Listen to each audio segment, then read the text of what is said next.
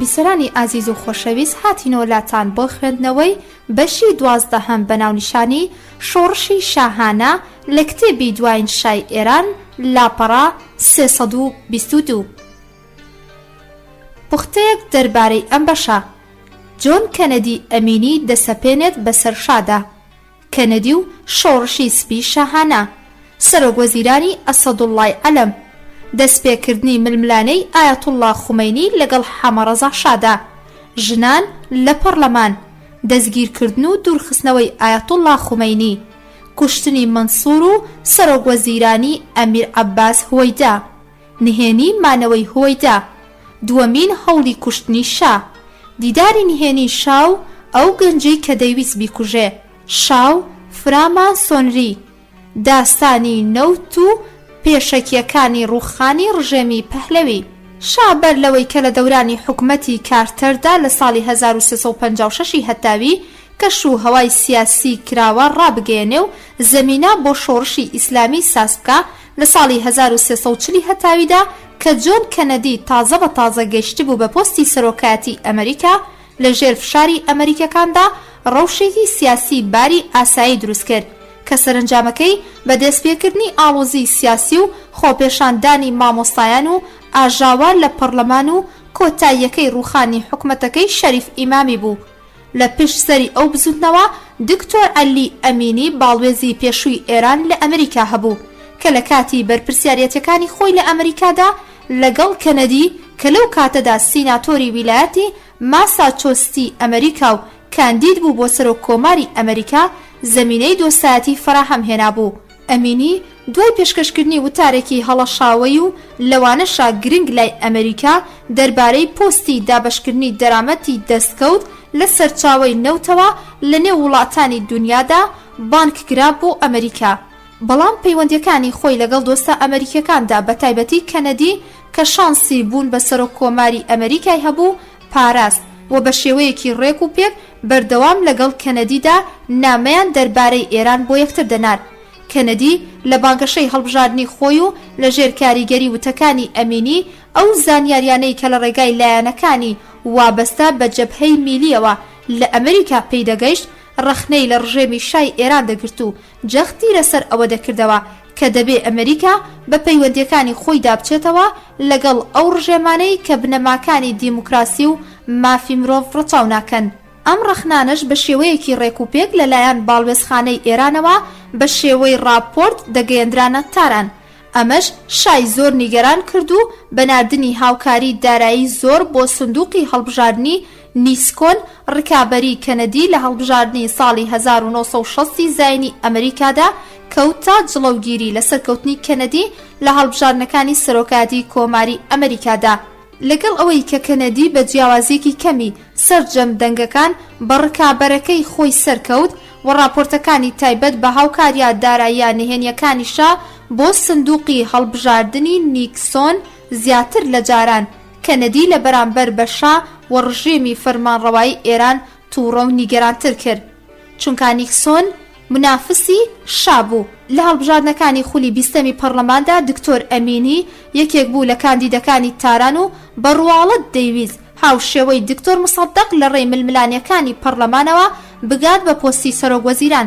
بەڵام ئەم ململانیانە یەکەمین دەوروبەری هەڵبژاردنەکانی خولی 20 بە پوچەڵکردنەوەی هەڵبژاردنەکان کۆتایی هاتوو.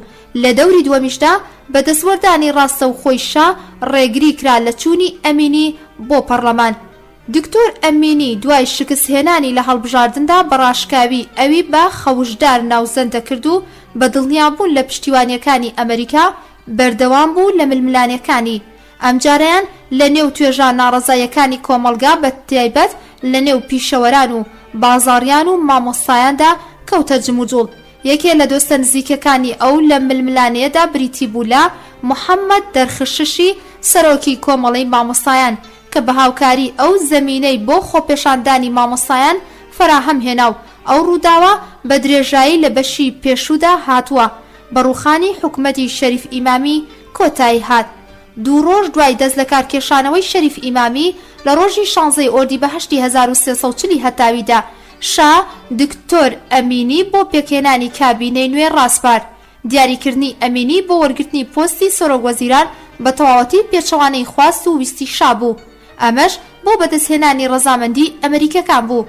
دواتر شا چەندین باری ئەم بابەتەی ڕاگەیاند کە لە ساڵی 1340 بە پێچەوانەی ئارەزومەندی دەرونی خۆمەوە لەژێر فشاری ئەمریکەکاندا دکتۆر ئەمینیم بۆ وەرگرتنی پۆستی سەرۆکوەزیران هەڵبژارد. هەرچەندە ئاشکراکردنی ئەم بابەتە لە زمانی خودی شاوە بەڵگەی لاوازی وابەستەی شایە بەرامبەر بە ئەمریکەکان. دکتۆر ئەمینی بە پشتبەستن بە پاڵپشتیکردنی کەنەدی و بەبێ هیچ مەرجێکی پێشوەخت ئامادە نەبوو بۆ وەرگرتنی پۆستی سەرۆکوەزیران. مەرجی یەکەمی هەڵوەشاندنەوەی خولی 20ەمی پەرلەمان و مەرجی دووەم دەزواڵاکردنی ئەو بوو لە ئەنجامدانی چاکسازی و بەگژاچوونەوەی گەندەڵی و هەروەها سەرپشکردنی لە دانانی وەزیرەکانی کابینەکەیدا و دەستگیرکردن و سزادانی هەندێک کەس و بەرپرسەکانی دەوڵەتی پێشوو. شا دەیزانی کە هەناسەی ئەمینی لە شوێنێکی دیکەوە گەرم کراوە و لە کاتی پەسەند نەکردنی مەرجەکانی ئەودا ڕوبەڕووی دژایەتی ئەمریکا دەبێتەوە. بۆیە سەرجەم مەرجەکانی ئەمینی پەسەند کرد. دکتۆر ئەمینی لە دیاریکردنی ئەندامانی کابینەکەیدا سربەخۆیی بۆچوونی خۆی لە بەرامبەر شادا نیشاندا و جگە لە سپەه بەدنەقدی وەزیری جەنگ و قوتس نەخەعی وەزیری دەرەوە کە بە بۆچوونی شاد دادراون سەرجەم وەزیرەکانی دیکە دادران بە خودی ئەمینی کەسیان لەوانە بە تەواوەتی پێچەوانەی ڕەزامەندی شابوو. ئەو سێ کەسەش بریتی بوون لە نورەدین ئەلموتی وەزیری داد کە ئەندامی گروپی ناسراو بە 53 کەس و لە دامەزرێنەرانی حیزبی توودە بوو. ئەندازیار فەریوەری وەزیری پیشەسازی و کانزا کە لە لایەنگرانی جەبهەی میلی و دکتۆر مصدق هەژمار دەکرا.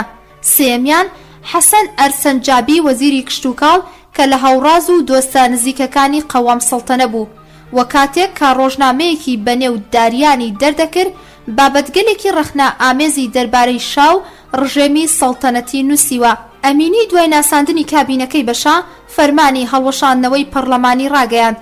لەم فەرمانەدا کە بە مێژووی 19 ئۆردیبەهەشتی 1340 هەتاوی دەرکراوە هاتبوو کە بە سەرنجدان لەو کارە گرنگەی کە دەستور لە پاراستنی مەشروتیەت و خۆشگوزەرانی و دڵخۆشی گەلی ئێران خستوویەتە ئەستۆی ئێمە بە لەبەرچاوگرتنی پێویستی بڕیاردان و هەنگاو هەڵنان بۆ ئەنجاندانی زنجیرەیەک چاکسازی بنەڕەتی و یەکلاکەرەوە لەسەر جەملایەنەکانی وڵاتدا لەم کاتەدا کە دەوڵەتێکی بەتوانە و چاکسازی خوازمان بۆ ڕزگارکردنی وڵات لەم کێشانە پێکهێناوە بڕیارمان وایە کە نابێ هیچ جۆرە ڕێگریەک ببێتە بربەست لە بەردەم هەنگاوە بنەڕەتیەکان و چاکسازیەکانی دەوڵەتدا.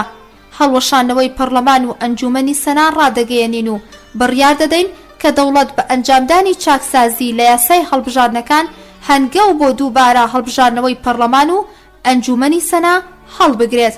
دەقی فەرمانی هەڵوەشاندنەوەی پەرلەمان و ئەنجومەنی سەنا کە تەنها چەند سەردێڕێکی بۆ نمونە هێنراوە داڕێژراوی خودی ئەمینیە کە لە ڕاستیدا شان ناچار بە واژووی ئەو دەقا کراوە.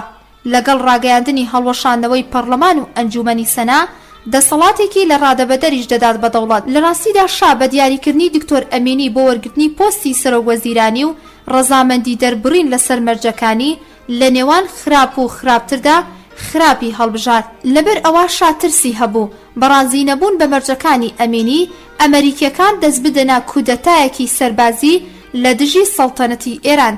سەفەری تەیموری بەختیاری سەرۆکی سیواک بۆ ئەمریکا و دیداری لەگەڵ کەنەدیدا کە ئەم دیدارە لە بەرنامەی سەفەرەکەیدا نەبوو زەنگێکی مەترسیدارە بە گوێی شادا. هەرچەندە بەختیاری کەسی لە بەرچاوی ئەمریکەکان نەبوو بە دەستدانە ئەنجامدانی کودەتا بەختیار کە بەر لە هاتنی سەرکاری ئەمینی ئامادەی خۆی بۆ جێبەجێکردنی بەرنامەکانی ئەمریکا لە ئێران دەربڕی بوو.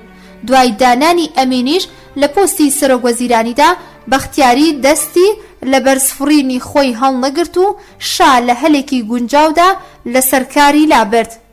دەرباری ئەم ڕووداوە بابری ڕۆبین توێژەر و نووسەری ناسراوی ئەمریکی زانیاری باوەڕپێکراوی دەستکەوتووە لە باسی ڕووداوەکانی ئەو سەردەمەدا دەنووسێ.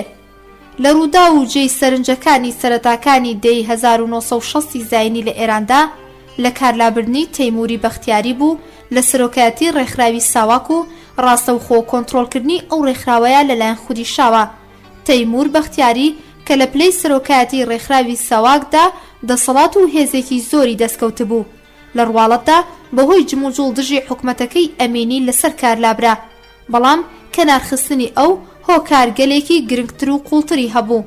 ئەم بابەتە کرمید ڕۆزفێلد کارگێری کودەتای ساڵی 1953 زاینی ئێرانی دژ بە دکتۆر مصەدەق لە چاوپێکەوتنێکیدا لەگەڵ نووسەری ئەم کتێبە مەبەستباری ڕوبینیا لە 30 مارسی 1980 زاینی ئاشکرای کرد. بەختیار لە سەفەرێکیدا بۆ ئەمریکا پێش هاتنە سەرکاری ئەمینی ڕۆیشتووە بۆ سەردانی ئاڵن داڵاز، سەرۆکی ڕێکخراوی CIA و کرمید ڕۆزفێلد و داوای هاوکاری لە ئەوان کردووە بۆ ئەنجامدانی کودەتایەک دژی شا.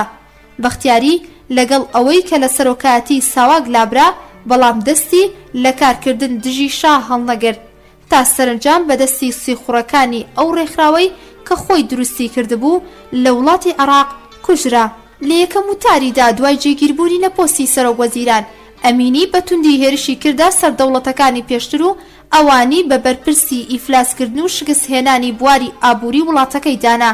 هەر بۆیە فەرمانی دەستگیرکردنی ژمارەیەک لە بەرپرسەکانی پێشووی دەرکرد. دکتۆر ئیقبالی سەرۆکوەزیرانی پێشوو بەر لا گرتنی وڵاتی بەجێهێش لە نێو ئەو کەسانەی کە دەستگیر کران و خزێندرانە زیندانەوە، زرغام وەزیری پێشووی دارایی و ئیبتیهاج سەرۆکی پێشووی ڕێکخراوی بەرنامە و سپەهبەد عەلەوی مقەدەم وەزیری پێشووی ناوخۆ و سپەهبەد باج عەلیکیا سەرۆکی پێشووی کەتیبەی دووی لەشکر بوون. دەستگیرکراوەکان ژمارەیان لە بازاڕیەکان وەک مەهدی ئیبراهیم دریانی، بازرگانی ناسراوی چاییشی تێدا دەبیندرا. بەبێ دادگاییکردن لە زینداندا مانەوە و کەم تەرخەمی دەوڵەت و دواخستنی دادگاییکردنی ئەوانە خەڵکی تووشی گومان کرد لە بەرامبەر بانگەشەی دەوڵەت بۆ بەگژداچوونەوەی گەندەڵی و ئەنجامدانی چاکسازی ڕیشەی لە وڵاتدا. نووسەر مەحموود تەڵوعی لە کۆتایی شەشەمین مانگی حکومەتەکەی ئەمینیدا هەڵسەنگاندنێکم بۆ 6 مانگی حکومەتەکەی ئەمینی بەم شێوەی خوارەوە نووسی و لە گۆڤاری خواندنیها بڵاوم کردەوە. دەتوانین حکومەتە 6 مانگەکەی ئاغای ئەمینی بۆ 3 سەردەم دابەش بکەین. دەوریەکەم ئەم حکومەتە هەمان یەک مانگی یەکەمی بوو کە بە گەرم و گوڕیەکی زۆرەوە دەستی پێکرد لە نێو خەڵکی تینووی گۆڕانکاریدا ئەنجامدانی چاکسازی و ئومێدگەلێک چاوەڕوانی زۆری هێنابوویە بوون. دەوری دووەم حکومەتەکەی ئەمینی بوو. دوو مانگی دووەم و سێمی سەرۆکایەتی ئەو بوو کە دەتوانین بە دەورانی دەبەنگی و چاوەڕوانی ناوی ببین، لەبەر ئەوەی هێشتا کاریگەری هەنگاوە ئومێدبەخشەکانی مانگی یەکەمی سەرۆکایەتی ئەمینی لە بیری خەڵکدا مابوویەوە و بەڵێنەکانی دکتۆر ئەمینی دەربارەی بەردەوامی هەنگاوەکانی چاکسازی و زەمینەسازی بۆ ئەنجامدانی هەڵبژارنێکی ئازاد لە مێشکی خەڵکدا مابوویەوە. بەڵام دەورەی سێمی حکومەتەکەی ئەمینی کە 3 مانگی کۆتایی دەگرێتەوە، دەورەیەکە کە نە شوێنەواری هەنگاوە گەشاوەکانی مانگی یەکەم دەبیندرێ و نەبڵێنە فریودەرەکانی 2 مانگی دواتر. خەڵک ئومێدەوار دەکا تا باوەڕیان پێ بکرێ. هەڵبەتە ئەمریکەکان لەگەڵ هەبوونی ئەم ناڕازی و دژایەتیە توندەی خەڵک لە نێو خۆی وڵاتدا کە ڕۆژ لە دوای ڕۆژ بەرامبەر دکتۆر ئەمینی تونتر دەبێ، هێشتا پاڵپشتێکی سەرسەختی ئەم دەوڵەتەی ئەمینین. بەڵام حکومەتی بەریتانیا نایەوێ لەم ڕەوشەی ئێستادا ڕوبەڕووی سیاسەتی ئەمریکا بوەستێتەوە لە ڕۆژهەڵاتی ناوەڕاستدا و ڕێگەیەکی تەنیا و سربەخۆ بگرێتە بەر. دەربارەی کاتەکانی دیکەی حکومەتەکەی دکتۆر ئەمینی کە سەرجەمی 14 مانگ درێژەی کێشا، باری ڕوبین توێژەر و نووسەری ئەمریکی بەم شێوەیە دەنووسێ. دوای دیاریکردنی دکتۆر ئەمینی بۆ پۆستی سەرۆکوەزیران، شا ترسێکی زۆری لە پەیوەندیان نزیکەکانی دکتۆر ئەمینی لەگەڵ ئەمریکادا هەبوو. خۆی کەوتە بیری دروستکردنی پەیوەندیەکی نزیک لەگەڵ سەرۆکی نوێی ئەمریکا و لە سەفەرێکیدا بۆ واشنگتۆن ئامادەی خۆی بۆ ئەنجامدانی چاکسازی بە دڵی ئەمریکەکان نیشاندا. جۆن کەنەدی داوای لە شا کرد کە بەشێک لە خەرجیە سەربازیەکانی وڵاتەکەی بۆ چارەسەرکردنی ڕەوشی دارایی وڵاتەکەی خەرج بکات و لەشکرا 2400 کەسیەکەی لە ماوەی خولێکی 2 تا 3 ساڵیدا بۆ 1500 کەس کەم بکاتەوە. پەسەندکردنی ئەم پێشنیارە بۆ شا زۆر دژوار بوو، بەڵام بەڕواڵەت ڕەزامەندی دەربڕی لەسەر چاوخشاندنەوە بە لەشکر و کەمکردنەوەی خەرجیە سەربازیەکان بۆ ئەوەی لە هەلێکی گونجاو و لەژێر باری ئەم بەڵێنەدا شانەی خاڵی بکاتەوە و کاری خۆی بکە. لە دەستپێکی دووەم ساڵی سەرۆکایەتی ئەمینیدا شا زەمینەی دوورخستنەوەی ئەوی فراهەمهێنا بوو. سەرنجام لە مانگی ژوئینی 1962 زاینی بەرامبەر بە تیری 1341 هەتاوی ئەوی لەسەر تەختی شانۆ وەدەرنا. ئەمینی دوای شکستهێنان و لە کارخستنی وای دەزانی ڕوبەڕووی پشتلێکردنی واشنگتۆن و خۆلاتدانی ئەمریکا لە پێدانی هاوکاریە ئابووری و داراییەکان بە حکومەتەکەی ئەو بۆتەوە. بەڵام ڕاستیەکەی ئەوە بوو کە شا لەبارەی ئەمینیەوە بۆچوونێکی باشی نەبووە و واشنگتۆنیش نەیدەتوانی ئەمینی لە بەرامبەر شادا بپارێزێ. شا لە کاتی لادانی ئەمینیدا پرۆژە یاسای خۆی بۆ ئەنجامدانی ڕیفۆرم لەسەرەوە کە چاکسازی لە بواری زەویشدا بەشێک بوو لە پرۆژە یاساکە ئامادە کرد. ئەم پرۆژە یاسایە کە دواتر بە سەر و سەودایەکی زۆرەوە ڕاگەیەندرا بە شۆڕشی سپی ناوبانگی دەرکرد. دکتۆر ئەمینی ڕۆژی 27 تیری 1341 هەتاوی دەستی لە کارکێشایەوە. ڕۆژێک دواتر شا ئەمیر ئەسەدوڵڵای عەلەمی ڕاسپار بۆ پێکهێنانی کابینەی نوێ بە نێوی هاوکاران نزیکەکەی ئەمینیدا حەسەن ئەرسەنجابی وەزیری کشتوکاڵ و ئەحمەد نەفیسی سەرۆکی شارەوانی تاران لە پۆستەکەی خۆیاندا مانەوە. شا حەسەن ئەنسەرجابی لە کابینەی پێشووی ئەمینیدا هەڵەیەکی زۆری لەبارەی بەرنامەی چاکسازی زەوی نایەوە و سەرنجی ئەمریکیەکانی بۆ لای خۆی ڕاکێشا بوو. بە پێویستی دەزانی بۆ جێبەجێکردنی پرۆژە یاسای شۆڕشی سپی ئەحمەد نەفیسی سەرۆک شارەوانی تارانیش کە لە ماوەیەکی کوورتدا وەرگرتنی ئەو پۆستە جموجوڵی زۆری لە شارەوانیدا دروست کرد بوو. بۆ جێبەجێکردنی بەرنامە چاکسازیەکان مەردومی واتە خەڵک و ئینقیلاب شۆڕش شا بە سوودمەندی دەهاتە پێش چاو. لە ڕوخسارە تازەکانی نێو کابینەکەی عەلەم دکتۆر خانلەری بەڕێوەبەری گۆڤاری سەخن واتە وتار کە لە شوێنی درخشەشی وەزیری جەنجاڵی فەرهەنگی دکتۆر ئەمینی و کارگێڕی مانگرتنەکانی مامۆستایان وەک وەزیری فەرهەنگ و ڕۆشنبیری دیاری کراو بەڕواڵەت سەرنجێکی باشی بە کابینەکەی عەلەمدا. لە مانگی شەهریوەری لیندون جانسۆن جێگری سەرۆکی ئەمریکا سەردانی ئێرانی کردو جەختی لەسەر جێبەجێکردنی بەرنامەکانی شۆڕشی سپی کردەوە.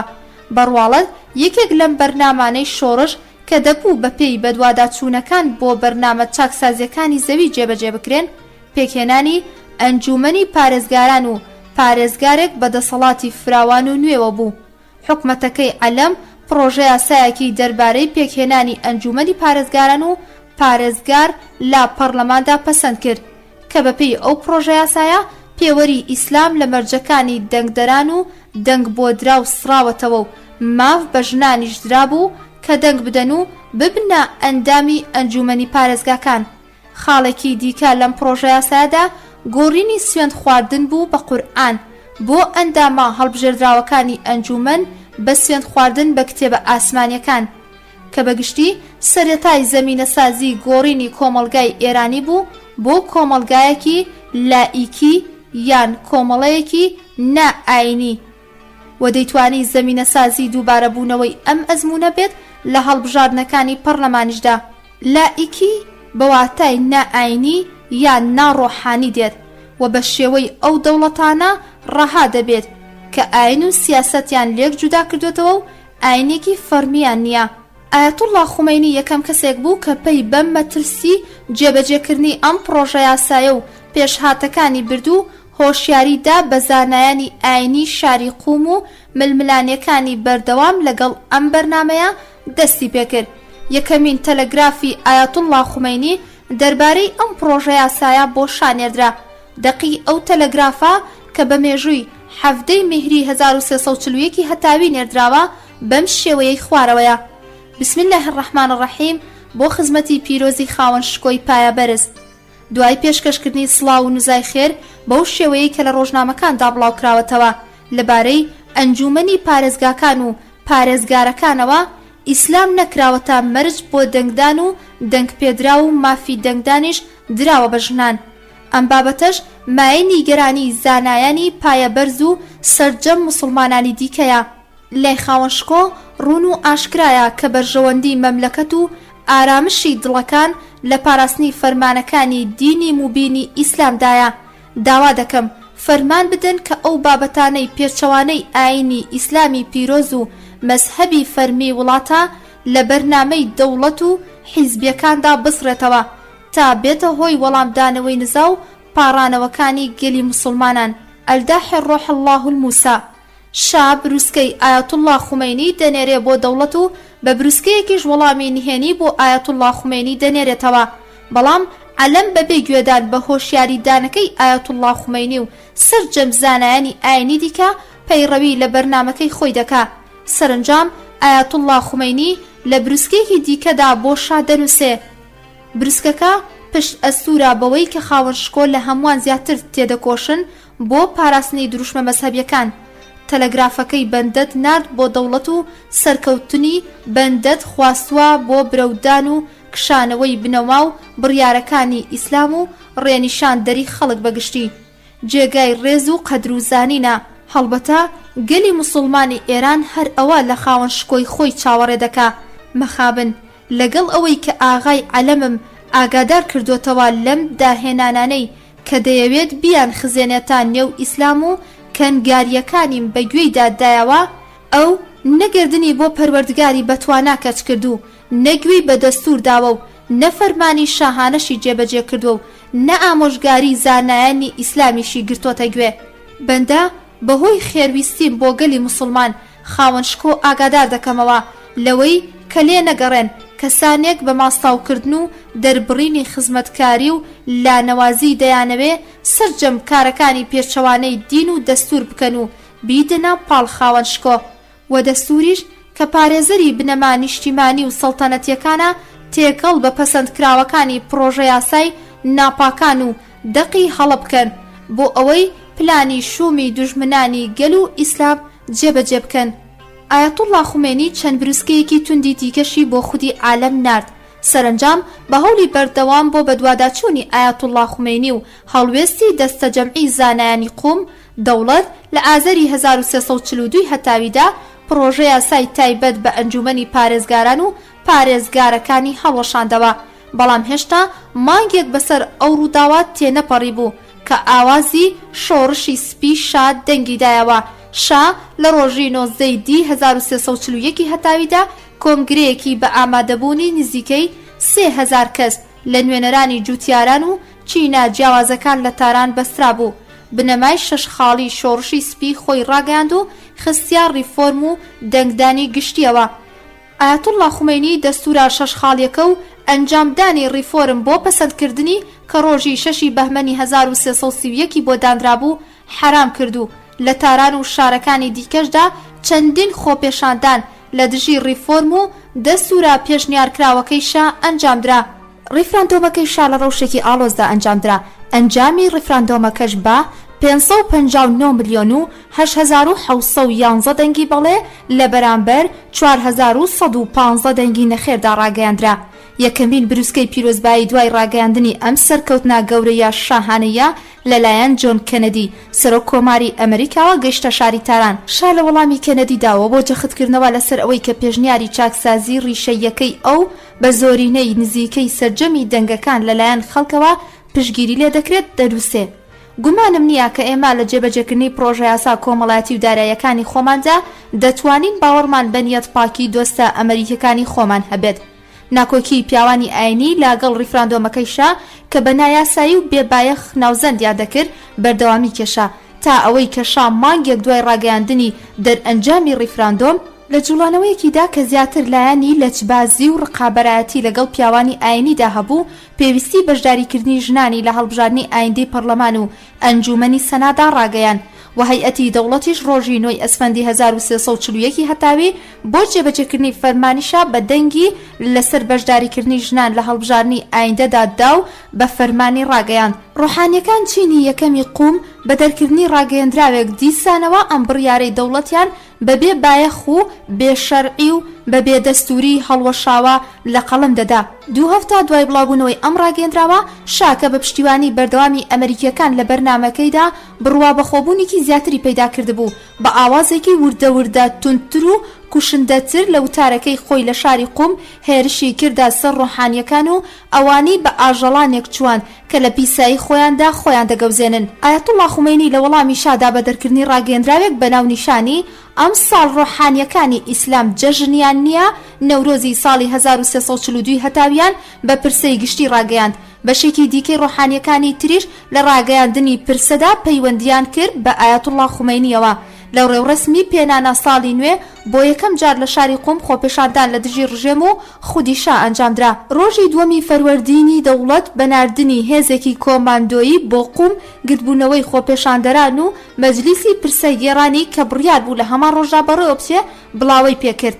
لە ئەنجامی هێرشی کۆماندۆ بۆ سەر قوتابخانەی فەیزیە ژمارەیەک لە قوتابیان و پیاوانی ئاینی کوژران و بریندار بوون. شا ڕۆژی 6 خودادی ساڵی 1342 هەتاوی کە هاوکات بوو بە دەیەک یەکەمی مانگی محەڕەمی ساڵی 1330 کۆچی لە وتارێکیدا کە لە شاری کرمان پێشکەشی کرد، جارێکی دیکە بە وشەی توند و سوکایەتی ئامێز هێرشی کردا سەر نەیارەکانی بنەماکانی شۆڕشی سپی و ڕۆحانیەکانی بە دز و تاڵانچی ناوبردوو وتی ئەوان یا دزی ڕۆحین یا کەسانی پیسی بیرخراپ و بەدخون کە هەر لە بنەڕەتدا دژی هەموو هەنگاوێکی بە سوود و باشن.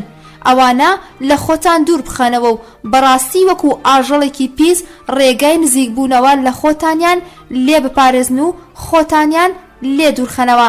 ئایەتوڵڵا خومینی لە وەڵامی ئەم وتارەی شادا لە یەکێ لە تونترین هێرشەکانی خۆی بۆ سەر ڕژێم و شا لە ڕۆژی عاشورای 13 خردادی 1342 هەتاوی دوای پێشکەشکردنی پێشەکیەک دەربارەی ڕیفراندۆم و کارەساتی فەیزیە وتی ئەی ئاغای شا، ئەی جەنابی شا، من ئامۆژگاری تۆ دەکەم واز لەم کارانە بێنە. ئاغا خەریکە تۆ بێ ئاگا دەکەن، من حەز ناکەم کە ڕۆژێک ئەگەر بیانەوێت تۆ بڕۆیت هەمووان سوپاسگوزاری بکەن. ئەوەندە یاری بەگەل مەکە، ئەوەندە دژایەتی ڕۆحانیەکان مەکە. ئەگەر مایکرۆفۆن دەدەنە دەست و دەڵێن قسە بکە بیر لە دەوروبەرەکەت بکەرەوە. بۆچی لە خۆتانەوە بەبێ بیرکردنەوە ئەم قسانە دەکەن؟ ئایا ڕۆحانیەکانی ئیسلام ئەوانە ئاژەڵی پیسن؟ ئەگەر ئەوانە ئاژەڵی پیسن ئەی بۆچی ئەم گەلا دەستی ئەوانە ماچ دەکا؟ دەستی ئاژەڵی پیس ماچ دەکەن؟ خدا بکە کە مەبەستت ئەوان نەبێ، خدا بکە کە مەبەستت لەوەی کە دواکەوتوانی ڕەش وەکو ئاژەڵی پیس دەبێ گەل دوور بکەوێتەوە لەیان زانایانی ئاینی نەبێ، وەگەرنا کاری ئێمە سەخت دەبێ و کاری تۆش سەخت دەبێ. ناتوانی بژیت، گەل ڕێگا نادات بژیت. ئەم کارانە مەکە، ئامۆژگاریەکانم ببیستە، تۆزێک بیر بکەرەوە، تۆزێک ورد ببەرەوە، تۆزێک تێبینی سەرجەم ئەم کارانە بکە، تۆزێک پند وەربگرە، پند لە باوکت وەربگرە. ئاغا کارێک بکە کە بەم شێوەیە نەبێ، خەریکە هەموو شتێک دەخەنە ئەستۆی تۆی بێچارە. نازانیت ئەو ڕۆژەی کە دەنگێک بەرز دەبێتەوە یەک نەفەر لە ئەوانەی کە هاوڕۆ و دۆستی تۆن نادناسن، ئەوانە هەمویان هاوڕێی دۆلارن، ئەوانە دینیان نییە، ئەوانە وەفاشیان نییە. وتارەکەی ئایەتوڵڵا خومینی کە لە ڕۆژی عاشورادا پێشکەشی کرد، ڕۆژی دواتر گەیشتەوە بە شاو ئەوی زۆر بەتوندی تووڕە کرد. فەرمانی دەستگیرکردنی ئایەتوڵڵای دەرکرد و سەعات 4 بەیانی ڕۆژی 15 خردادی 1342 هەتاوی لە ماڵەکەی خۆی لە شاری قۆم ئایەتوڵڵا خومینی دەستگیر کرا، بەو شەوە گەیەندرایە تاران. شەو هەواڵی دەستگیرکردنی ئایەتوڵڵا بڵاو بوویەوە و خۆپێشاندان لە گزنگی هەمان ڕۆژدا لە شاری قوم دەستی پێکرد و دواتریش ناڕەزایەکان گەیشتە تاران. فراوانی خۆپێشاندانەکان لە تاراندا شای زۆر ترساندە بوو، بەڵام عەلەم ئەوی هاندا بۆ نواندنی هەڵوێستی توند بەو دەسەڵاتەی کە لە شا لە دەرەوە وەریگرتووە و هێزە سەربازەکانی گەیاندا مەیدانەکە و خۆپێشاندەرانی بە توند و ڕژاندنی خوێن سەرکوت کرد. دوای سەرکوتکردنی راپۆرینەکەی 15 خرداد کە دەستگیرکردنی ژمارەیەکی زۆر ڕۆحانیەکانی بەدوادا هات، شا بە زاتێکی زۆرەوە کەوتا جێبەجێکردنی بەرنامەکانی خۆی و لە هاوینی 1342 هەتاویدا بەبەستنی کۆنگرەیەک بەناوی کۆنگرەی ئازادی ژنان و ئازادی پیاوان شێوەیەکی نوێی بە هەڵبژاردننی پەرلەمان بەخشی. ئەم کۆنگرەیە کاندیدەکانی هەڵبژاردننی خولی 21ەمی پەرلەمانی ڕاگەیان کە بۆ یەکەم جار بوو ناوی ژن لە نێو کاندیدکراوەکاندا هەبێ. نزیکەی زۆرینەیان بەهۆی ئەم کاندیدانەوە لە سندوقەکان هاتنە دەرەوە. یەکێ لە کارگێڕی کۆنگرەی ئازادی ژنان و ئازادی پیاوان حەسەن عەلی مەنسووری کوڕی ڕەجبە عەلی مەنسووری بوو.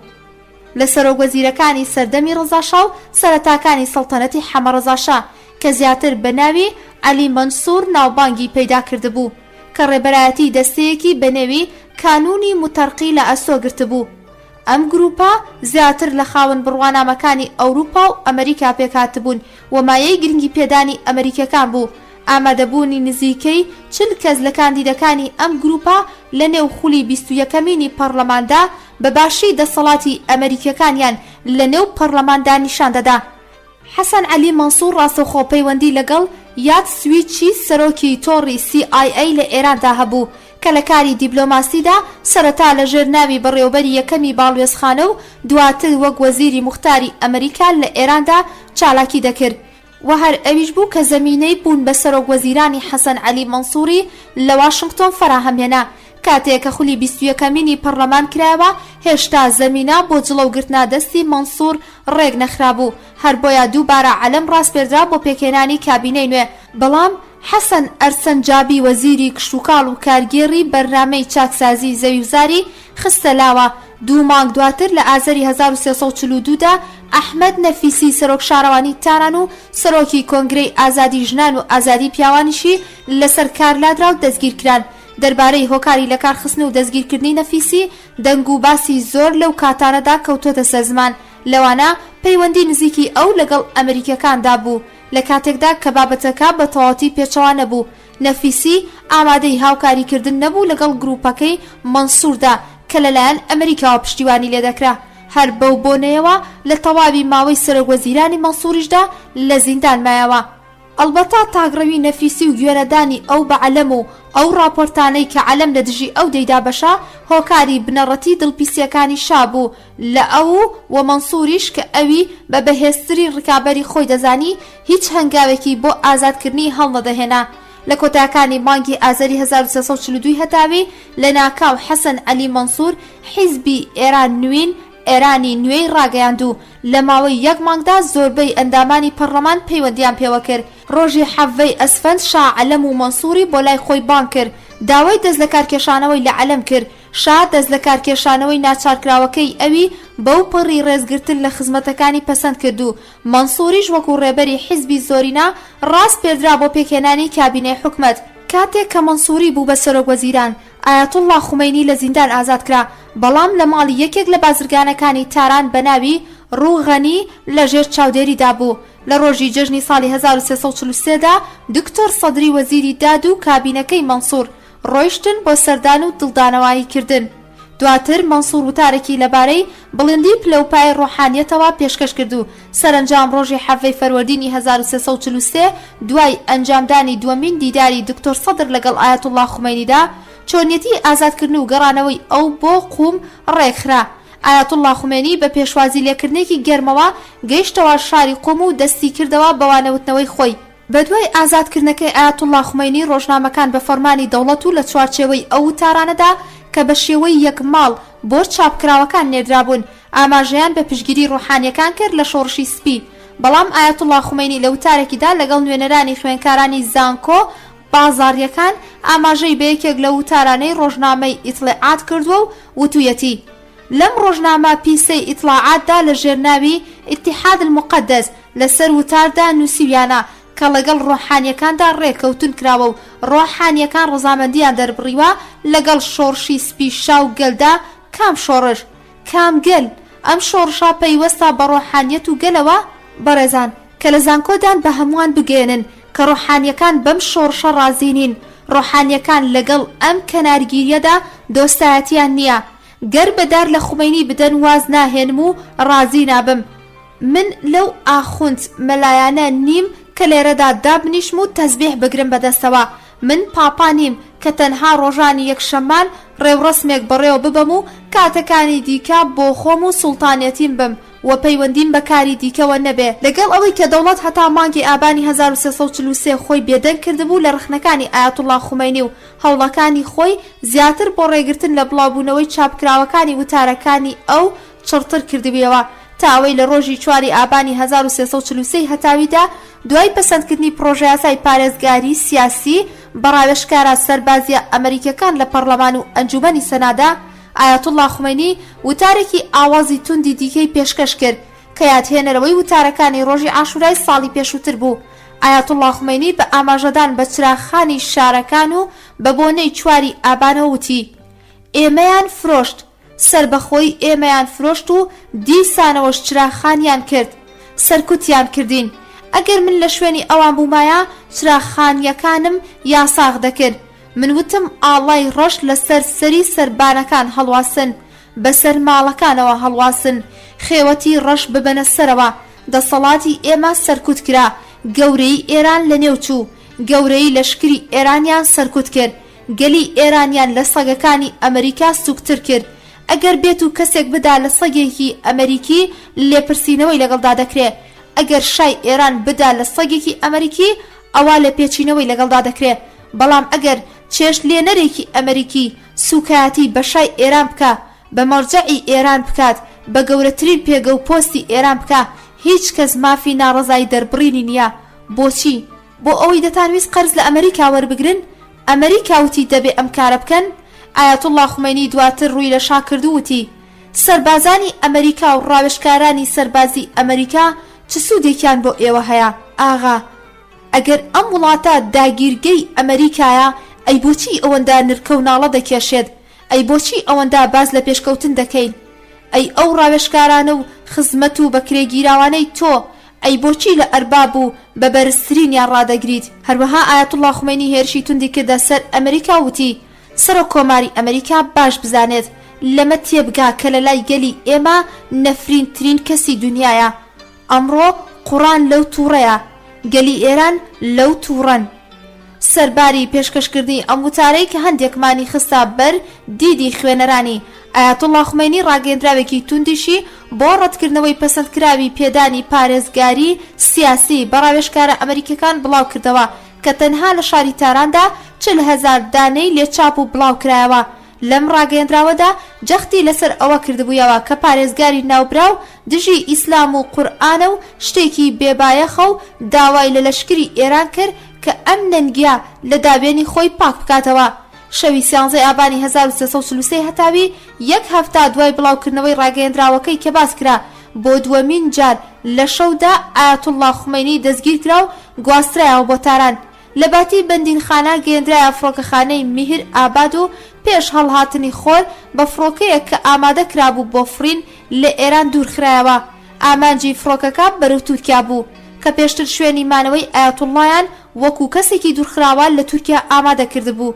دوای دەستگیرکردن و دوورخستنەوەی ئایەتوڵڵا خومینی ژمارەیەکی زۆریش لە دەوروبەرەکەی و لایەنگرانیشی لە شارەکانی قوم و تاران و مەشهەد و شارەکانی دیکەدا دەستگیر کران.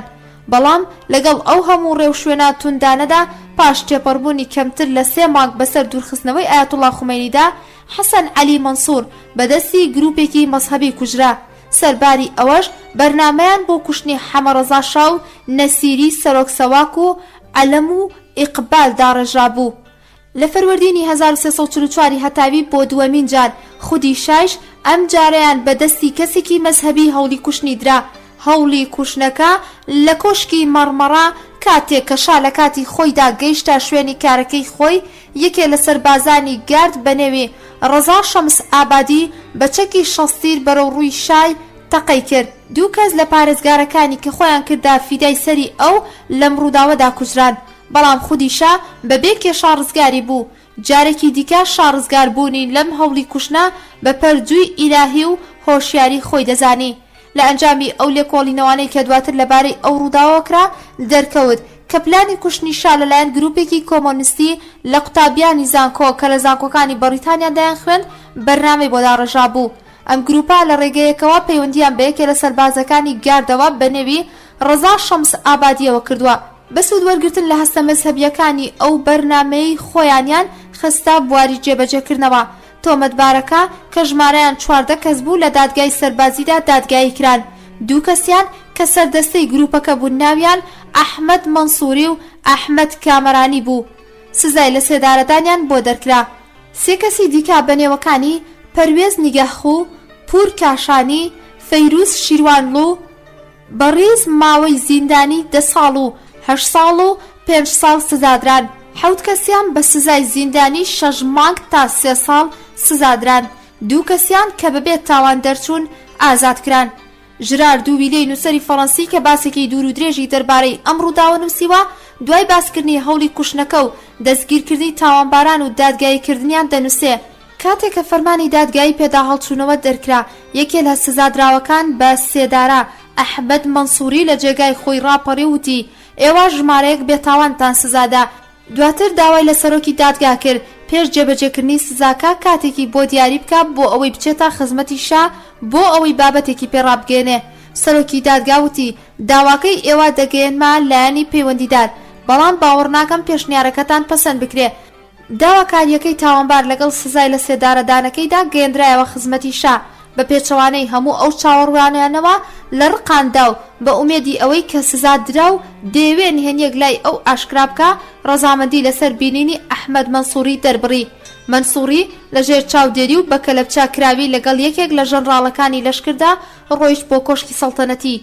شا بەتەنیا لە یەکێک لە هۆڵەکانی پێشوازیدا چاوی بەوکە و پێشبینینی فەرمانیدا کەلەپچەکانی لەدەست بکەنەوە. ئەم چاوپێکەوتنا 55 دقیقا درێژەی کێشا. کاتێک کە ئەحمەد مەنسووری بەڕێگەی خۆی داگەڕێەوە، شا سزای لە سێدارەدانی ئەو ئەحمەد کامەرانی گۆڕی بە زیندانی هەتایی. ژرار دوویلیە دەنووسێ لە ڕۆژی 7 ژانیۆی 1975 زاینی لە چاوپێکەوتنێکی تایبەت لەگەڵ شادا لە وڵاتی سویسرا لێم پرسی دوای تێپەڕبوونی چەندین ساڵ لەم ڕووداوە دەتوانیت بڵێن لەو دیدارە دوور و درێژەدا چی ڕوویدا لە نێوان تۆ و ئەو کەسێک کە هەوڵی کوشتنی تۆیدا؟ شا زەردەخەنەیەکی کردووتی هیچ، ئەو تەنها بۆ ڕاکێشانی سۆزی من و داوای لێخۆشبوون بۆ لای من هاتبوو. کاتێک کە ئەو ویسی لە هۆڵەکە بێتە دەرەوە، شاژن هاتە ژوورەوە. مەنسووری گەڕایەوە و بە جۆرێک نیگایەکی سەرنج ڕاکێشانەوە سەیری شاژنی کرد کە فرمێسک لە چاوەکانی ئەو قەتاری بەز. منیش لە هەمان ئەو ساتەی کە چاوم بە چاوەکانی شاژن کەوت بڕیارمدا کە ئەو واتە مەنسووری ببەخشم.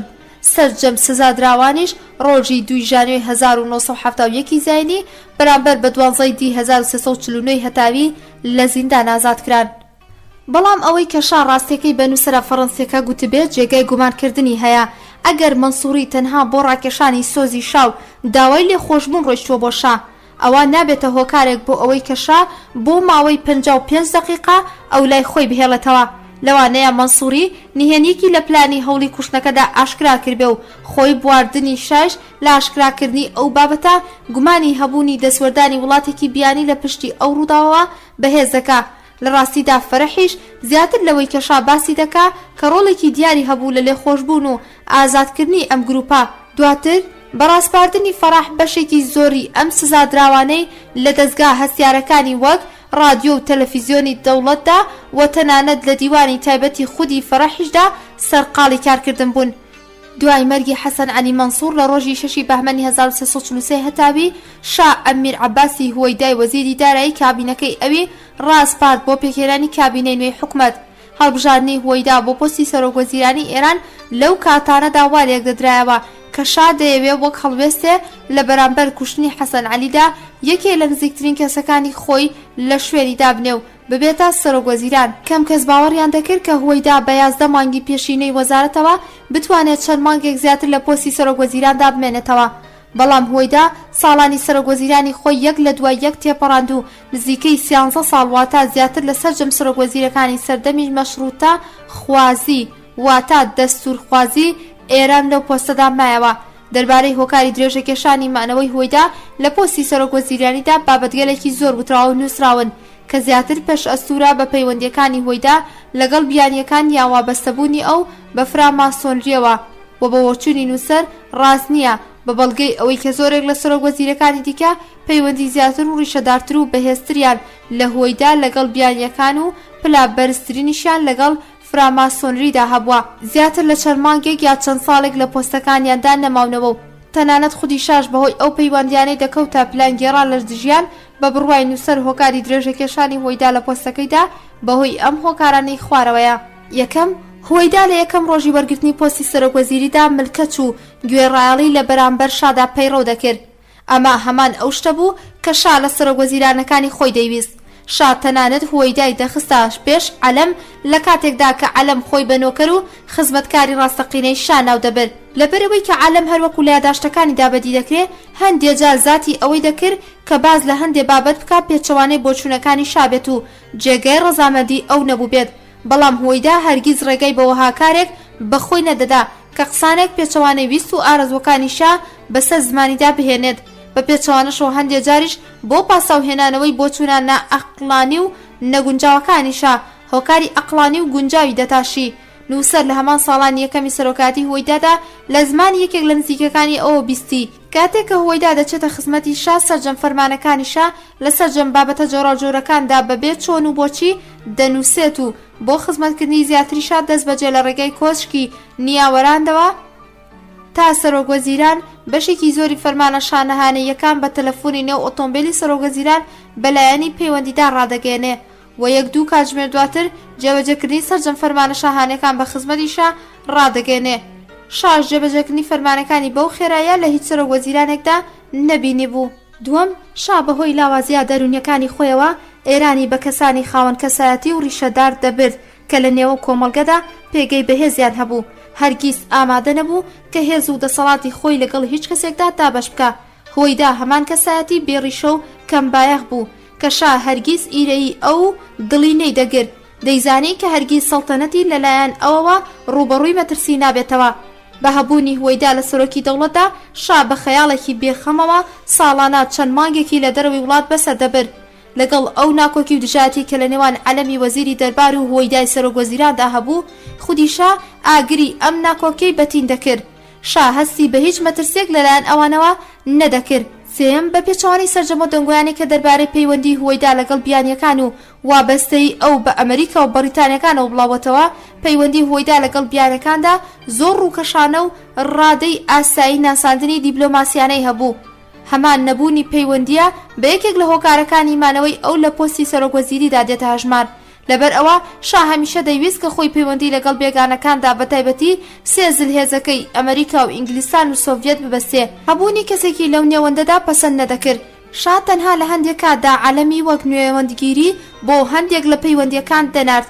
ئەویش زیاتر بۆ ئەو بابەتانەی کە جیاوازیان هەبوو لەگەڵ ئەمریکا یان بەریتانیا و نەیدەویست ڕاستەوخۆ خۆی ڕوبەڕوویان ببێتەوە. چاوخشاندێک بە یاداشتەکانی عەلەمدا ئەم بابەتە بەڕوونی دەردەکەوێت کە ئەو زیاتر پەیامانەرەکان و گلەییەکانی شای لەگەڵ باڵوێزە بیانیەکاندا باس کردووە کە ساختکردنەوە و گەڕاندەوەی ئەم پرس و مامەڵانە تایبەت بوو بە پۆستی سەڵتەنەتیەوە.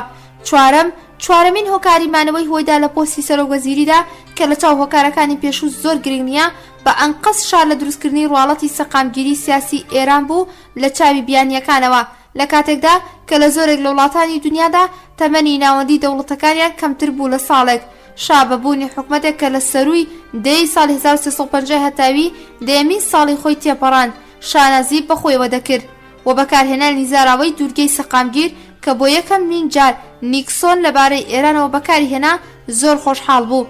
لەگەڵ هەبوونی سەرجەمە هۆکارانەی کە لەسەرەوە ئاماژەی بۆکرا شا لە ناوەڕاستی حکومەتەکەی هۆیدادا لەژێر کاریگەری بە گوێدادانەکەی عەلەم دەربارەی فراماسۆنی بوونی هۆیدا و هەبوونی چەند دۆست و هاوڕێیانی جۆراوجۆر بەدەسەڵات لەو ڕێخستنەدا هۆشداری بەشا دەدا.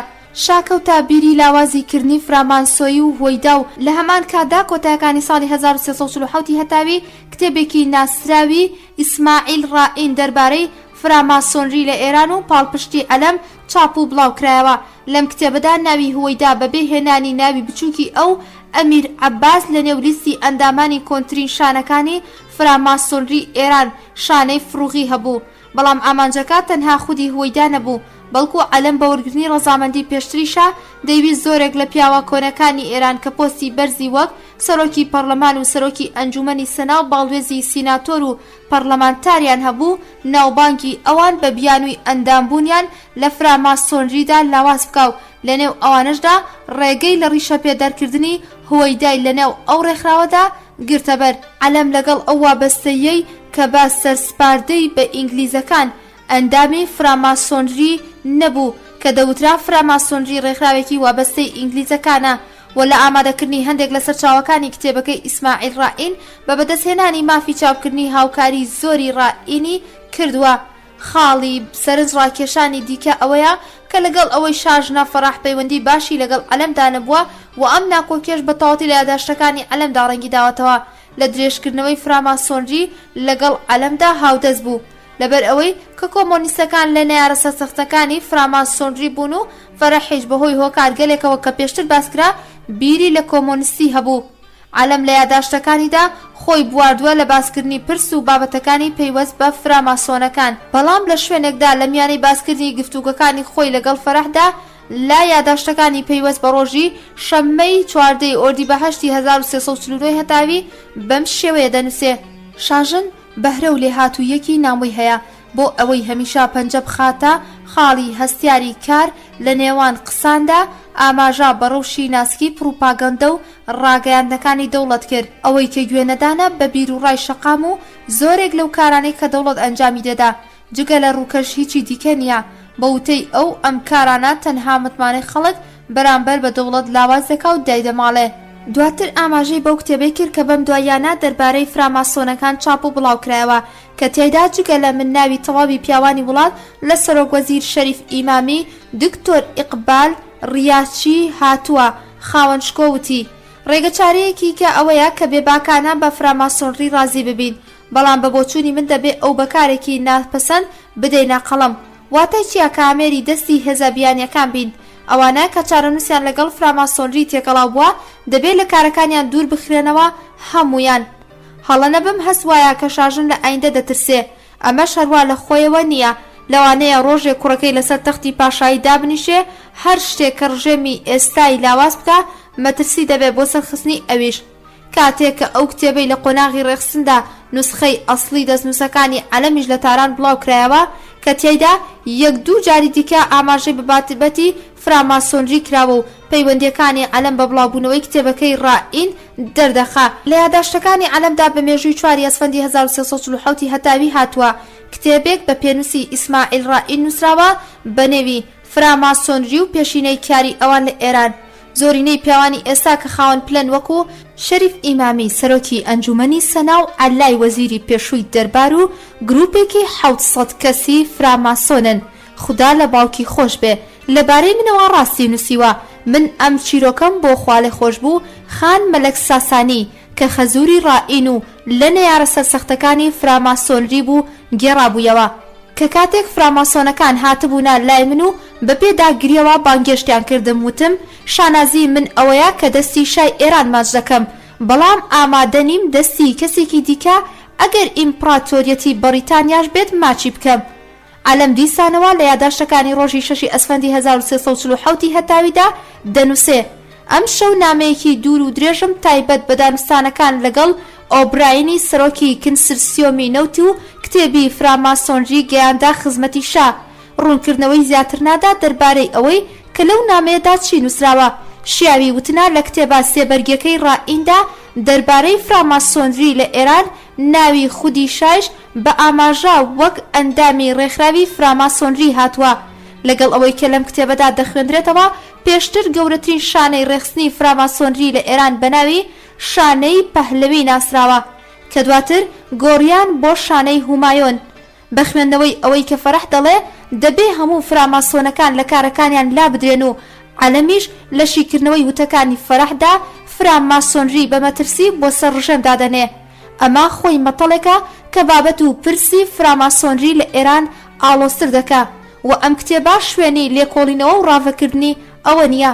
لە ماوەی نزیکەی 13 ساڵی سەرۆکوەزیرانی هوەیدا پاشا پایەی دیکتاتۆری خۆی بەهێزتر کرد لە هەندێک بابەتدا زیاتر لە بەڕێی خۆی پێی ڕادەکێشا ڕێوڕسمی تاج لە سەرنان و جەژنەکانی 2500 ساڵەی شاهەنشاهی کە دوای ڕێوڕسمی تاج لە سەرنان سازکرا بە پێچەوانەی بۆچوون و چاوەڕوانیەکانیشا ڕەنگدانەوەیکی باشی لە ئێران و دنیادا نەبوو بەڵام ئەوەی کە بوویە هۆی ڕوبەڕووبوونەوەی ئەو لەگەڵ ڕۆژئاوادا و لەرزۆکبوونی پایەکانی ڕژەمەکەی پرسی نەوت و سیاسەتی گشتی شابۆ لە ڕۆژهەڵاتی ناوەڕاستدا لە کۆتاییەکانی ساڵی 1973 و سەرەتاکانی ساڵی 1974 زاینی نیوەی دووەمی 1352 هەتاوی شا سەرۆکایەتی بزوتنەوەیەکی کرد کە لەلایەن ئۆپیکەوە ئەنجامدرا تیایدا بە شێوەیەکی لە ناکاو لە ماوەی 3 مانگدا نرخی نەوت نزیکەی 4 بەرامبەر زیادی کرد. زیادبوونی لە ناکاوی نرخی نەوت ئەویش بە بڕی 4 ئەوەندە دنیای پیشەسازی ڕۆژئاوا لە ئەمریکا و ئەوروپا بگرات تا یابان ڕوبەڕووی قەیرانی توند و سەخت کردەوە. ئەلبەتە ئەو زیانەی کە لەم ماوەیەدا تووشی وڵاتانی پیشەسازی بوو وەک یەک نەبوو. ئەمریکا لە هەمووان کەمتر و یابان لە هەمووان زیاتر دووچاری زیان بوونەوە. بەڵام وەها بزوتنەوەیەک لەلایەن وڵاتانی بەرهەمهێنەری نەوت و پەیدابوونی دیوێکی نوێی ئابووری بەنێوی ئۆپیک ڕۆژئاوای پیشەسازی کۆکردەوە بۆ دۆزینەوەی ڕێگە چارەیەک بۆ ڕوبەڕووبوونەوەی ئەم مەترسیە. دووەمین جوڵانەوەی شا لە سیاسەتی دەرەوەدا کە ڕۆژئاوای ڕوبەڕووی خۆی کردەوە ڕێکەوتنی شاو سەدام حسێن بوو لە مارسی 1975 زاینی و ئەسفەندی 1353 هەتاوی لە کۆنفرانسی سەرانی وڵاتانی ئەندامی ڕێکخراوی ئۆپیک لە ئەلجەزائیری پایتەختی وڵاتی جەزائیر کە بەرنامە و پیلانە درێژخایەنەکانی ئەمریکا و ئیسرائیل بۆ دروستکردنی شەڕ لە نێوان عێراق و ئێران و لاوازکردنی ڕژێمی عێراقی هەڵوەشاندەوە و زەمینەی بۆ یەکێتی وڵاتانی ئیسلامی دژی ڕژێمی ئیسرائیل فراهەم هێنا. زەمینەی پێکدادانەکانی ڕژێمی عێراق و ئێران دوای گرتنی هەر سێ دوورگەی ئەبوو موسا، تەنوبی گەورە و تنوبی بچووک لە ساڵی 1350 هەتاوی لەلایەن هێزە سەربازیەکانی ئێرانەوە ساز کرابوو. لەگەڵ ئەوەی کە ئەو سێ دوورگەیە بەپێی ڕێکەوتنێک لە نێوان ئێران و ئەو وڵاتە شێخنشینانەی کە بانگەشەی خاوەندارەتی ئەو دوورگانەیان دەکرد کەوتبوونەتە دەستوڵاتی ئێران. عێراق بەتوندی دژی ئەو ڕێکەوتنا وەسایەوە و پەیوەندیەکانی خۆی لەگەڵ وڵاتانی ئێراندا برینی پەیوەندی لە نێوان ئەو دوو وڵاتەدا جەنگی ڕاگەیاند و کۆمەڵێک پێکدادانی سنووری بەدوای خۆیدا هێنا. سەرنجام بەهۆی شۆڕشی کوردەکانی باکووری عێراق کە لەلایەن وڵاتانی ئێرانەوە هاوکاری و پارێزگاریان لێدەکرا وڵاتی عێراق لاواز بوو. ئەو هاوکاریانەی کە لە ڕێگەی ئێرانەوە دەنێردران بۆ کوردەکانی باکووری عێراق لەلایەن ئەمریکا و ئیسرائیلەوە دابین دەکرا و ئامانجی سەرەکی ئەم هاوکاری و پیلانەی ئەمریکا و ئیسرائیل بۆ لاوازکردنی دەوڵەتی عێراق و پاراستنی سنووری ڕۆژهەڵاتی وڵاتی ئیسرائیل بوو. ڕێکەوتن نامەی نێوان وڵاتانی عێراق و ئێران کە بەبێ ئاگادارکردنەوەی پێشوەخت و وەرگرتنی ڕەزامەندی ئەمریکا ئەنجامدرا بوو. پلانی ئەو وڵاتەی تێکدا چاپەمەنی و ناوەندا هەواڵگریەکانی ئەمریکاش کە لە دەستی یەهودیەکاندا بوون لەم بەروارە بەدواوە کەوتنا سەنگەری دژایەتیکردنی شای ئێران. ئەو شیکردنەوە هەڵسەنگاندنەی کە پرۆفیسۆر باری ڕوبنی توێژەری بەناوبانکی ئەمریکی و شارەزای کاروبارەکانی تایبەت بە ئێران و ڕۆژهەڵاتی ناوەڕاست لەبارەی حکومەتی شاو ڕەوتی گۆڕانکاری و پەیوەندیەکانی نێوان ئەمریکا و ئێران لە ناوەڕاستی دەی 1960 زاینی بەدواوە ئەنجامیدا بە تەواوەتی جێگەی سەرنجە. باری ڕوبین لەم بارەیەوە دەنووسێ هەرچی دەوڵەتی شا بەهێزتر دەبێ ئارزومەندی ئەو بەرەو حکومەتێکی تاگڕەوی زیاتر دەبێ. ئەو کەسایەتیە سیاسیانەی کە زاتی وتنی ڕاستیەکانیان هەیە وردە وردە دەردەکرێن. ڕاوێژکارە ڕازگۆکان خەریکە شوێنەکانی خۆیان بە ماستاو چیا بەڵێ قوربانگیانەکان دەسپێرن. زۆرینەی خەڵکی ئەمریکا بە پارێزەری شاو تەنانە شاش بەڕادەستی ئەمریکا دەزانن. هەڵەکانی پێشووی شا بە پێدانی مافی پارێزگاری سیاسی بەڕاوێژکارە سەربازیەکانی ئەمریکا لە ئێران ئەم بۆچوونە بەهێزتر دەکا. ڕاستیەک کە ناتواندرێ حاشای لێ بکرێ ئەوەیە کە سیاسەتی ئەمریکا لە ئێراندا لە ناوەڕاستی دەیەی 1960 زاینی زیاتر لە جاران ڕوبەڕووی خودی شا دەبێتەوە. ئەزمموی ڕابردووی ئەمریکا ئەوە نیشان دەدا کە شا پاڵپشتێکی دڵنیاکەرەوە نییە، بەڵام ئەلتەرناتیڤێک یان کەسێکی باوەڕپێکراوی دیکەش بۆ ئەمریکەکان نییە.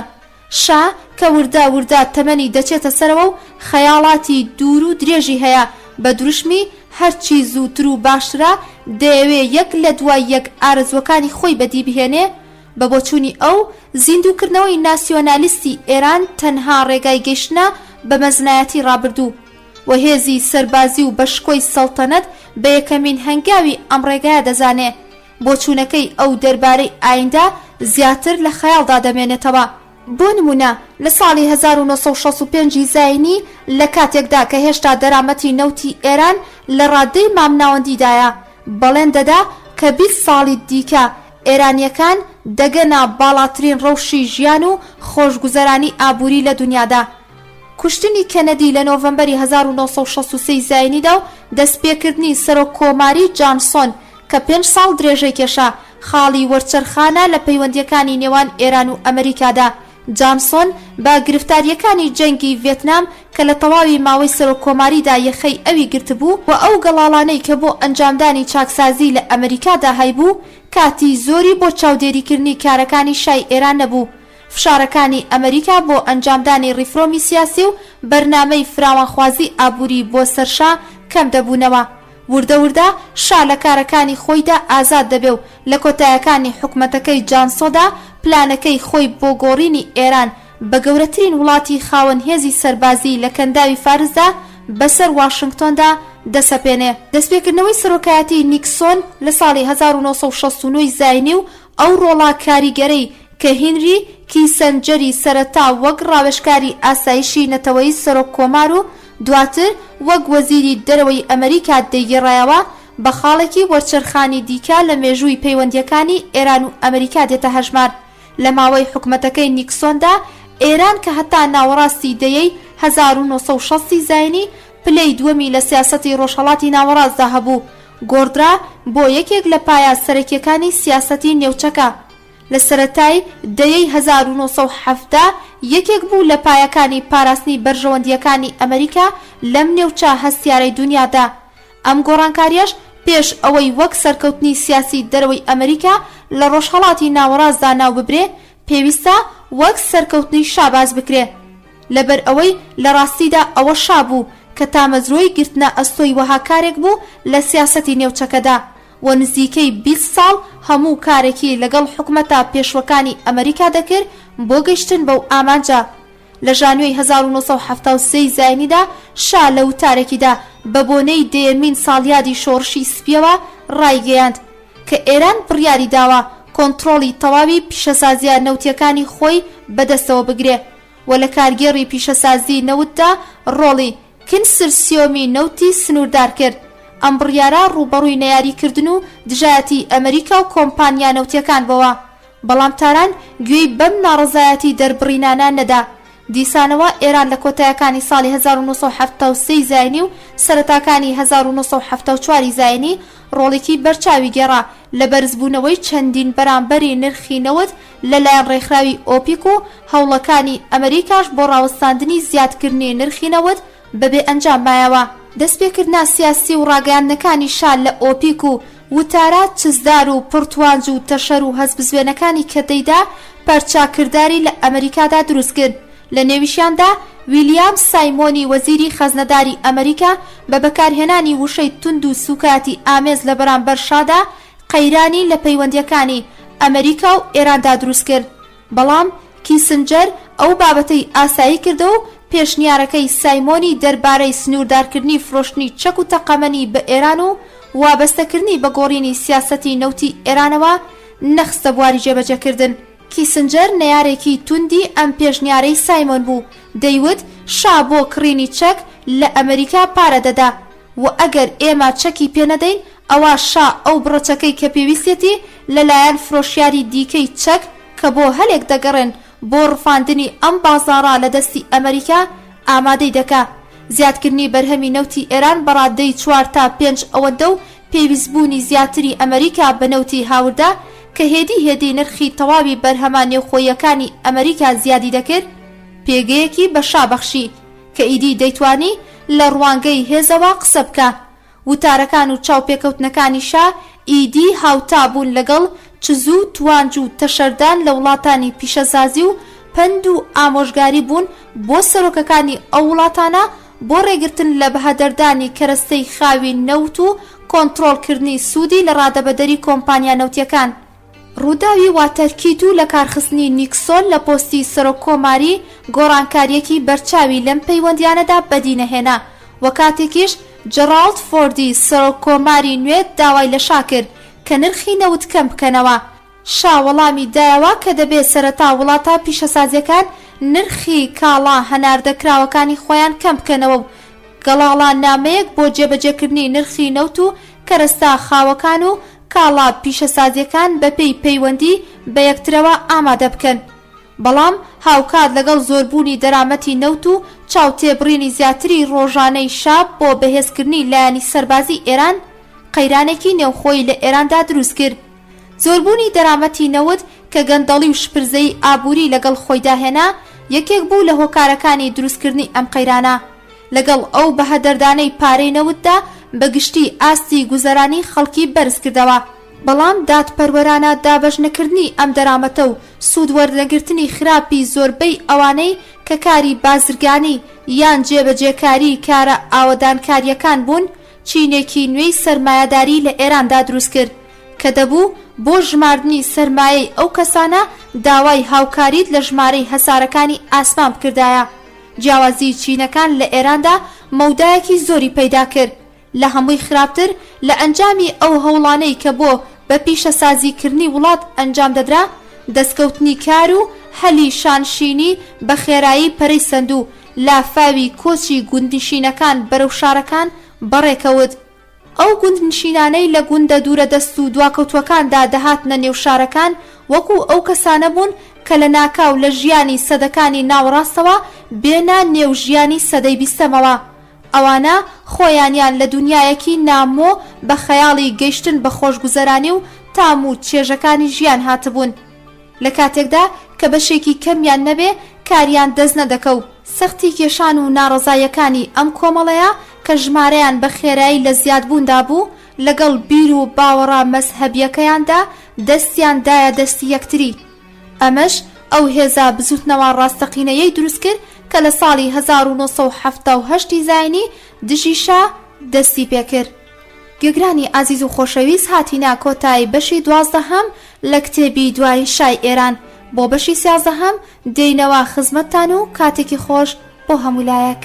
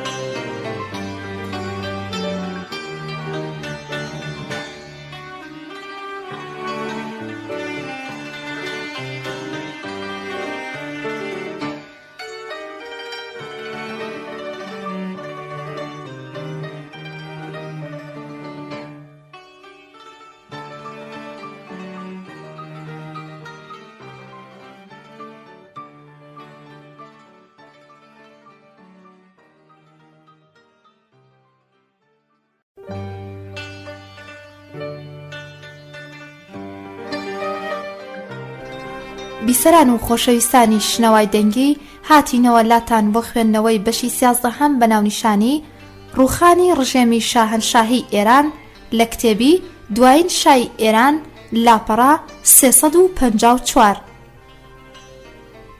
پوختەیەک دەربارەی ئەم بەشە ساڵانی گەشەسەندن و پەشێوی گەڵاڵەی کودەتایەکی ئەمریکی بەسەر شادا نهێنی مەرگی ئەرتەشبەندی خاتەمی راپۆرتی نهێنی CIA دەربارەی بنەماڵەی سەڵتەنەتی حکومەتی ئامۆژگار و ڕەوشی کرانەوەی سیاسی ڕۆڵی ئەمیر عەباسی هوەیدا لە داگیرساندنی ئاگری شۆڕژدا بۆچی شا شەریف ئیمامی هەڵبژات بۆ پۆستی سەرۆکوەزیران فەرەح داوای دەست لە کارکێشانەوە لە شا دەکا ڕووداوەکانی شۆڕش و ڕووخانی ڕژێم زەمینەی ئەو شۆڕشەی کە لە ساڵی 1357 هەتاوی کۆتایی بە تەمەنی ڕژێمی سەڵتەنەتی شاهنشاهی لە ئێراندا هێنا ساڵانی پێشوو لە لوتکەی بەهێزی دەسەڵاتی شادا ئامادەسازی بۆ دەکرا هەندێک لە توێژەرە سیاسیە بیانیەکان ساڵی 1975 زاینی واتا کۆتاییەکانی 1353 هەتاوی و 9 مانگی یەکەمی ساڵی 1354 هەتاوی بە خاڵی دەستپێکردنی گەشتە لوتکەی بەهێزی دەسەڵاتی شا دەزانن لە ئێراندا سەرجەم ئەو ڕووداوانەی کە لە ئێراندا ڕوویان دەدا باسییان لە بەهێزتربوونی پێگەی شاو ڕژێمی سەڵتەنەتی دەکرد لە وڵاتی ئێراندا داهاتی نەوت دوای گەشتنی نرخی نەوت بە 4 ئەوەندا لە ساڵی 1973 بۆ 1974 هەتاوی ساڵانە گەشت بووە سنووری 20 ملیارد دۆلار کە بە پێی نرخی دۆلار لەو ڕۆژگارانەدا بە ژمارەیەکی زۆر دەهاتە هەژمار. شا بەڕاگەیاندنی ڕژێمی تاک حیزبی لە مانگی ئەسفەندی 1353 هەتاویدا حکومەتی ڕەهایی خۆی بەسەر وڵاتدا سەپاند. بەستنی پەیماننامەی ئاشتی لەگەڵ عێراقدا و واژووکردنی پەیماننامەی چارەسەرکردنی کێشەکانی نێوان ئێران و عێراق لەسەر بنەمای ڕاگەیەندراوی شاو سەدام حوسێن لە ئەلجەزائیری پایتەختی وڵاتی جەزائیر ڕێکخرا. کۆتایی بە نیگەرانیەکانی ئێران هێنا لەبارەی سنوورەکانی ڕۆژئاوای وڵاتەکەیەوە. پەیوەندیەکانی ئێران لەگەڵ سەرجەم وڵاتان لە ڕۆژهەڵات و ڕۆژئاوا فراوانی بەخۆیەوە بینی و لافاوی کەسایەتی و پیاوانی دەوڵەتی وڵاتانی بیانی بۆ بەدەستکەوتنی سوودی زیاتر لەو سفرا پڕبەرەکەتەی کە بەهۆی بەرزبوونەوەی لە ناکاوی نرخی نەوتەوە لە ئێراندا ڕاخرابوو سەر و ژوور کردەوە. لەم نێوەندەدا ئامادەکاری و ئەنجامدانی ڕێوڕسمی جەژنی 2500 ساڵەی شاهنشاهی کە تام و چێژی خراپ سوود وەرگرتنی زۆرێکیان لە گێڕانەوەی ئەم جۆرە بۆنە و جەژنانەیە هێشتا لە بنددانیاندا مابوویەوە. کەوتنە بیری ڕێخستن و ئەنجامدانی جەژنی دیکە. ئەم جارەیان 50هەمین ساڵیادی سەڵتەنەتی بنەماڵەی پەهلەوی لە مانگی ئابانی 1304 هەتاویدا کرا بە بیان و بۆ بەهەدەردان و پەشێویەکی نوێ. عەلەم یەکێک لە یاریدەدەرەکانی خۆی بەنێوی دکتۆر باهری کە پێشینەیەکی توودەیی هەبوو هەڵی بژار بۆ سەرپەرشتیکردنی بەرنامەکانی ڕاگەیاندنی ئەم بۆنەیە و دەیان کتێبی دەربارەی پیاهەڵدانی بنەماڵەی پەهلەوی کە هەریەکەیان بە پێشەکیەک کە بە واژووی عەلەم دەستی پێدەکرد بڵاو کرایەوە. بەڵام دنیا لەم ساڵانی گەشە سەندن و خۆشگوزەرانیەدا بە جۆرێکی دیکە دەربارەی ئێران دادوەری دەکرد و بانگەشەی شاد دەربارەی ئەوەی کە ئێران بەم زوانە دەگۆڕدرێت بۆ پێنجەمین هێزی دنیا بەگاڵتە دەزاندرا. تەنها باسکردنی نمونەیەک بەسا بۆ نیشاندانی ئەم شێوە بیرکردنەوەی شا نووسەرێکی ناسراوی ئینگلیز بە ناوی ئاندرۆ دانکن لە ساڵی 1970 زاینیدا لە کتێبێکیدا بەناونیشانی هێرش بەرەو پارە توێژینەوەیەکی لەبارەی ئێران و وڵاتە خاوەن نەوتیەکانی ڕۆژهەڵاتی ناوەڕاست کە بەهۆی داهاتی زۆری نەوتەوە نوقمی پارە بووبوون ئەنجامدا. لە بەشی تایبەت بە ئێراندا دوای باسکردنی کورتەمێژوویەک دەربارەی هاتنە سەرکاری ڕەزا شاو سەردەمی سەڵتەنەتی ئەو و کوڕەکەی ئاماژە بە خەیاڵ پڵاویەکانی حەمەڕەزا لە کۆتاییەکانی سەڵتەنەتداریەکەیدا کردووە بەم شێوەیە دەنووسێ. بەڵام لەم سەردەمەدا شا خەیاڵاتی دیکەش دابووی لەسەری. هەمیشا جەختی لەسەر ئیمپریاتۆریەتی کۆنی ئێران دەکردەوە کە لە یۆنانەوە تا هیندستانی لەژێر دەستدا بووە و شانازی بەڕابردووی ئیمپریاتۆریەتەوە دەکرد و دەیوت شارستانیەتی ئێمە جگە لە وڵاتی چین کۆنترین شارستانیەتی پایەداری دنیاە. ئیمپراتۆریەتی ئێمە چەندین ساڵا بەر لە ئیمپراتۆریەتی ڕۆم لە لووتکەی شکۆ و گەشەسەندندا بووە. لە ڕاستیدا ئێمە جیهانمان فێر کرد کە چۆنچۆنی ئیدارەی سەرزەوی فراوان بکەن. دوای ئاماژە بە چەندین جۆر لەو شتانەی دەکرد کە ئێرانیەکان دایان هێناوە. لە ساڵیادی جەژنی 2500 ساڵەی شاهنشاهی ئێراندا سەرباری پرنس فیلیپ و شابان دڵماز 9 پادشا و 5 شاژن و 21 شازادە و شازادەی سەرۆک کۆمار و 3 سەرۆک وەزیر و 2 فەرماندەی گشتی و 2 وەزیری دەرەوە و 9 شێخ و 2 سوڵتان بەشداریان کردبوو. فەرەح لەم بارەیەوە دەیوت ئێمە نامانەوێت خەڵکی ئێران ئەمڕۆ ببینین. وڵاتانی دیکە ئەو هەموو پارەیە بۆ پەیوەندیە گشتیەکان و ڕاگەیاندن خەرج دەکەن. ئێمە ئەوەمان بە مفت و خۆڕایی تەواو کردووە. نابێت لەوە زیاتر چاوەڕوانی لە کەسێ بکرێ کە لە ماوەیەکی کورتدا داهاتی وڵاتەکەی لە 4 بۆ 8 ملیارد دۆلارەوە زیاد بکات بۆ 5 بۆ 18 ملیارد دۆلار. تەنانەت یەکێک لە کەسان نزیک و جێبایەخەکانی شادەیوت ڕێک وەکو ئەوە وایە کە کەسێک بروسکەیەکی بۆ بێت و ببینێت کە تەنها مامێکی هەبێت ئەو مامەشی بڕی 20 ملیۆن لیرەی وەک میرات بۆ بەجێ بهێڵێ. چ چاوەڕوانیەکت لەو هەیە؟ سەرباری هەناردەی مەزنی سەربازی بۆ وڵاتە جیاوازەکانی دنیا شا قەرزیشی پێدەدان. 1 بۆ 2 ملیارد دۆلار بۆ ڕێکخراوی ئاوی ئینگلستان، 1 ملیارد دۆلار بۆ فەڕەنسا بە نێوی پێشەکی قیسی کڵاوە ئەتۆمیەکان، 1 ملیارد دۆلار بۆ بانکی جیهانی، 3 ملیارد بۆ ئیتالیا بۆ پرۆژە هاوبەشەکان، 7 ملیارد دۆلار بۆ وڵاتە تازە پێشکەوتوەکانی کیشوەرەکانی ئەفریقا و ئاسیا، 3 ملیارد دۆلار بۆ ڕێکەوتنامەی بازرگانی لەگەڵ سۆڤێتدا، 6 هەوڵیدا کە بە بەخشینی 300 ملیۆن دۆلار لە کۆمپانیای پان ئەمریکندا شەریک ببێ، 75 ملیۆن دۆلار وەک ئیعتیبار دایە کۆمپانیای گرومان. ئەم کۆمپانیایە شەڕکەری F-14 بۆ وڵاتی ئێران دروست دەکرد. 3 فڕۆکەی جامبوچتی کڕی کە هەریەکەیان بە 6 بۆ 16 ملیۆن دۆلار بوون و یەکێکیان لە ساڵی 1970 زاینی پێش ئەوەی بهێنرێتە وڵاتی ئێران دووبارە فرۆشتیانەوە بە کۆمپانیای TWA و 100 ملیۆن دۆلاری خەرجکردن بۆ کڕینی لە 125 پشکی کۆمپانیای گروپ. لە ڕوونکردنەوەیەکیشدا لەم بارەیەوە وتی ئەمریکەکان پشکی گەورەی کۆمپانیا ئەوروپیەکان دەکڕن، هیچ کەس نقەی لێوە نایە، بەڵام کاتێک ئێمە ئەم لە 125 پشکەکان دەکڕین هەموو لیبرالەکان هەرایان لێبەرز دەبێتەوە. حەمەڕەزاشا هەموو ئەو کارانەی بۆ ئەوە دەکرد کە بە بۆچوونی خۆی ئێران لە ماوەی تەمەنی جیلێکدا بگاتە پلەی پێنجەمین بەهێزترین وڵاتی دنیا لە دوای ئەمریکا و سۆڤێت و یابان و چین. ڕۆژێک لە مانگی ئوتی 1974 زاینی لە ناکاو ئەندامانی کابینەکەی بانگێش کرد و ڕایگەیاند کە دەیەوێت بودجەی بەرنامەی پێنجەمی ئاوەدانکردنەوەی ساڵی 1973 بۆ 1978 زاینی بکات بە دوو ئەوەندە، واتە لە 35 ملیارد و 500 ملیۆنەوە زیادی بکە بە 68 ملیارد و 200 ملیۆن دۆلار. ئەمە لە کاتێکدایە کە بەڕادەی پێویست کەسی پسپۆڕ و شارەزای بۆ جێبەجێکردنی ئەم بەرنامەیە لە بەردەستدا نەبووە، بۆ شاد جیاوازی نەبوو. ئەو پێشتر داوای 20 کڵاوەی ئەتۆمی کردبوو، لە کاتێکدا ئێران تەنها 4 تەکنیککاری کڵاوەی ئەتۆمی هەبوو. شاوا بیری دەکردەوە کە هەموو کارێک بە پارە دەکرێت.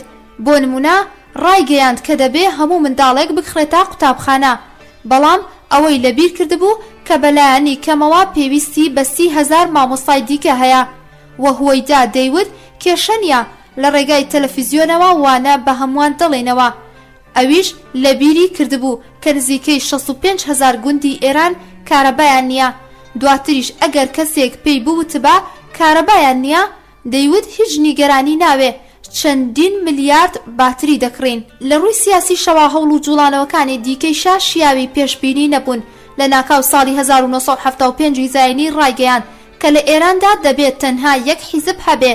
ئەمیش هیچ گۆڕانکاریەکی دروست نەکرد لەبەر ئەوەی ئەو دوو حیزبەی کە پێشتر هەبوون هەردووکیان لە نۆکەر و خزمەتکارەکانی ڕژەم پێکاتبوون. ئەم هەنگاوەیشا بەلای هۆیداوە سەخت بوو. ئەم جارەیان چۆنی ئەم بابەتا بۆ شا ڕوون بکاتەوە. لەبەر ئەوە خودی شا چەندین جار دژایەتی خۆی بۆ سیستەمی تاک حیزبی ڕاگەیاندبوو.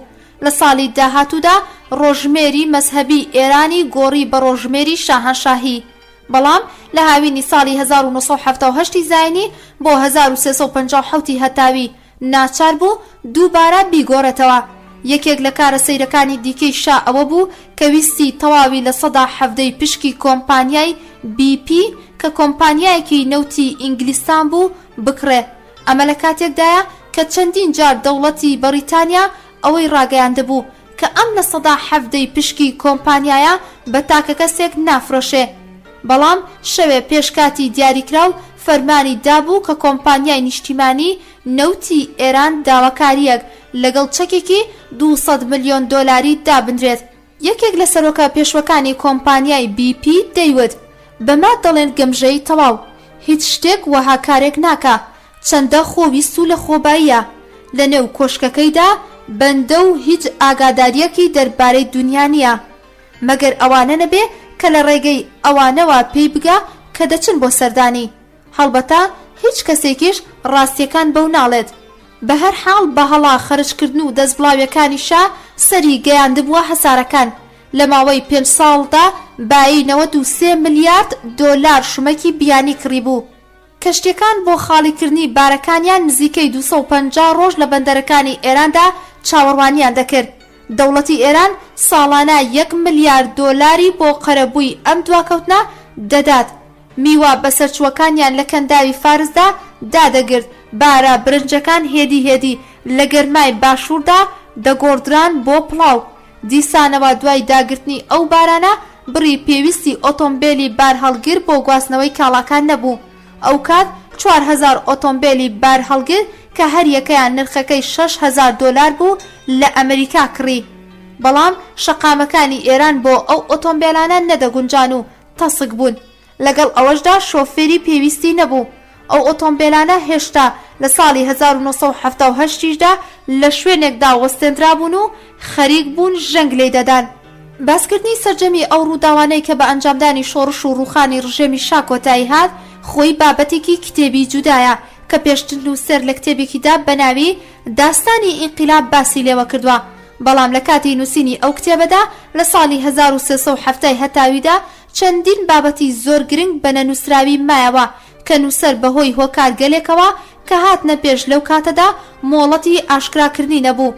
ئەو داستانە نەوتراوانە کە ئێستا بۆ یەکەمین جارە بڵاو دەکرێنەوە هەبوونی پلانی ناچاری گەڵاڵە نامەی لە ناکاوە کە لەلایەن ئەمریکەکانەوە بۆ جێنشینی شابوو کە ساڵانێک پێش ڕووخانی ڕژێمی سەڵتەنەتی لە سەرەتاکانی ساڵی 1975 زاینی ئامادەکرابوون.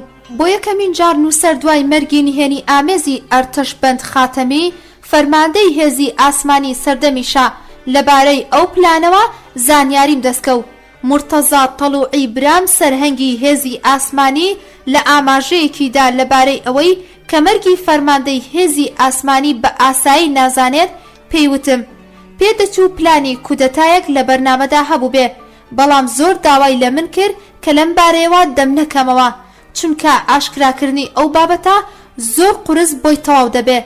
لەو کاتەدا لەسەر داوای براکەم کە مافی باوکایەتیشی لەسرم هەبوو دەمم داخست و تەنانەت لەگەڵ نزیکترین دۆستانیشمدا لەو بارەیەوە نەدەدوام تا ئەوەی کە دوای شۆڕشی ئیسلامی ئاو لە ئاشکەوت بوو، ئەویش خانەنشین بوو. دیسانەوە بە دوای ئەم بابەتەدا ڕۆیشتم. براکەم وتی من وای بۆ دەچووم کە پلانی کودەتایەک لەلایەن خاتەمیەوە هەبووە چونکە 5-6 مانگ پێش مردنی ڕەفتارەکانی ئەو بە تەواوەتی گۆڕدرابوون. مەرگی ئەویش وەکو ئەوەی ڕایان گەیاند بەڕێکەوت نەبوو و لە ئەنجامی خراپکاریەکی دەستی ئەنقەس لە کایتەکەیدا گیانی لەدەستدا. کایت ئامێرێکا بۆ هەڵفڕینی کەسێک بەبێ ماتۆر بریتیا لە 2 باڵی گەورە کە کەسێک بە خۆیەوە دەبەستێتەوە لە بەرزیەوە خۆی هەڵدەداتە خوارەوە بە مەبەستی فرین. دواتر ئەوە بزانی کە ئەمریکەکان پلانی کودەتایەکی ناچاریان بۆ جێگرتنەوەی شا هەبوو کە خاتەمی ڕێخەری بووە. بەپێی ئەو پلانە لە کاتی تیرۆرکردن یا مەرگی لە ناکاوی شادا خاتەمی دەسەڵاتی بەدەستەوە دەگرت و ئەمریکەکانیش بەپێی ئەو دەسەڵاتەی لە بەشە جیاوازەکانی لەشکردا هەیان بوو تەواوی لەشکریان ڕادەسپارد کە پارێزگاری و گوێڕایاڵی ئەو بکەن. ئەم بابەتە لە ڕێگایەکەوە کە من نازانم دەگاتەوە بەشا ئەویش گومانی لە خاتەمی دەکات و بڕوای وا دەبێ کە ئەمریکەکان نیازی لادانی ئەویان هەیە و خاتەمیان لەبەر چاو گرتووە بۆ جێگرتنەوەی ئەو. بەم پێشینەی کارەوە ناتوانرێ مەرگی خاتەمی بە ئاسایی سیر بکرێت و ئەویش لە کاتی ئەنجامدانی وەرزشێکدا کە خاتەمی زۆر تیایدا لێ هاتوو بووە.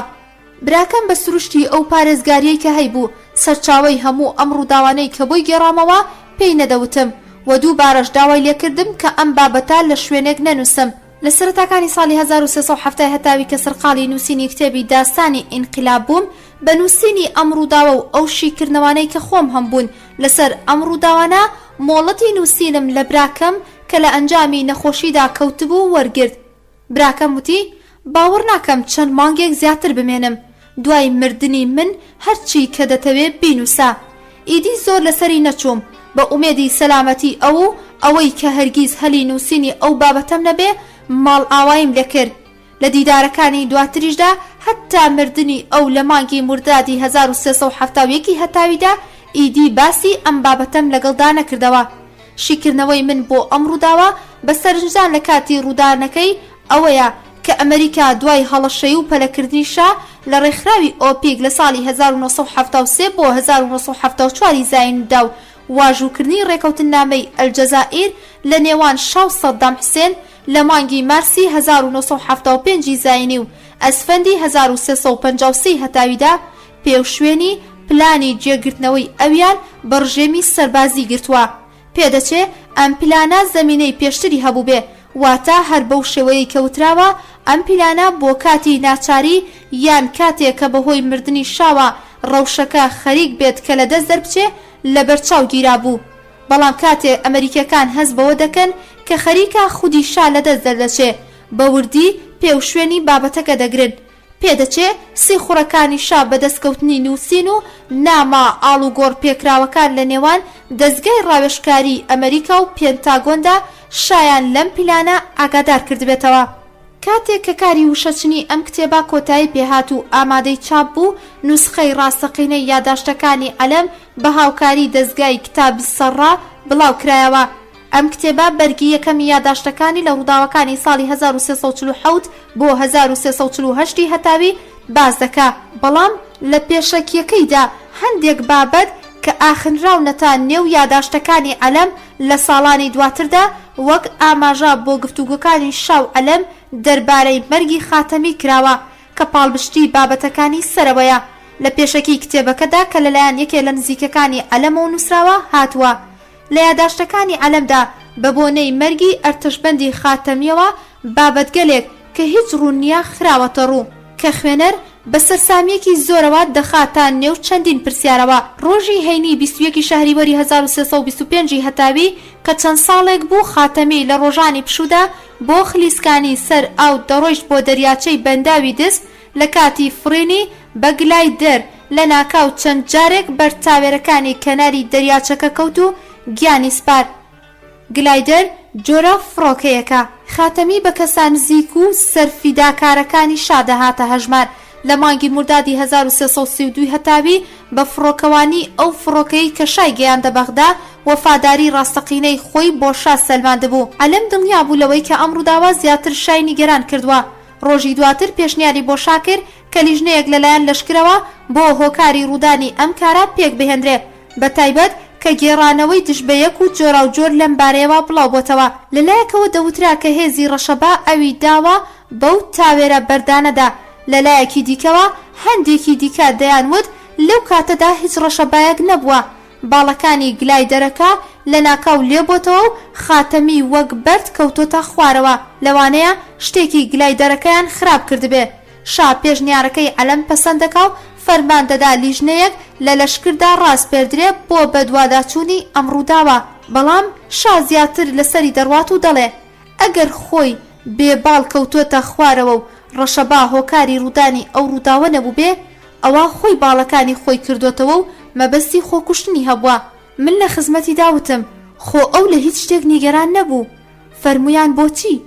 لەم یەک دوو مانگەی کۆتاییدا نیگەرانی هەبوو. لە یاداشتی ڕۆژی شەمە 22 شەهریوەری 1354 هەتاویدا عەلەم سەرسام بوو کە بۆچی شا هیچ جۆرە نیگەرانیەک لە ڕوخساریدا نابیندرێ. چەند شەوێک دواتریش لە کاتی نانی ئێوارەدا شاژنە فەرەح شای و ئاگا هێنایەوە لە قایمکاری نەکردنی شا لە لێخوڕینی فڕۆکە و هەلیکۆپتەردا و چارەنووسی خاتەمی بەرچاوی گرت. مای سەرسامیە کە دیسانەوە شا دووبارەی کردەوە و فەرمووی خاتەمی لەم دوایانەدا بارێکی دەرونی هاوسەنگی نەبووە. لە یاداشتی ڕۆژی 26 شەهریوەری 1354 هەتاوی هەفتەیەک دواتر شا ڕازی دڵی خۆی بۆ عەلەم ئاشکرا دەکا.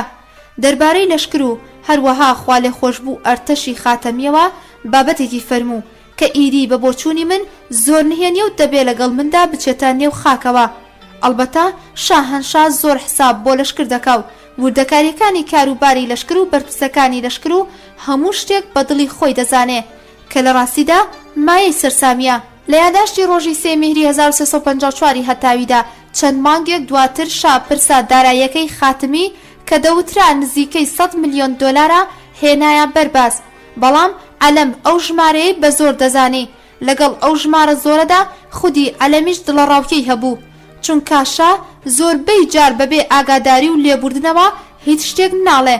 بەڵام بڕوایان وابوو کە ئەگەر بەڵگەیەکی باوەڕ پێکراو لەبەر دەستدا هەبێ بۆ خراپ سوود وەرگرتنەکانی خاتەمی، ئەوە دەبێت داراییەکەی ئەو بۆ بەرژەوەندی دەوڵەت بەند بکرێت. یاداشتەکانی ڕۆژی 11 دی 1354 هەتاوی شا زۆر گرنگی بە خراپ سوود وەرگرتنی دەوروبەرەکەی نەدەدا.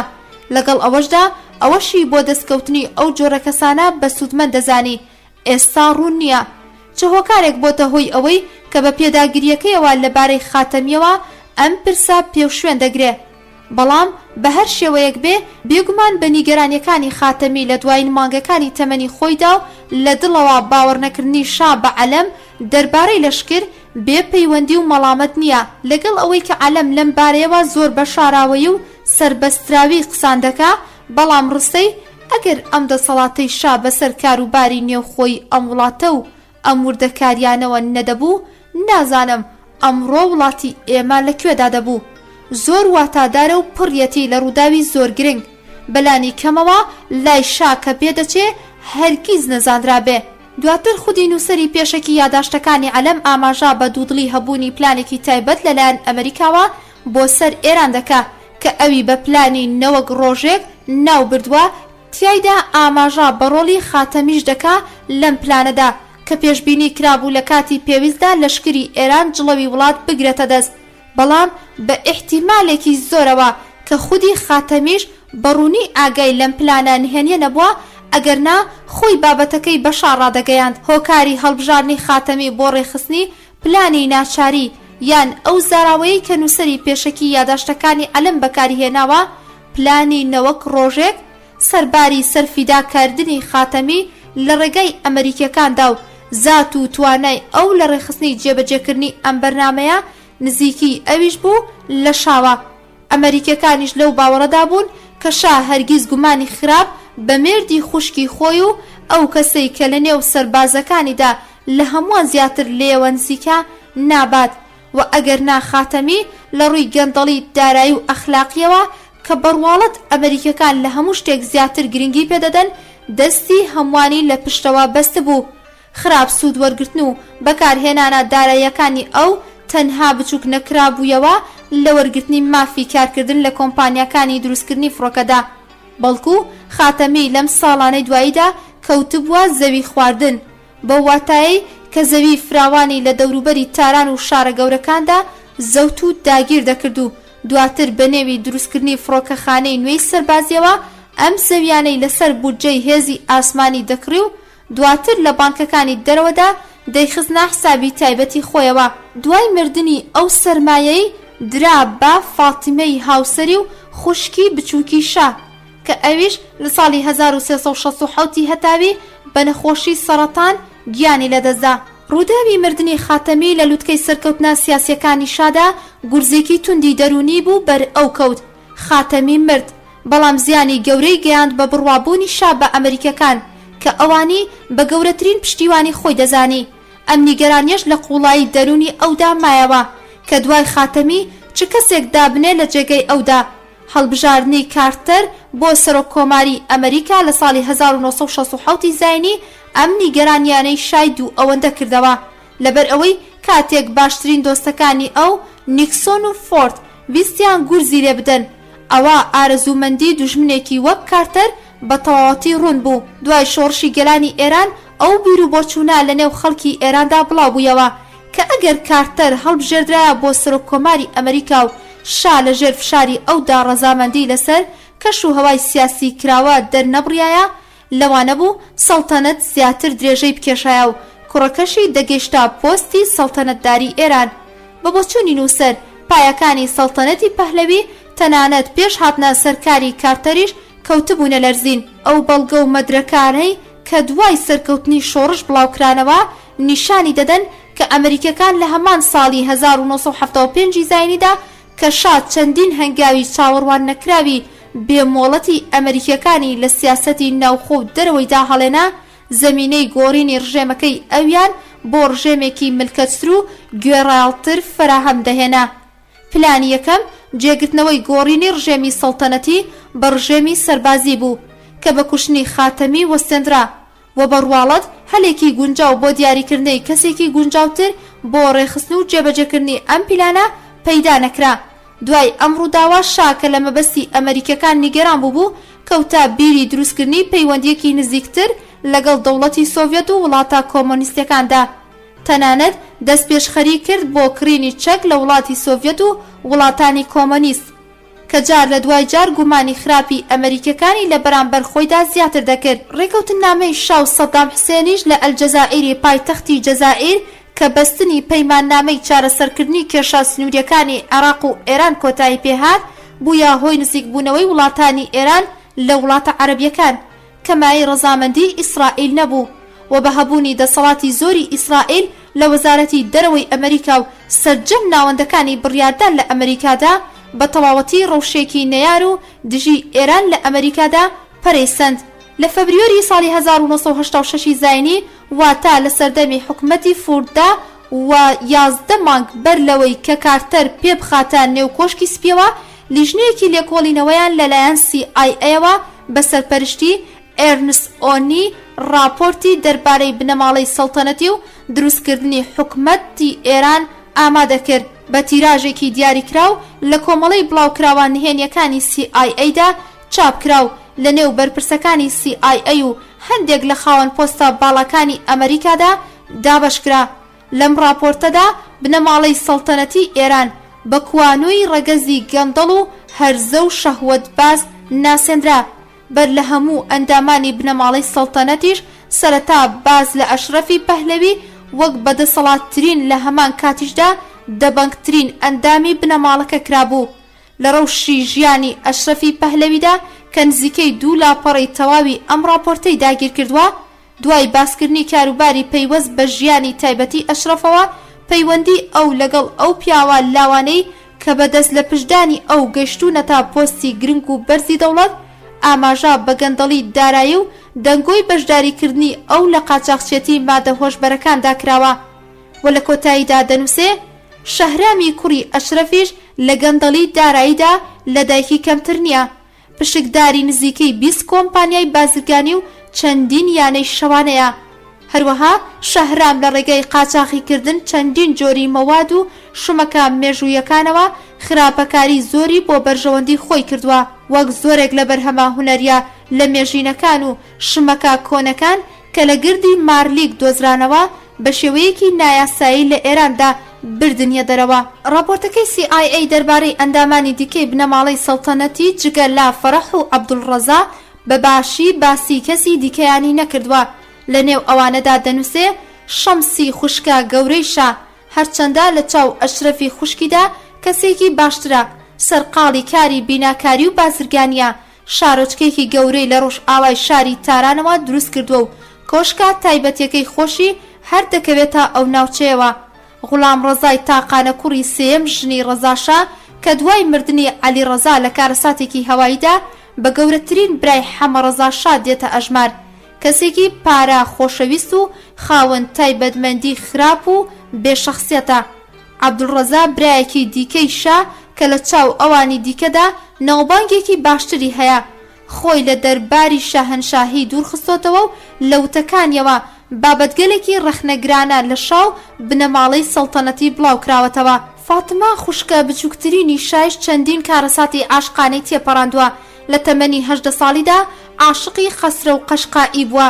دواتر هاوسەرگیری لەگەڵ لاوێکی ئەمریکیدا بە ناوی وینستن هیلەر ئەنجام داوە. دوای وەرگرتنی تەلاق لە هیلەر ماوەیەک عاشقی ئەردەشیری زاهیدی بووە. سەرنجام لەگەڵ ژەنڕاڵ خاتەمی فەرماندەی هێزی ئاسمانیدا هاوسەرگیری ئەنجام داوە. راپۆرتەکەی CIA لەبارەی شیکردنەوەی کەسایەتی شا ئەوی بە شایەکی خۆویست ناوبردووە کە جگە لە ئەندامانی بنەماڵەی خۆی تەنها لەگەڵدا بۆ 12 کەسی دیکەدا کە ئەمیر ئەسەدوڵڵای عەلەمی وەزیری دەرباری شاهەنشاهی لەسەر و هەمویانەوە کۆ دەبێتەوە. راپۆرتەکە لەم بارەیەوە درێژەی پێدەدا کە ئەو زانیاری و هەواڵ تەنها لەو کەسانەوە وەردەگرێ ئەو ڕاوێژ لەگەڵ کەسدا ناکا کەمتر کەسێک زاتی ئەوە دەکا کە بۆچوونی بە پێچەوانەی بۆچوونی ئەوەوە بڵێ ئەو بڕیار دەدات و دەور و بەرەکەی تەنها جێبەجێکاری بڕیارەکانی ئەون.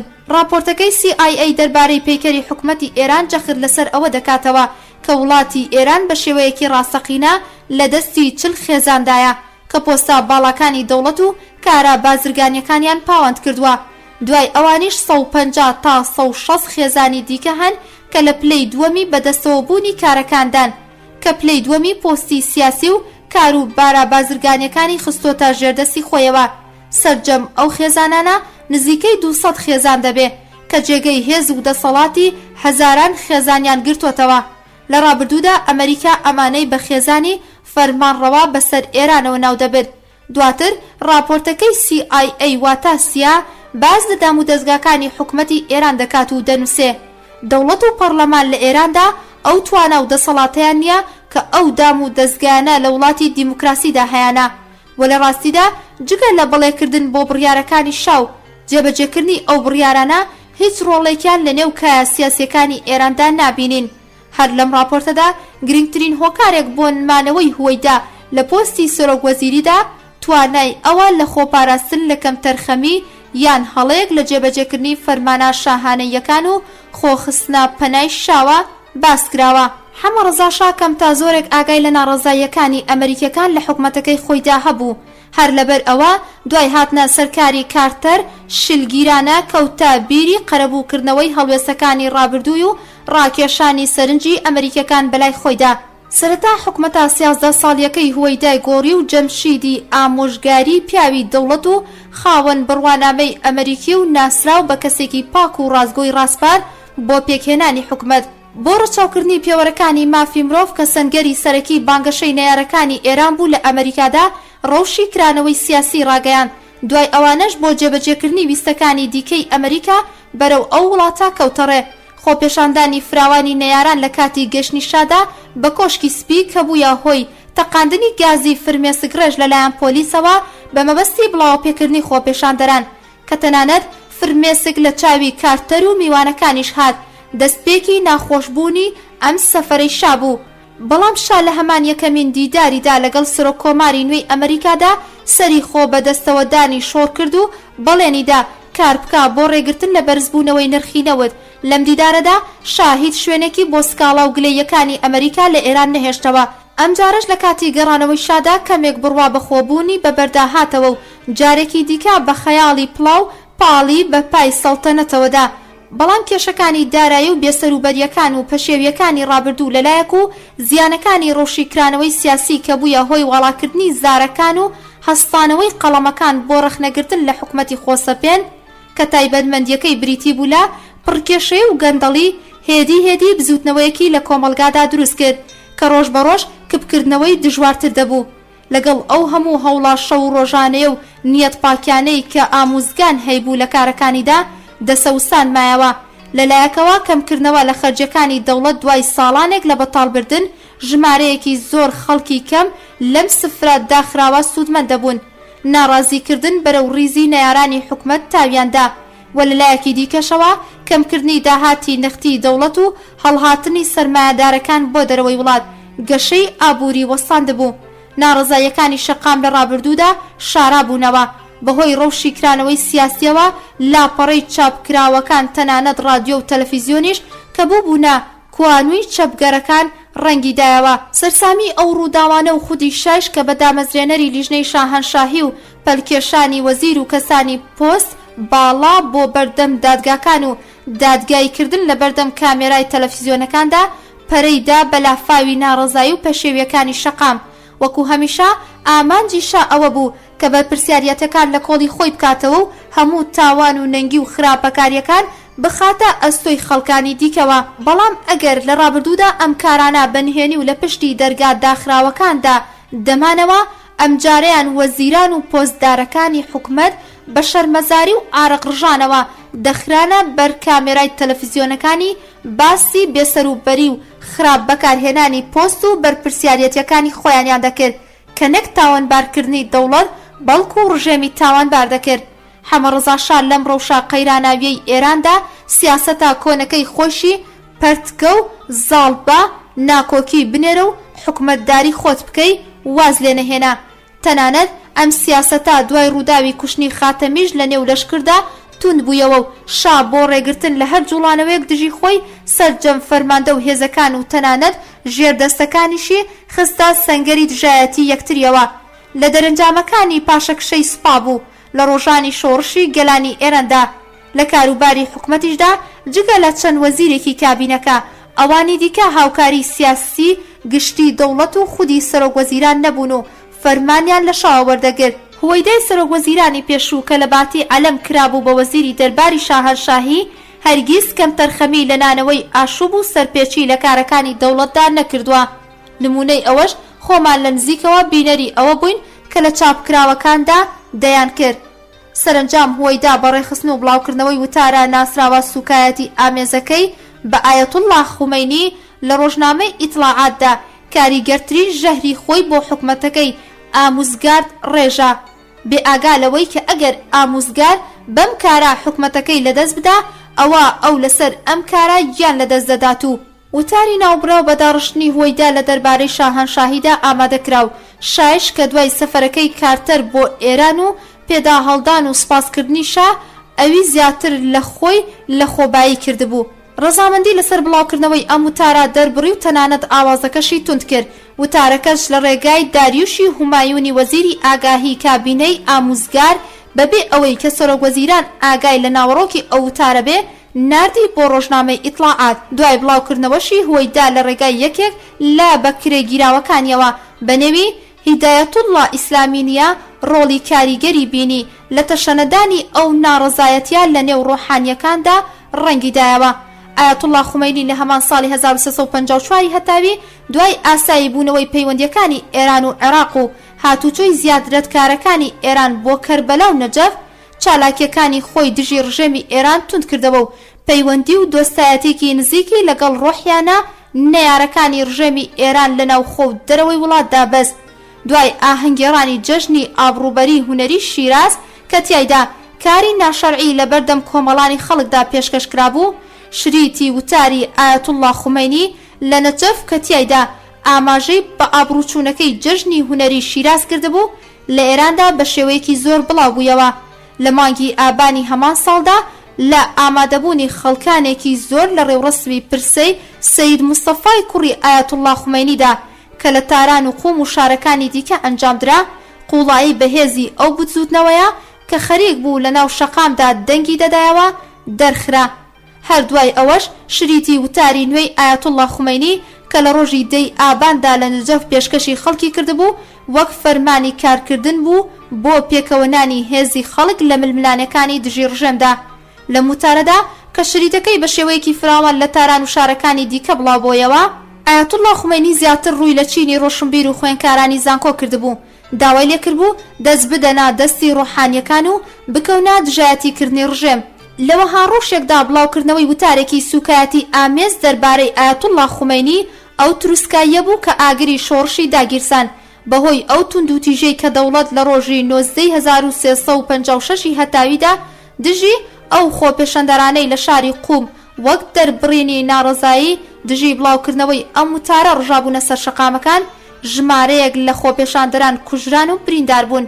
ئەمەش زەمینەی زیاتری بۆ خۆپێشاندان و گرتبوونەوەی فراوانتری جەماوەری ڕەخسان کە لە یادی چلەی شەهیدانی خۆپێشاندانەکانی پێشوودا شەهید کرابوون. هەر بەو بۆنەشەوە هەموو 40 ڕۆژ جارێک بە بۆنەی چلەی شەهیدانی پێشوەوە خۆپێشاندان ساز دەکرا. دوای ڕووداوەکەی شاری قوم ئایەتوڵڵا خومەینی لە وتارێکیدا کە وتارە توندەکانی ساڵانی 1342 بۆ 1343 هەتاوی بۆ بیردەهێنایەوە، سەڵتەنەتی شای بەستەمکار داناوتی کارتەر و سەرجەم تاڵانچیانی گەنجینەی وڵاتی ستەم لێکراو دەبێت ئەوە بزانن محەممەد ڕەزا ناپاک و یاخیە و پێویستە لە سەڵتەنەت لادرێت. دوای ئەم پەیامە و بانکردنی خەڵک بۆ بەردەوامی بزوتنەوە و خۆپێشاندانی زیاتر دژی ڕژێم، خۆپێشاندانی زیاتر و فراوانتر بەهۆی چلەی شەهیدانی شاری قومەوە لە سەراسەری وڵاتدا ئەنجامدرا. ئەم خۆپێشاندانانە لە تەورێز تێکەڵی خاک و خوێن کرا. ئەنجامەکەشی بەردەوامی و گرژی و پەشێویەکان بوو لە تاران و شارەکانی دیکە و خۆپێشاندان لە زانکۆ و ناوەندەکانی باڵای فێرکردن تا کۆتایی ساڵی 1356 هەتاوی بەردەوام بوو.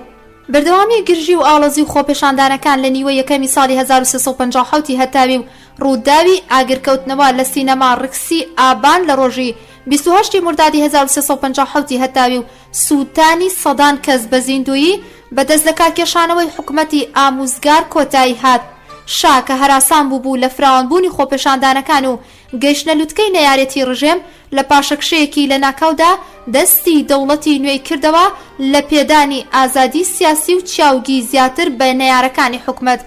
دەبێ ئەوە بوترێ کە شا لەم قۆناغەدا زیاتر لە ئینگلیزەکان نیگەران بوو تا لە ئەمریکەکان.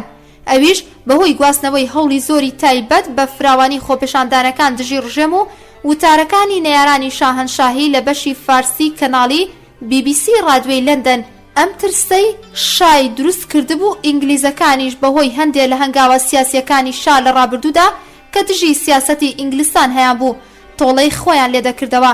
دیاریکردنی ئەشرەف ئیمامیش بۆ پێکهێنانی کابینەی نوێی حکومەت لە هەمان ترسەوە سەرچاوی گرتبوو کە شا ئەوی بە بڕبڕەی پشتی ئینگلیزەکان دەزانی. لەو باوەڕەدا بوو کە دیاریکردنی ئیمامی بۆ پۆستی سەرۆکوەزیران ئینگلیزەکان کۆڵ لە دژایەتیکردنی ڕژێمی ئێران دەدەن و ڕادیۆی لەندەنیش مۆری بێدەنگی دەدات لە دەمی. بەڵام هەڵبژاردننی شەریف ئیمامی هیچ کام لە چاوەڕوانیەکانی شای بەدی نەهێنا. پاشەکشەی لە ناکاوی ڕژێم لە بەرامبەر نەیارانیدا و ئازادی زیاتری چاپەمەنی و کۆبوونەوەکان بوویە هۆی زیاتربوونی چالاکیەکانی نەیارانی ڕژێم. هەنگاوی بەپەلەی ڕژێم لە ڕاگەیاندنی حکومەتی سەربازیدا کارەساتی مەیدانی ژاڵا مەیدانی ئینقیلابی ئێستای هێنایە بوون. ڕنگدانەوەی جیهانی ئەمڕووداوە ڕژێمی سوورتر کرد لەسەر جێبەجێکردنی یاساکانی حکومەتی سەربازی و توند و تیژینواندنی زیاتر و دەستگیرکردنی خۆپێشاندەران. کەمانگرتنی زیاتر و نوێتری خەڵکی بەدواوە دەهات. گرنگترین مانگرتن کە بوویە هۆی بڕینی داهاتی وڵات و ئیفلیچکردنی ڕژێم مانگرتنی کرێکارانی کۆمپانیای نەوت بوو. لەم نێوەندەشدا حکومەتی شەریف ئیمامی دووچاری هەڵەیەکی گەورە بوویەوە کە ئەویش داواکردنی بوو لە دەوڵەتی عێراق بە دەرکردنی ئایەتوڵڵا خومەینی کە لە وڵاتەدا بوو. ئایەتوڵڵا خومەینی لە ژینگەی داخراوی عێراقەوە ڕۆیشت بۆ وڵاتێکی ئازاد و گرنگترین ناوەندی هەواڵی جیهانی وەکو فەڕەنسا واتە پاریس بۆ بڵاوکردنەوەی بیر و باوەڕەکانی خۆی ئەوەی هەڵبژارد. کەناڵی BBCش با هەڵبژاردنی سەرۆکێکی فراماسۆنری ئێران بۆ سەرۆکوەزیران نەگوازی لە هاندان و ڕاگەیاندنەکانی خۆی دژی ئێران نەهێنا بەڵکو دوو ئەوەندەش زیادی کرد. لاوێکی بێئەزمونیش کە تەنها لەبەر پەیوەندی لەگەڵ ئەشرەف پەهلەویدا لە پۆستی گرنگی وەک باڵوێزی ئێران لە فەڕەنسا دیاریکرا بوو بچووکترین سەرکەوتنی لە گۆڕینی ئەو ڕەوشە دوژمنەنکارانەی کەناڵی BBCدا بەدەست نەهێنا. لەم نێوەندەدا چاپەمەنیان نێوخۆیەکانیش لەگەڵ ڕاگەیاندنی بارینە ئاسایی و حکومەتی سەربازیدا لە کۆت و بەند و سانسۆر خستنە سەریان ئازاد بووبوون و تەنانەت ڕادیۆ و تەلەڤیزیۆنیش بە شێوەیەکی کردداری لە دەستی گروپە چەپگەرەکاندا بوون. گۆڕدرابوون بە بڵندگۆی نەیارانی ڕژێمی ئێران لە گواستنەوەی وێنەی فراوانی خۆپێشاندانەکان دژی ڕژێم بە تایبەتی وێنەی راپۆرتە هەواڵی جەرگ بڕی تەقەکردن لە خوێنکارانی زانکۆی تاران لە ڕۆژی 13 ئابانی 1350 هەتاویدا کە خۆپێشاندانەکانی کەم وێنەی 14 ئابان و سووتاندنی بانک و سینەما و دووکانی مەی و ئارەق فرۆشەکان و هەندێک لە گەورە کۆمپانیا تایبەت و دەوڵەتیەکان و هۆتێلەکانی تارانی بەدوادا هات. لە هەمان ڕۆژدا شا بە هەلیکۆپتەری ئاسمانی شار گەڕا و دوای بینینی هەموو ئەو ئاگرەی کە لە سەدان جێگای شاردا بەرز بوونەوە گەڕایەوە بۆ کۆشکی نیاوەران و باڵوێزی ئەمریکا و بەریتانیای بان کرد. لەم ڕۆژە قەیراناویەدا دیداری شا لەگەڵ ویلیام سۆلیوان و ئەنتۆنی پارسۆنس باڵوێزی ئەمریکا و بەریتانیا لە تاران بە یەکێک لە بەرنامەی کاری ڕۆژانەی شا هەژمار دەکرا. شا لە نێوکارکردنیدا حەپەسا بوو. بە شێوەیەکی گشتی نەیدەویست بەرپرسیارەتی تونند و تیژیەکان و کوشتن و خوێنڕێژی بگرێتە گردنی خۆی. هەمیشە داوای لە باڵوێزانی ئەمریکا و بەریتانیا دەکرد کە لە کارەکانیاندا ڕێنمایانی بکەن و بە شێوەیەکی دیکە بە فۆرمی مۆڵەتی ئەنجامدانی تونند و تیژی دژی خۆپێشاندەران بدەن تا دواتر ئەو تونند و تیژیانە نەکەنا بیان و دژی ئەو. هەندێک لە بەرپرسا فەرمیەکانی ئەمریکا وەک برژنسکی ڕاوێژکاری ئاسایشی نەتەوەی ئەمریکا لە تەلەفۆندا شای هاندا بۆ نواندنی تونند و تیژی دژی نەیارەکان. بەڵام باڵوێزی ئەمریکا هەرگیز ئامادەی گرتنە ئەستۆی ئەو بەرپرسیارەتە و دەربڕینی ڕەزامەندی فەرمی ئەمریکا نەبوو لە نواندنی تونند و تیژیدا و هەروەها باڵوێزی بەریتانیاش بەگشتی ڕەزامەندی بۆ ئەنجامدانی تونند و تیژی دەرنەبڕی. جارێکی دیکە شا هەردوو باڵوێزی بانگێش کرد هەتا بڕیاری کۆتایی خۆی بە پێکهێنانی دەوڵەتێکی سەربازی بەوان ڕابگەێنێ و هەروەها ئەرتەشبەند ئیزهاری سەرۆکی هێزا هاوبەشە چەکدارەکانیش کە لە بەرچاو گیرا بوو بۆ وەرگرتنی پۆستی سەرۆکوەزیری عەسری هەمان ڕۆژ بانکرا بۆ کۆشکی نیاوەران. باڵوێزی ئەمریکا دوای بیستنی وتەکانی شاوتی لەبەر ئەوەی کە پێشتر چاوەڕوانی وەها بڕیارێکی لەلایەن شاوە کردووە لەم بارەیەوە بۆ چوونی وەزارەتی دەرەوەی ئەمریکای بەیان کردووە کە واشنگتۆن ڕەزامەندی خۆی لەسەر جێگرتنەوەی دەوڵەتێکی سەربازی دەربڕیوە، بەڵام باڵوێزی بەریتانیا بۆ چوونی یەکلاکەرەوەی خۆی لەم بارەیەوە ڕانەگەیاند و وتی دەوڵەتی ئینگلیستان پاڵپشتی ئەو کارە دەکات کە خاوەن شکۆ بۆ بەرژەوەندی وڵاتەکەی خۆی دەیگرێتە بەر. شا دوای ئەم دیدارە فەرمانی بوون بە سەرۆکوەزیرانی ئیزهاری واژوو کرد و بەیانی ڕۆژی دواتر لە کاتی ڕاگەیاندنی پێکهێنانی دەوڵەتی سەربازیدا وتی دەنگی ناڕەزایەکانی شەقامی بیستووە و بڕیار دەدا کە هەڵە و کەم تەرخەمیەکانی ڕابردوو قەرەبوو بکاتەوە. وتارەکەی شا ئاوازێکی تکاکردن و پاڕانەوەی هەبوو و بەڕادەیەکی زۆر ئەو ترسەی کە لە پێکهێنانی دەوڵەتی سەربازیدا هەیبوو ڕەواندیەوە. لە هەمان ئەو چەند ڕۆژانەی سەرەتایدا حکومەتی سەربازی بێتوانایی خۆی لە ئیدارەکردنی کاروبارەکانی وڵات دانیشاندا. بزوتنەوەی خۆپێشاندان و مانگرتنەکان دوای چەند ڕۆژێک وەستان دەستی پێکردەوە. حکومەتی سەربازیش بە شێوەیەکی کردداری کارەکانی خۆی لەدەستدا بوو. لەبەر ئەوە بڕیار و فەرمانەکانی حکومەتی سەربازی دەربارەی گردبوونەوەکانی خەڵک جێبەجێ نەدەکرا. سوپا فەرمانی تەقەکردنی لە خەڵک نەبوو. ئەم حکومەتە سەربازیە لە سەردەمی ئیزهاریدا بوو تەنها لەبارەی چاپکراوەکانەوە سەختگیری دەکرد، بەڵام نووسەرانی ئەو چاپخانانە بڕیارەکانیان جێبەجێ نەدەکرد و دەستیان دایان مانگرتن و خۆپشاندان. خەڵکیش بۆ ئەوەی ئاگاداری ڕوتی ڕووداوەکانی نێو وڵاتەکەیان و ئەوەی کە لە وڵاتەدا تێدەپەڕێ ڕوویان کردە گوێگرتن لە ڕادوێبیانیەکان. فراوانبوونی بزوتنەوەی مانگرتن و خۆپێشاندانەکان لە سەرانسەری وڵاتدا بە تایبەتی مانگرتنی پیشەسازی نەوت کاروباری وڵاتی ئیفلیس کرد و داهاتی وڵاتی سفر کردەوە. حەمەڕەزاشا بۆ دەرچوون لەو گرفتاریەی کەتی کەوتبوو پەنای هێنا بۆ لای ڕێبەرانی جەبهەی میلی. بەر لە هەموو شتێک پێشنیاری بۆ دکتۆر سدیقی کرد بە وەرگرتنی پۆستی سەرۆکوەزیران. سدیقیش دوای هەفتەیەک لێکۆڵینەوە و ڕاوێشکردن پێشنیارەکەی شای ڕەت کردەوە. ئەمجارە شاپور بەختیاری لەلایەن شاوە بانگێشکرا بۆ وەرگرتنی پۆستی سەرۆکوەزیری. بەختیاریش بە مەرجی وەرگرتنی دەسەڵاتی تەواو و دەرچوونی شا لە وڵاتدا متمانە بەخشینی پەرلەمان و ئەنجومەنی سەنا بە کابینەی دەوڵەتەکەی بە پێشنیارەکەی ڕازی بوو. ئیدیشا هیچ ئومێدێکی بۆ مانەوەی خۆی نەمابوو. بەسەر جەم مەرجەکان ڕازی بوو. ئەوەش بڵێن کە ئیدی ئەمریکەکانیش جەختیان لەسەر ئەوە دەکردەوە کە هەرچی زووترا شا لە وڵات دەربچێ. ژەنڕاڵ هایزەری ئەمریکی بۆ ئەو بەرپرسیاریەتە تایبەتیە گەشت بووە ئێران کە فەرماندەی لەشکر بگرێتە دەست و شا ڕەوانەی دەرەوە بکە. لە کۆتا ڕۆژەکاندا فەرح هەوڵی زۆریدا کە شا ڕازی بکە بەپێی دەستور دەست لە سەڵتەنەتی ئێران بکشێنێتەوە و ئەو وەکو نائیبی سەڵتەنەت دابنێ. شا نەچوە ژێر باری ئەو قسانەی فەرەحەوە وتی ئەم کارە هیچ کێشەیەک چارەسەر ناکە. ڕوون نییە پلانی فەرەح بۆ بەڕێوەبردنی کاروباری وڵات بەبێ شا چی دەبوو، بەڵام ڕاستیەکەی ئەوەیە کە لەو ڕەوشە قەیراناویەدا فەرەح نەیدەتوانی هیچ کارێک بەرەو پێشەوە ببات. ئەگەر شا بەو کارەش ڕازی ببوایە ئەوە ئەمریکەکان ڕازی نەدەبوون. شا ڕۆژی 26 دی 1357 هەتاوی بە چاوی گریانەوە شاری گەورەی تارانی بە سەفرێکی بێگەڕانەوە بەجێهێشت. لە نێو ئەندامانی بنەماڵی سەڵتەنەتیدا تەنها فەرح لە ئێراندا مابوویەوە کە لەگەڵ هاوسەرەکەیدا ئێرانی بەجێهێشت. لە تەواوی کاتا خەفەتباری و ڕیسواییەکانیدا مێردەکەی بەجێرە دەهێشت. ڕژێمی سەڵتەنەتی بەکەمتر لە مانگێک دوای ڕۆیشتنی شا ڕووخاو تۆماری تەمەنی 2500 ساڵەی ڕژێمی شاهەنشاهی ئێران لە ڕۆژی 22 بەهمەنی 1357 هەتاویدا پێچرایەوە.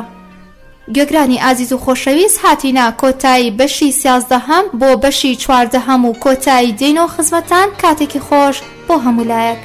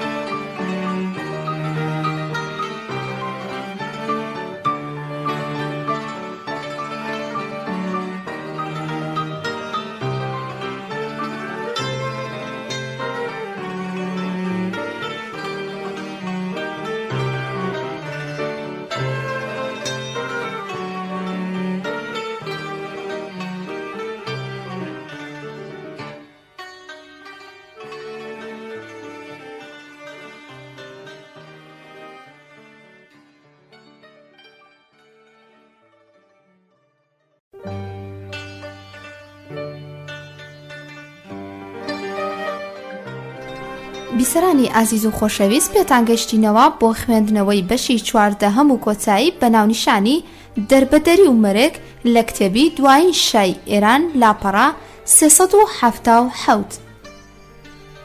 پوختەیەک دەربارەی ئەم بەشە. تەنها ئینگلیزەکان ئاگایان لە نەخۆشی سەرەتانی شا هەیە. مەلیک حەسەن بە تەماحی سەرمایە ئەفسانەیەکەی شا ئەوی بۆ مەراکیش داوەت دەکرد. شکاندنی بەڵێنی کارتەر و تاجر لە باهاماوە بۆ مەکسیک. پێشبینی سەرسوڕهێنەری کارتەر، دەردەدڵیەکانی شا بۆ نێردراوەکەی کارتەر، پیلان لا پەنەما. کارتەر بە مەرجی دەست لە کارکێشانەوەی شا لا پۆستی سەڵتەنەتداری ئێران ڕازی دەبێت بە پەنادانی لە ئەمریکا. کۆتا چاوپێکەوتنی شا و دەربڕینی پەشیمانیەکەی بۆچی دەستی نەدایە کوشتنی نەیارەکانی. دوایین ڕۆژەکانی ژیانی شا. لە تەواوی ئەو کتێبانەی کە لە دوای شۆڕشی گەلانی ئێرانی دەربارەی شا لە دەرەوەی وڵات چاپ و بڵاو کراونەتەوە وای دەردەخەن کە شا ئاگاداری توشبوونی خۆی بە نەخۆشی سەرەتان بووە. خودی خۆشی داوای لە پزیشکە فەڕەنسیەکان کردبوو کە ئەم بابەتە بشارنەوە. لەبەر ئەوە ڕەنگنەدانەوەکانی ئەم بابەتە لە نێو خۆ و دەرەوەی وڵات و تەنانەت لە نێو ئەندامانی بنەماڵەی سەڵتەنەتیشدا مەترسیدار بوو. لە هەندێک لە سەرچاوەکانی دیکەشدا ئاماژە بەوە کراوە کە هۆکاری نەچوونی شا بۆ لای پزیشکە بەریتانی و ئەمریکەکان کە شارەزایەکی باشیان دەربارەی نەخۆشیەکەی ئەو هەبوو ئەوە بووە کە لەوە دەترسا پزیشکە بەریتانی و ئەمریکەکان بابەتی نەخۆشی ئەو بەدەستگا سیخوڕیەکانی وڵاتانی خۆیان CIA و ئەنتلیجنس بگەێنن. ئەم هەواڵە ئەوان بخاتە بیری دیاریکردنی کەسێک بۆ جێگرتنەوەی شا. لە یادداشتەکانی عەلەمدا کە بەم دواییانە بڵاوکراوەتەوە وا دەردەکەوێت کە شا تا ساڵی 1356 هەتاوی ئاگاداری نەخۆشی بوونی خۆی بە سەرەتان نەبووە یان بەلانی کەمەوە ئەو بابەتەی لە عەلەم کە خۆی بە هاوڕازی شا دەزانی شاردۆتەوە. فەرەحی هاوسەری شاش لە چاوپێکەوتنێکیدا دوای مەرگی شاوتی بۆ یەکەم جار پزیشکە فەڕەنسیەکان دوای دەرچوونی شا لە ئێران لە ژانیۆی 1979 زاینی بەرامبەر بەدی 1357 هەتاوی ئەویان لە نەخۆشیەکەی ئاگادار کردوتەوە لە کاتێکدا کە نەخۆشیەکە گەشت بووە پلەیەکی مەترسیدار. توشبوونی شا بە جۆرێک لە سەرەتان لووی سەرەتانی کە خێرایی گەشەکردنی لە کەسێکەوە بۆ کەسێکی دیکە جیاوازە بۆ یەکەم جار ئەم نەخۆشیەی شا لە ساڵی 1974 زاینی و سەرەتاکانی ساڵی 1353 هەتاویدا دەرکەوتووە و پێی زاندراوە. پزیشکە فەڕەنسیەکان کە بۆ پشکنینی تەندروستی شا هاتبوو نەتاران دەرکەوتنی ئەم نەخۆشیان لەگەڵ دکتۆر ئەیادی دکتۆری تایبەتی شادا باس کردووە. بەڵام دکتۆر ئەیادی داوای لێکردوون کە لە خزمەتی شادا خۆیان بە دوور بگرن لە بەکارهێنانی زاراوەی سەرەتان. ناوێکی دیکەی تایبەت بە نیشانەکانی لووی سەرەتانی بەکاربهێنن. بەڵام پرۆفیسۆر مارڤین زونیسی ئەمریکی کە توێژینەوەیەکی گشتی دەربارەی شا ئەنجامداوە لەو باوەڕەدایە کە پزیشکە فەڕەنسیەکان بەهۆی چارەسەرکردنی نەخۆشیەکەوە ناچار بوون کە شا لە نەخۆشیەکەی ئاگادار بکەنەوە. لەگەڵ ئەوەشدا ئومێدەواریان کردووە کە دەتوانن بە بەکارهێنانی دەرمانی پێشکەوتوو ئەو نەخۆشیە لە لاشەی ئەودا بنبڕ بکەن. شا لە ناخی دڵەوە داوای لە پزیشکەکان کرد کە ئەو بابەتە لە لای پلەدارەکانی فەڕەنسا و خزمانی خۆشی و تەنانەت شاژنا فەرەحیشدا نەدرکێنن. بەڵام لە ساڵی 1977 زاینی بەرامبەر بە 1356 هەتاوی کە نەخۆشیەکەی شا گەیشت بووە ڕادەی مەترسیدار بڕیاریدا ئەم بابەتە لای هاوسەرەکەی باس بکە. بەڵام ئەم کارە دژوارەی خستە ئەستۆی پزیشکە فەڕەنسیەکانی خۆیەوە. ئەوانیش فەرەحیان لە تەواوی ڕاستیەکان ئاگادار کردەوە لەگەڵ ئەوەشدا وتیان کە ئەوان هەموو شتێکیان بەبێ بەکارهێنانی زاراوەی سەرەتان بە خودی شاوتووە. خودی فەرەحیش لە چاوپێکەوتنێکیدا دوای مردنی شاوتی لە ساڵی 1356 هەتاوی لە جۆری نەخۆشی هاوسەرەکەی و ئەوەی کە زیاتر لە چەند ساڵێکی دیکە زیندوو نابێ ئاگادار کراوەتەوە. بەڵام هەرگیز نەیتوانیوە تەواوی ڕاستیەکان دەربارەی نەخۆشیەکەی لەگەڵ شادا باس بکە. لەگەڵ هەبوونی ئەو نەخۆشیەدا وا دەردەکەوێت کە خودی شاش بە سەرنجدان بە دەرکەوتە و نیشانەکانی نەخۆشیەکەی عەلەم کە هاوشێوەی نەخۆشیەکەی خودی خۆی بووە کە سەرنجام مردنی عەلەم لە سەرەتاکانی 1357 هەتاوی بوو بە تەواوەتی پێی بە جۆری نەخۆشیەکەی و نزیک بوونەوەی مەرگی خۆی بردووە. دووچاربوونی بە نەخۆشی سەرەتان و ئاگاداربوون لە نزیک بوونەوەی کاتی مردن دەتوانێت هاوسەنگی دەرونی هەموو کەسێک تێک بدا. بەڵام بە بڕوای زونیسی ئەم نەخۆشیە کاریگەری زیاتری لە شا کردبوو. لەبەر ئەوە شا تا ئەم بەروارە خۆی بە چاودێری کرا و پارێزراوی دەستێکی غەریبی دەزانی و ڕزگاربوونی پەرجووی ئاسایی لە چەندین ڕوودا و پیلانگێڕیدا و هەوڵی کوشتنی بە دەرەنجامی میهرەبانی و چاودێری تایبەتی ئیلاهی بۆ سەر خۆی دەزانی. ئەم باوەڕی شایەکێک بوو لە هۆکارەکانی سەرکەوتنی ئەو بەسەر لاوازیە دەرونیەکانی خۆیدا و ئاراستەکردنی بۆ هەندێک کاری بێباکانە کە لەگەڵ کارکتەر و ئاکاری تایبەتی ئەودا پێک نەدەهاتەوە. لەم کاتەدا توشبوونی بە نەخۆشیێکی کوشندا بنەماکانی باوەڕی ئەوی با میهرەبانی و سەرنجی تایبەتی ئیلاهی هەژاند و ئەوی لە بەرامبەر بزوتنەوەی شۆڕژگەریەکاندا بەبێ تواننا و بێدەرمان هێشتەوە. شۆڕش بۆ توونی خۆشەویستبوونی ئەوی لە نێو خەڵکیشدا هەڵوەشاندبەوە.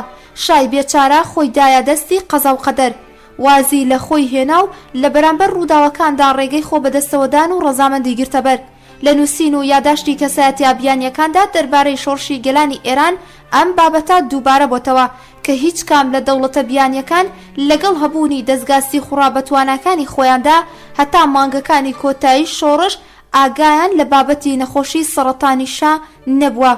پزیشکە فەڕەنسیەکانیش کە سەرقاڵی چارەسەرکردنی شابوون بە پشتبەستن بە بانگەشەی ژیژسکار دەستنی سەرۆک کۆماری پێشووی فەڕەنسا ئەویان لەم بابەتە ئاگادار نەکردبوویەوە. بەڵام پرۆفیسۆر مارڤین زونیس بۆ یەکەم جار پەردە لەسەر ئەم ڕازە لادەدات و کە دەوڵەتی ئینگلیز هەر لە سەرەتاکانی دەرکەوتنی دەرکەوتەکانی نەخۆشی سەرەتانی شاوە ئاگاداری ئەم بابەتە بوون و سەرچاوەی هەواڵەکەش شاپور ڕیپۆرتەری دۆستی نزیکی شابووە. سەرچاوەی زانیاری زونیسیش چاوپێکەوتنێکێتی کە بە تایبەت لەگەڵ خودی شاپور ڕیپۆرتەردا ئەنجامی داوە. لەم چاوپێکەوتنەدا شاپور ڕیپۆرتەر بە مارڤین زونیسی وتووە لەگەڵ ئەوەی کە بابەتی نەخۆشی شا ئاگادار بووە بابەتەکەی بەسر کلاس هیومی وەزیری دەرەوەی ئەو کاتەی بەریتانیا وتووە. زونیس لەم بارەیەوە ڕوونکردنەوەی زیاتر نادا، بەڵام ئەگەر ئەم بابەتە ڕاستیش بێ ئەوە زۆر بە دوور دەزاندرێت کە خودیشا بابەتی نەخۆشیەکەی لەگەڵ کەسێکدا باس بکە کە ئاگای لە پەیوەندی ئەو لەگەڵ ئینگلیزەکاندا هەبوو بێ. بەدڵنیاییەوە ڕازی نەخۆشی شا دکتۆر ئەیادی لە ڕێگای شاپورەوە گەیاندووە بە ئینگلیزەکان. لە هەمان کاتیشدا ئینگلیزەکان بەبێ ئەوەی ئەمریکەکان لە بابەتی نەخۆشی شا ئاگادار بکەنەوە پلانیان داڕشتووە بۆ سەردەمی دوای حەمەڕەزا شا لە ئێراندا. ڕۆژی سێشەممە 26 دی 1350 هەتاوی کاتژمێر 1 دوانیوەڕۆ کاتێک کە فڕۆکەی تایبەتی سەڵتەنەتی ئامادەی دوایین فڕینی خۆی بوو، شا بە چاوی گریانەوە ماڵ ئاوایی لەو خەڵکە دەکرد کە بۆ خوددا حافیزی هاتبوونەتە فڕۆکەخانە. لە شوێنی تایبەتی خۆیدا لە کەناری فەرەحەوە دانیشت بوو. لە پڕێکدا بڕیاریدا کە خۆی فڕۆکەکە لێ خوڕێت. فەرەح بەبینینی بارودۆخی پەریشانی مێردەکەی ویستی ڕێگری لەو کارەی مێردەکەی بکە، بەڵام شاوتی هیچ شتێک جگە لە فڕۆکەوانی ناتوانێت دەرونی ئەو ئارام و بەهێز بکە. کەس نازانێ لەو کاتەدا شا بۆ بەهێزکردنی لایەنی دەرونی خۆی فڕۆکەوانی کردووە یان گومانیشی لە فڕۆکەوانی تایبەتی سەڵتەنەتیش کردووە و لەوە دەترسا کە فڕۆکەکە بەرەو شوێنێکی دیکە بۆ نمونە بەرەو سۆڤیەتی ببە. ئەگەر شا گومانی لەو بابەتەش بکردایە گومانەکەی بێجێ نەبووە. لەبەر ئەوە سەرهەنگ موعیزی فڕۆکەوانە تایبەتیەکەی شا دوای سەرکەوتنی شۆڕشەکەی ئێران لەو کاتەی کە شا لە وڵاتی مەراکیش بوو لەگەڵ چەند کەسێک لە ئەفسرە خزمەتکارەکانی خۆیدا چوونە لای شاوتی ئێمە ئەمانەوێ بگەڕێنەوە بۆ ئێران. شا وەک بڵێ چاوەڕوانی ئەو داواکاریەی دەکرد، بەبێ بچووکترین بەرگری و دەربڕینی ناڕەزایی داواکاریەکانی پەسەند کردووتی دەتوانن فڕۆکات تایبەتیەکەی سەڵتەنەتیش لەگەڵ خۆیاندا ببن و بڕۆنەوە بۆ ئێران. موعیزی دوای گەڕانەوەی بۆ ئێران بەڕێکخراوی مجاهیدینی خەڵقەوە پەیوەست بوو.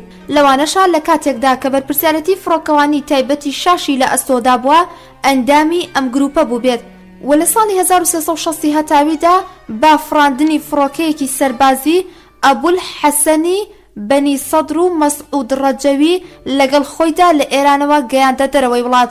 ئامانجی کۆتایی شا لەم سەفەرەیدا وڵاتی ئەمریکا بوو. ئەگەر بەبێ وەستان لە ڕێگادا یان دوای 5 ڕۆژمانەوەکەی لە وڵاتی مسر بگەیشتایەتە ئەمریکا ئەوە دووچاری گرفتاریەکانی دواتر نەدەهات. لەبەر ئەوە ئەمریکەکان لەو کاتەدا بەڵێنی پێشوازیکردنیان بەشادا بوو. پێشتری شوێنی نیشتەجێبوونی خۆی و بنەماڵەکەشی لە ویلایەتی کالیفۆرنیا ئامادەکرا بوو. بەڵام شا دوای مانەوەیەکی کورد لە ئەسوانی میسر بانگێشتێکی لەلایەن مەلیک حەسەنی دووەمی پاشای مەراکیشەوە پێگەیشت و بەگومانی ئەوەی کە ئەم بانگێشتەی مەلیک حەسەن لەوانەیە بەڕاستپاردەی ئەمریکەکان و بە ئومێدی گۆڕانکاری ڕەوشەکە و گەڕانەوەی ئەو بۆ وڵاتەکەی ڕێکخرابێ شا بانگێشتەکەی پەسەند کرد. هەڵبەتا کارتەر ئارەزووی ڕۆیشتنی شای بۆ ئەمریکا نەبوو، بەڵام مەلیک حەسەن بەڕاستپاردەی ئەمریکیەکان ئەم شایەی بۆ مەراکیش بانگێش نەکردبوو. مەبەستی ڕستەقینەی پادشای مەراکش لە داوەتکردنی شادا تەمای ئەو بوو بۆ ئەو سەرمایە ئەفسوناویەی کە دەوترا شا لە بانکەکانی دەرەوەدا هەیەتی. لەبەر ئەوە لەو کاتانەدا نەیارەکانی شا سەرمایەکەی ئەویان لە بانکە بیانیەکاندا بە نزیکەی لە 50 ملیۆن دۆلار مەزەندە کردبوو کە پێدانی دەیەکی ئەو بڕاپارەیەش بۆ مەلیک حەسەن سەرسوڕهێنەر بوو. بەڵام کاتێک شا بە میوانداریەکەی خۆی وت تەواوی سەرمایەکەی ئەو لە دەرەوەی ئێران ناگاتە 100 ملیۆن دۆلار، مەلیک حەسەن پەشیمان بوویەوە لە بانگێشکردنی وەها میوانێکی هەژار، هەر بۆیە دوای سەرکەوتنی شۆڕشی گەلانی ئێران بەڕێزەوە داوای لێبوردنی لێکرد. گاری سیگ ئەندامی ڕاوێژکاری ئاسایشی نەتەوەی ئەمریکا لە سەردەمی حکومەتەکەی کارتەردا کە بەرپرسی بەشی ئێران بوو لە تەواوی سەردەمی شۆڕشی ئێراندا ئاگای لە وردەکاریەکانی تایبەت بە ئێران بووە. دەنووسێت شا دوای دەرچوونی لە ئێران لە دروستکردنی هەر جۆرە پەیوەندیەک لەگەڵ ئەمریکەکاندا ناچار بوو و لەگەڵ ئەوەی کە بڕیار بوو فڕۆکەکەی ڕاستەوخۆ بەرەو ئەمریکا هەڵفرێت دوای چەند ڕۆژێکمانەوەی لە میسر ببێ ئەوەی هیچ پرس و ڕاوێژێک بە ئەمریکەکان بکە بانگێشتی پاشای مەراکیشی بۆ سەفەرکردن بۆ ئەو وڵاتە پەسەند کرد. لە ماوەی مانەوەشیدا لە وڵاتی مەراکیش پەیوەندی بە باڵوێزخانەی ئەمریکا لەو وڵاتە یان بەرپرسانی ئەمریکا لە واشنگتۆن نەکردووە.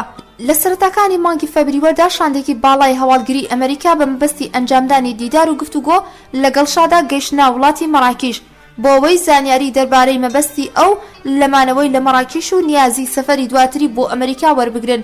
شاندی ناوبراوڕێک لە هەمان ڕۆژی 11 فەبریوەر و 22 بەهمەنی 1357 هاتاوی کە ڕژێمی سەڵتەنەتی لە ئێراندا ڕووخابوو لەگەڵ شادا دیداریان ئەنجامدا.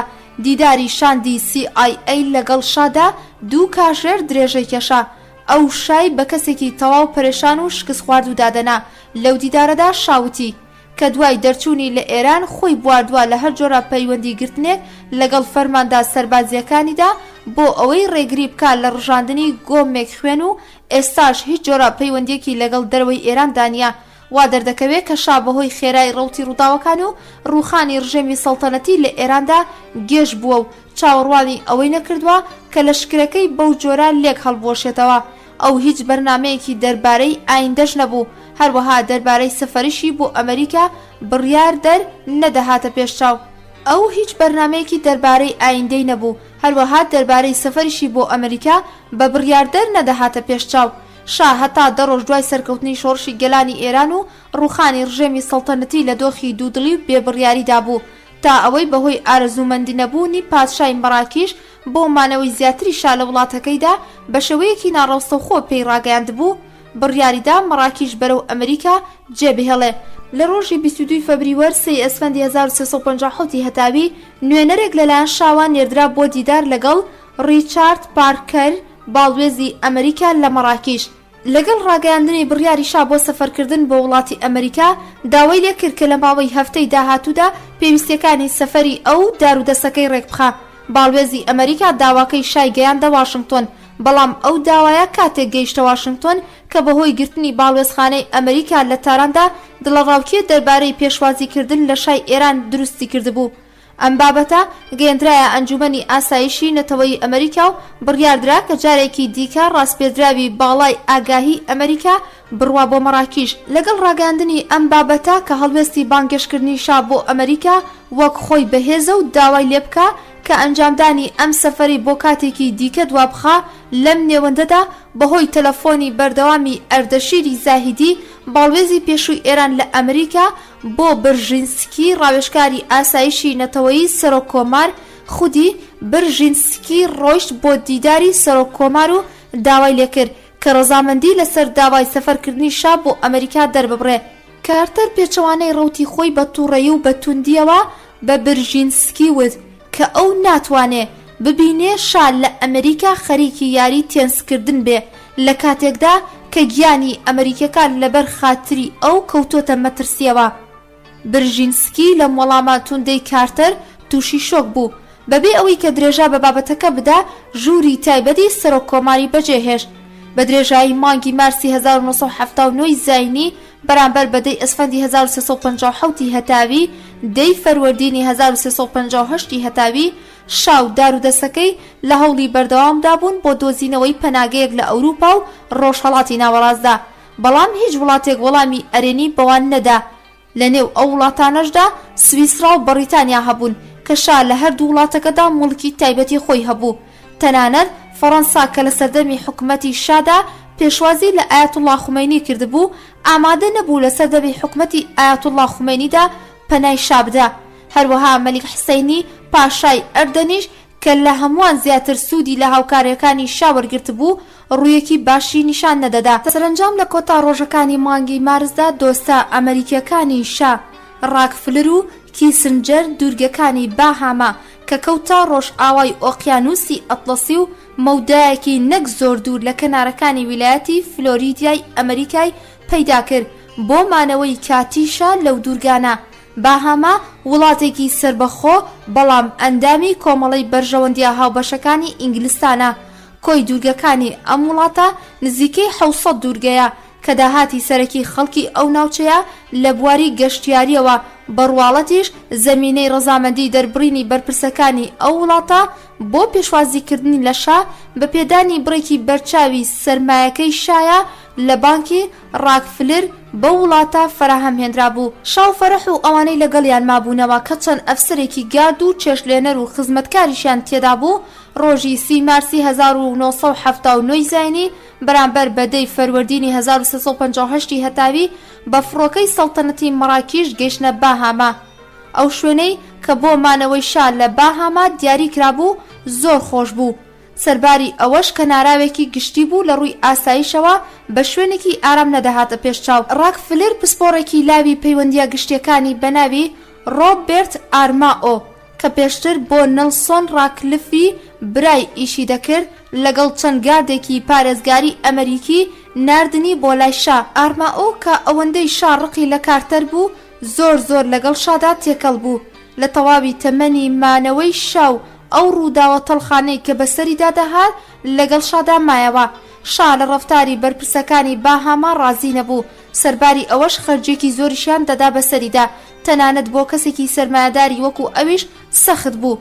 شا دووبارە لە مانگی مەی و ئۆردیبەهەشت و خوردادی 1358 هەتاوی لە ڕێگەی دۆستە ئەمریکەکانی خۆیەوە کەوتا بیری وەرگرتنی مۆڵەت بۆ سەفەرکردن بۆ ئەمریکا.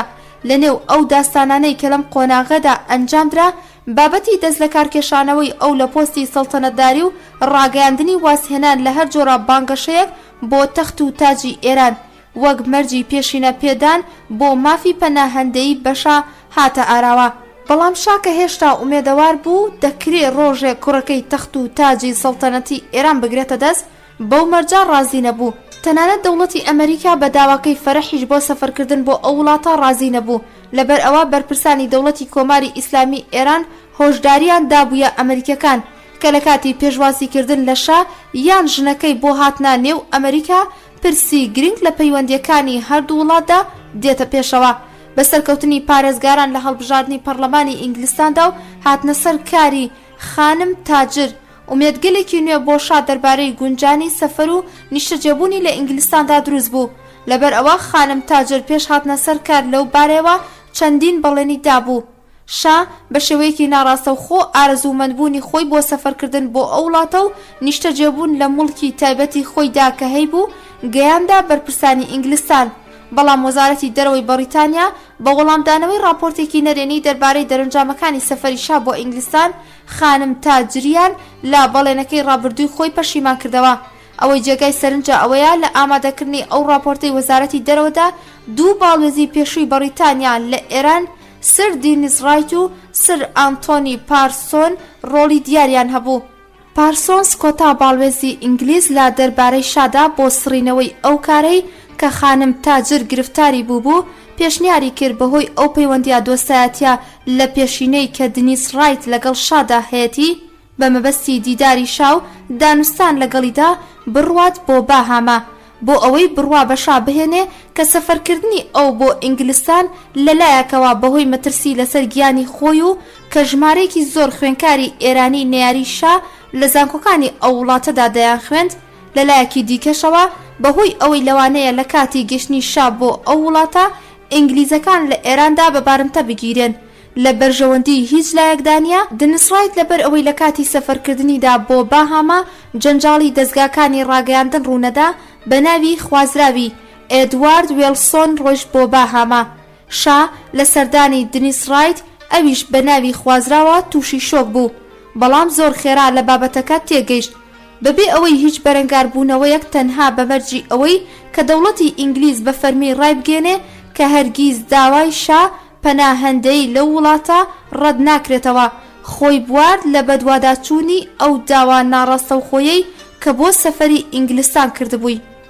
لە سەرەتاکانی مانگی ژوئین و ناوەڕاستی خوردادی 1358 هەتاویدا دەوڵەتی باهاما خۆی بوارد لە پێدانی درێژکردنەوەی فیزەی نیشتەجێبوون بە شاو، ئەویش دووبارە بۆ دەستکەوتنەوەی پەناگەیەک پەیوەندی بە دۆستە ئەمریکیەکانی خۆی ڕاکفلر و کیسنجەرەوە کرد. ئەوان توانیان ڕەزامەندی سەرۆکۆماری مەکسیک بەمانەوەی کاتیشا لە وڵاتی مەکسیک بەدەست بهێنن. ڕۆبەرت ئارمائۆ بەر لە سەفەری بۆ مەکسیک گەیشتە ئەو وڵاتە و شوێنی گونجاوی لە شاری گەشتیاری کۆرناڤاکا لە نزیک مەکسیکۆسی بۆ شا ئامادەکرا. شا و فەرەح و هاوڕێکانیان ڕۆژی 10 ژوئین 20 خوردادی 1358 هەتاوی گەشتنە مەکسیک و لە شوێنی نیشتەجێبوونی نوێ و فراوانی خۆیان بە بەراورد بە ڤێلا بچووک و ناخۆشەکەی باهاما زۆر ڕازی بوون. لە هاوینی ساڵی 1979 زاینی و 1358 هەتاویدا نیکسۆنی سەرۆک کۆماری پێشوو و کیسنجەری وەزیری دەرەوەی پێشووی ئەمریکا لە شوێنی حەوانەوەی خۆی لە مەکسیک سەردانی شایان کرد. چەند بەرپرسێکی پێشووی ئێرانیش لە مەکسیک سەردانی شایان کرد. یەکێک لەوانە هۆشنگ نەهاوەندی سەرۆکی پێشووی زانکۆی تاران و کۆتا سەرۆکی دیوانی تایبەتی فەرح بوو کە هاوکاری شای کرد لە نووسینی کتێبێکدا کە دەیویست لەو کتێبەدا بەرگری لە خۆی بکە. چاپی یەکەمی ئەم کتێبەی شا بە زمانی فەڕەنسی و لە شاری پاریس بڵاوکرایەوە. دواتر چاپا فارسیەکەی بە ناوی پاسخ بە تەریخ وەڵام بۆ مێژوو بڵاوکراوەتەوە. ئەم کتێبە لە بەرواری 16 سپتەمبەری 1979 زاینی بەرامبەر بە 25 شەهریوەری 1358 هەتاوی لە شوێنی نیشتەجێبوونی خۆی لە کۆرناواکا واژووکراوە. لە کۆتایەکانی مانگی سپتەمبەر سەرەتای پاییزی 1358 هەتاوی دووبارە نەخۆشیەکەی شا توند بوویەوە. ئارمائۆ یەکێ لە پزیشکان ناسراوەکانی نیویۆرکی بە ناوی دکتۆر بنجامین کینی بان کرد بۆ لای پێخەفەکەی شا. دکتۆر فلاندرنی فەڕەنسیش لە مانگی ئۆکتۆبەر و مێهری 1358 هەتاوی لای پێخەفی شا ئامادە بوو و ئارمائۆ بۆ یەکەمین جار ئەوەی زانی کە شا دووچاری نەخۆشی سەرەتان بووە. دکتۆر کین دوای ڕاوێژکردن بە دکتۆر فلاندرن گەیشتە ئەو بڕوایەی کە دەبێت شا لە ناوەندێکی پزیشکی پێشکەوتوودا دەرمان بکرێ. خودی ئەویش پێشنیاری نیویۆرکی کرد. راپۆرتی خراپی ڕۆژی تەندروستی شا و داوای سەفەرکردنی ئەو بۆ ئەمریکا بە مەبەستی چارەسەرکردن بەیانی ڕۆژی 9 ئۆکتۆبەر بەرامبەر بە 27 مێهری 1358 هەتاوی لە کۆشکی سپی خرایە بەردەستی کارتەر و برژینسکی و ونس وەزیری دەرەوە. تا ئەو کاتە ونس لە نەیارە سەرسەختەکانی پێشوازیکردنی بوو لە هاتنی بۆ ئەمریکا. دوای بینینی راپۆرتە پزیشکەکانی پەیوەست بە ڕۆژی تەندروستی شاوتی لەم بارودۆخەدا ناتوانێت نەیاری هاتنی شا بکا بۆ ئەمریکا.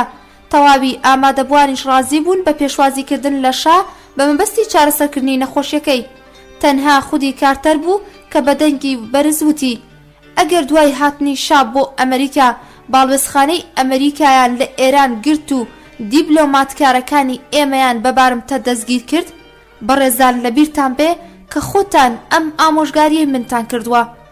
ڕۆژی 21 ئۆکتۆبەر بەرامبەر بە 29 مێری 1358 هەتاوی کارتەر مۆڵەتی سەفەری شا و هاوسەرەکەی کە بە فیزای گەشتیاریەوە بۆ ئەمریکا دەرکرد پێش ئەوەش شا ئاگادار کرایەوە کە شوێنی نیشتەجێبوونی خۆی لە مەکسیک لەدەست نەدا. لەبەر ئەوە مانەوەی ئەو لە ئەمریکادا کاتیە و تەنها بە مەبەستی چارەسەرکردنی نەخۆشیەکەیەتی. لەم بارەیەوە ڕاوێژ لەگەڵ سەرۆک کۆماری مەکسیکدا کرا و ئەویش بەڵێنیدا کە نەیاری لەگەڵ گەڕانەوەی شا بۆ مەکسیک و درێژکردنەوەی ماوەی مانەوەی لەو وڵاتەدا ناکات. شا و فەرەح ڕۆیشتن بۆ ئەمریکا. لە ماوەی 2 هەفتەدا شا 2 جار نەشتەرگەری بۆ کرا. لە کۆتایی هەفتەی دووەمدا تەندروستی شا کەمێک باش بوو بەڕادەیەک کە پێشوازی لە ژمارەیەک لە دۆستە ئەمریکی و ئێرانیەکانی دانیشتووی ئەو وڵاتە کرد. لە نێو ئەوانەی کە سەردانیان کرد ریچارد هەڵمزی باڵوێزی پێشووی ئەمریکا لە ئێران و هاوسەرەکەی بەدی دەکرا. خانمی هەڵمزی لە یاداشتەکانی خۆیدا دەربارەی ئەو دیدارە دەنووسێ. لەگەڵ ئەوەی کە شا بە مۆڵەتی کارتەر و ئەنجامدانی کارێکی مەترسیدار لەلایەن کارتەرەوە ڕەزامەندی لەسەر هاتنی ئەو بۆ ئەمریکا درابوو، کەچی هەر ڕخنەی لە کارتەر دەگرت و دەیوت لە ژێر فشاری کارتەردا ڕەزامەندی لەسەر پێدانی ئازادی بێجێ و لە ڕادەبەدەر دەربڕیوە. بە واتایەکی دیکە شۆڕشی ئێران بە دەستکەوتی هەڵەکانی کارتە دەزانێ. ئەو بەوەش واز ناهێنێ بەرپرسیارەتی ژەنڕاڵ هوی زەر لە ئێراندا بە پلانێک بۆ لاوازکردن و هەڵوەشاندنەوەی لەشکر و ڕووخانی ڕژێمی سەڵتەنەتی دەزانێ. ڕۆژی 1 نۆڤەمبەری 1970 زاینی بەرامبەر بە دەی ئابانی 1358 هەتاوی لە کاتێکدا کە هێشتا شا کاتی نەخۆشی خۆی لە نەخۆشخانەی نیویۆرکدا تێدەپەڕاند. بۆ یەکەم جار دیداری لە نێوان بەرپرسا یەکەمینەکانی ئەمریکا و کۆماری ئیسلامی ئێراندا ئەنجامدرا. ئەم دیدارە لە بۆنەکانی ساڵیادی سربەخۆی وڵاتی جەزائیردا ڕوویدا. تیایدا دانوستان لە نێوان برژینسکی ڕاوێژکاری ئاسایشی نەتەوەی سەرۆک کارتەر لەگەڵ مەهدی بازرگان سەرۆکوەزیری ئێران و ئیبراهیم یەزدی و مستەفا چەمران وەزارەتی دەرەوە و ناوخۆی کۆماری ئیسلامی ئێران ئەنجامدرا. برژینسکی بە ڕەزامەندیەکی زۆرەوە لەم دانیشتنا گەڕایەوە بۆ واشنگتۆن. لەگەڵ کارتەردا باسی لە فراوانکردنی پەیوەندیەکانی ئەمریکا لەگەڵ کۆماری ئیسلامی ئێران کرد.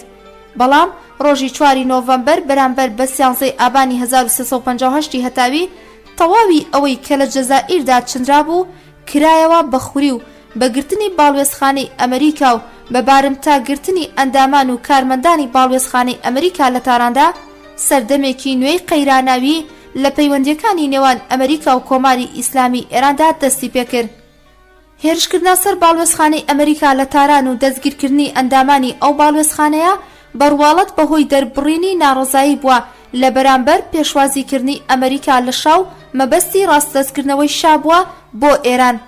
بەڵام مەبەستی ڕاستەقینەی ئەم کارە بۆ لەباربردنی هەوڵەکانی دەوڵەتەکەی بازرگان بوو لە چارەسەرکردنی کێشەی نێوان هەردوو وڵات و نزیکبوونەوەی زیاتر بووە لە یەکتری.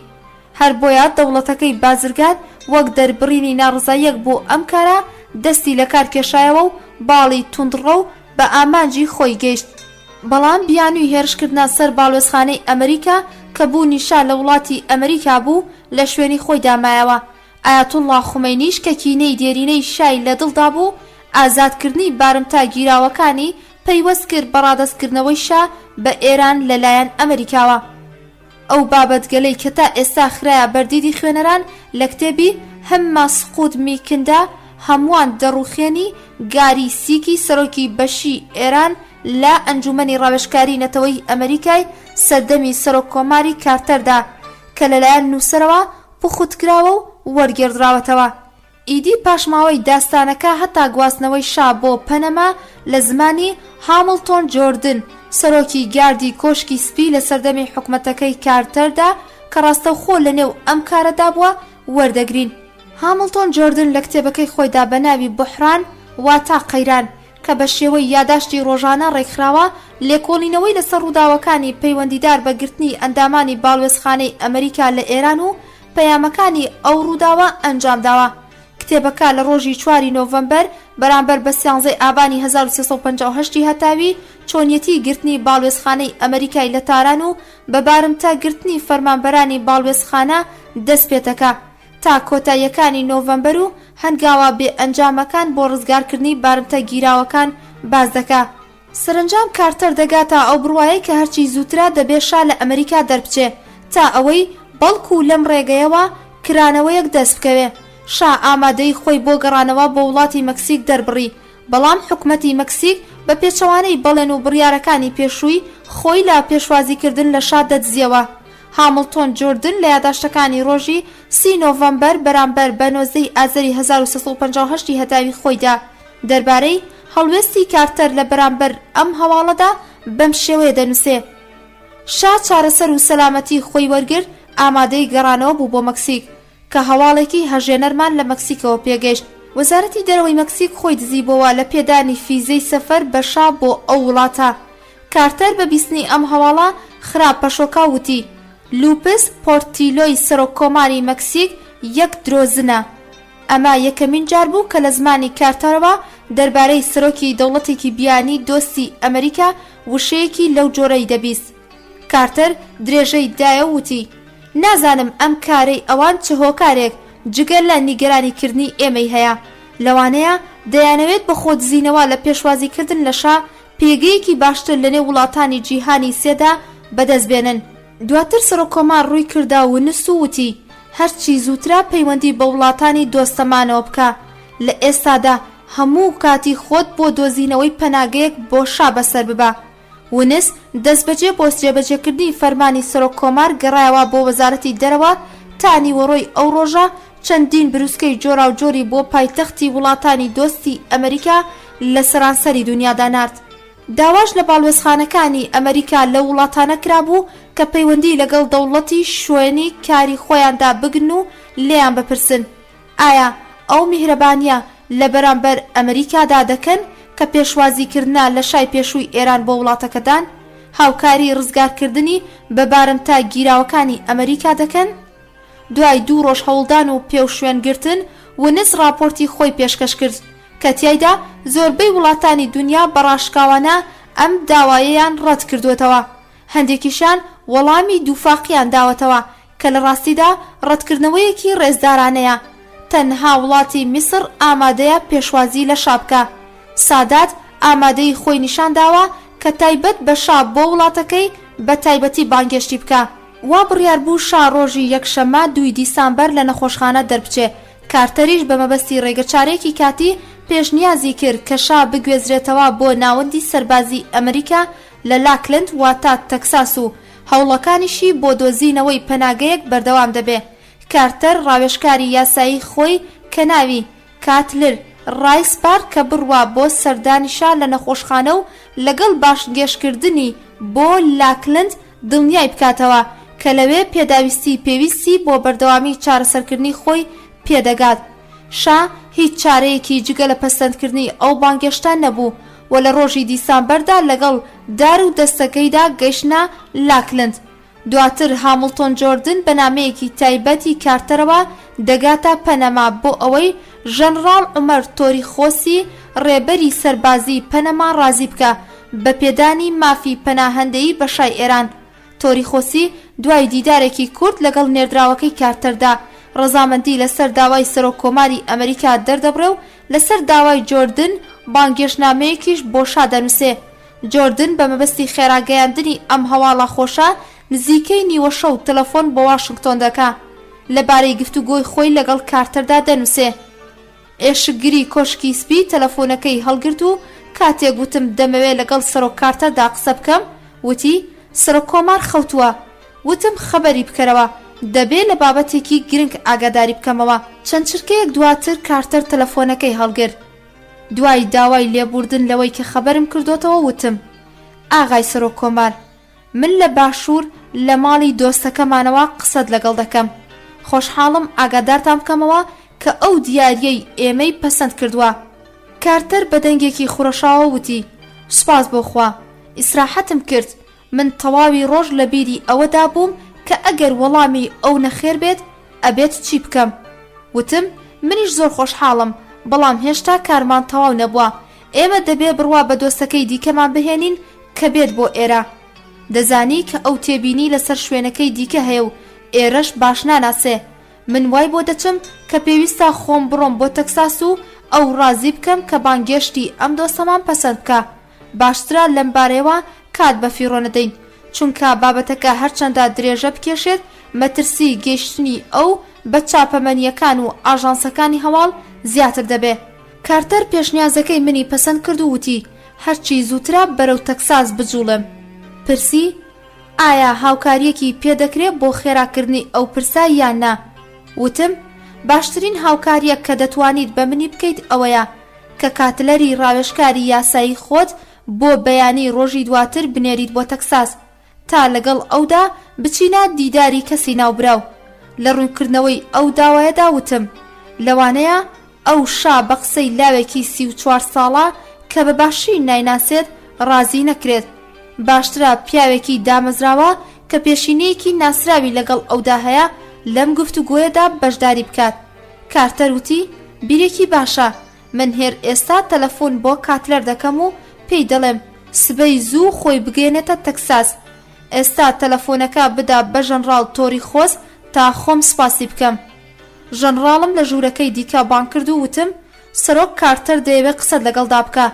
گفتوگۆکەیان کورد بوو. لە وەڵامەکانی ژەنڕاڵەوە دەرکەوت کە کارتەر زۆر بەگەرمی سوپاسی دەکات. کاتێک گفتوگۆکەی کارتەر و تۆری خۆز تەواو بوو داوای مۆڵەتی ماڵ ئاوایم لە ژەنڕاڵ کرد و وتم دەمەوێت هەر ئەم شەو بەرەو تەکساس بڕۆم. جۆردن لە یاداشتەکانی ڕۆژی 11 و 12 دیسامبەر و 21 و 22 ئازەری 1358 هەتاوی خۆیدا ڕوونکردنەوەیەکی تێروتەسەلی دەربارەی دیداری خۆی و کاتلەر ڕاوێژکاری یاسایی کۆشکی سپی لەگەڵ شادا داوە کە بەهۆی ئاگاداربوون لەباری دەرونی شا لەو ڕۆژگارانەدا شیاوی خوێندنەوەیە.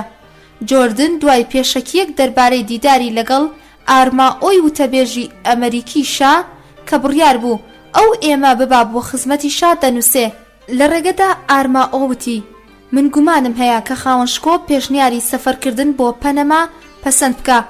ئەو لەو ڕۆژەوەی کە وڵاتی خۆی بەجێهێشتووە ڕوبەڕووی کێشە و گرفتاری زۆر بۆتەوە لەسەر زەوی نەناسراوەکان. هەوڵەکانی ئێوە بۆ دۆزینەوەی شوێنێک بۆ نیشتە جێبوونی خاوەنشکۆ جێگەی ڕێزە، بەڵام ئەو نە ژەنڕاڵ تۆری خۆز دەناسێ و نە زانیاری پێویستیشی دەربارەی ئەو وڵاتە هەیە.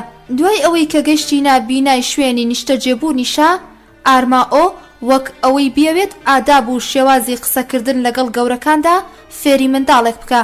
بەگوێمدا چرپاندی ئاگات لە خۆت بێ لە کاتی قسەکردن لەگەڵ شادا ئەو بە نازناوی فەرمی خاوەن شکۆ ناو ببە. وتم دڵنیا بە بەو ئادابە خۆم زانیاریم هەیە. شاو هاوسەرەکەی لە خانوویەکدا کە 3 ژووری خەوتنی هەبوو لە بەشی ئەفسەرانی بنکەی هەوایی لاکلند نیشتەجێ بوون. ئەو ژوورەی کە شاتیایدا پێشوازی لە من و کاتلەر کرد ڕەوشێکی نائاسایی و پەشێوی هەبوو. ڕەنگی شین و سەوزی پەردەکان و تەختی ژوورەکە ئەو ڕەشا ماندووکەرەی زیاتر دەکرد.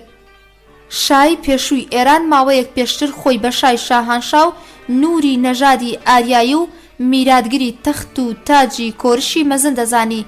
لەم ژوورە ناشرینەدا لەسەر لەتێک پلاستیک دانیشت بوو. کاتێک کە ئێمە چووینە ژوورەوە شا بۆ تەوقەکردن لەگەڵ ئێمەدا لە شوێنی خۆی هەستایەوە. ئەو لەڕ و لاواز دەهاتە پێشچاو، نەی دەتوانی هاوسەنگی خۆی ڕابگرێ.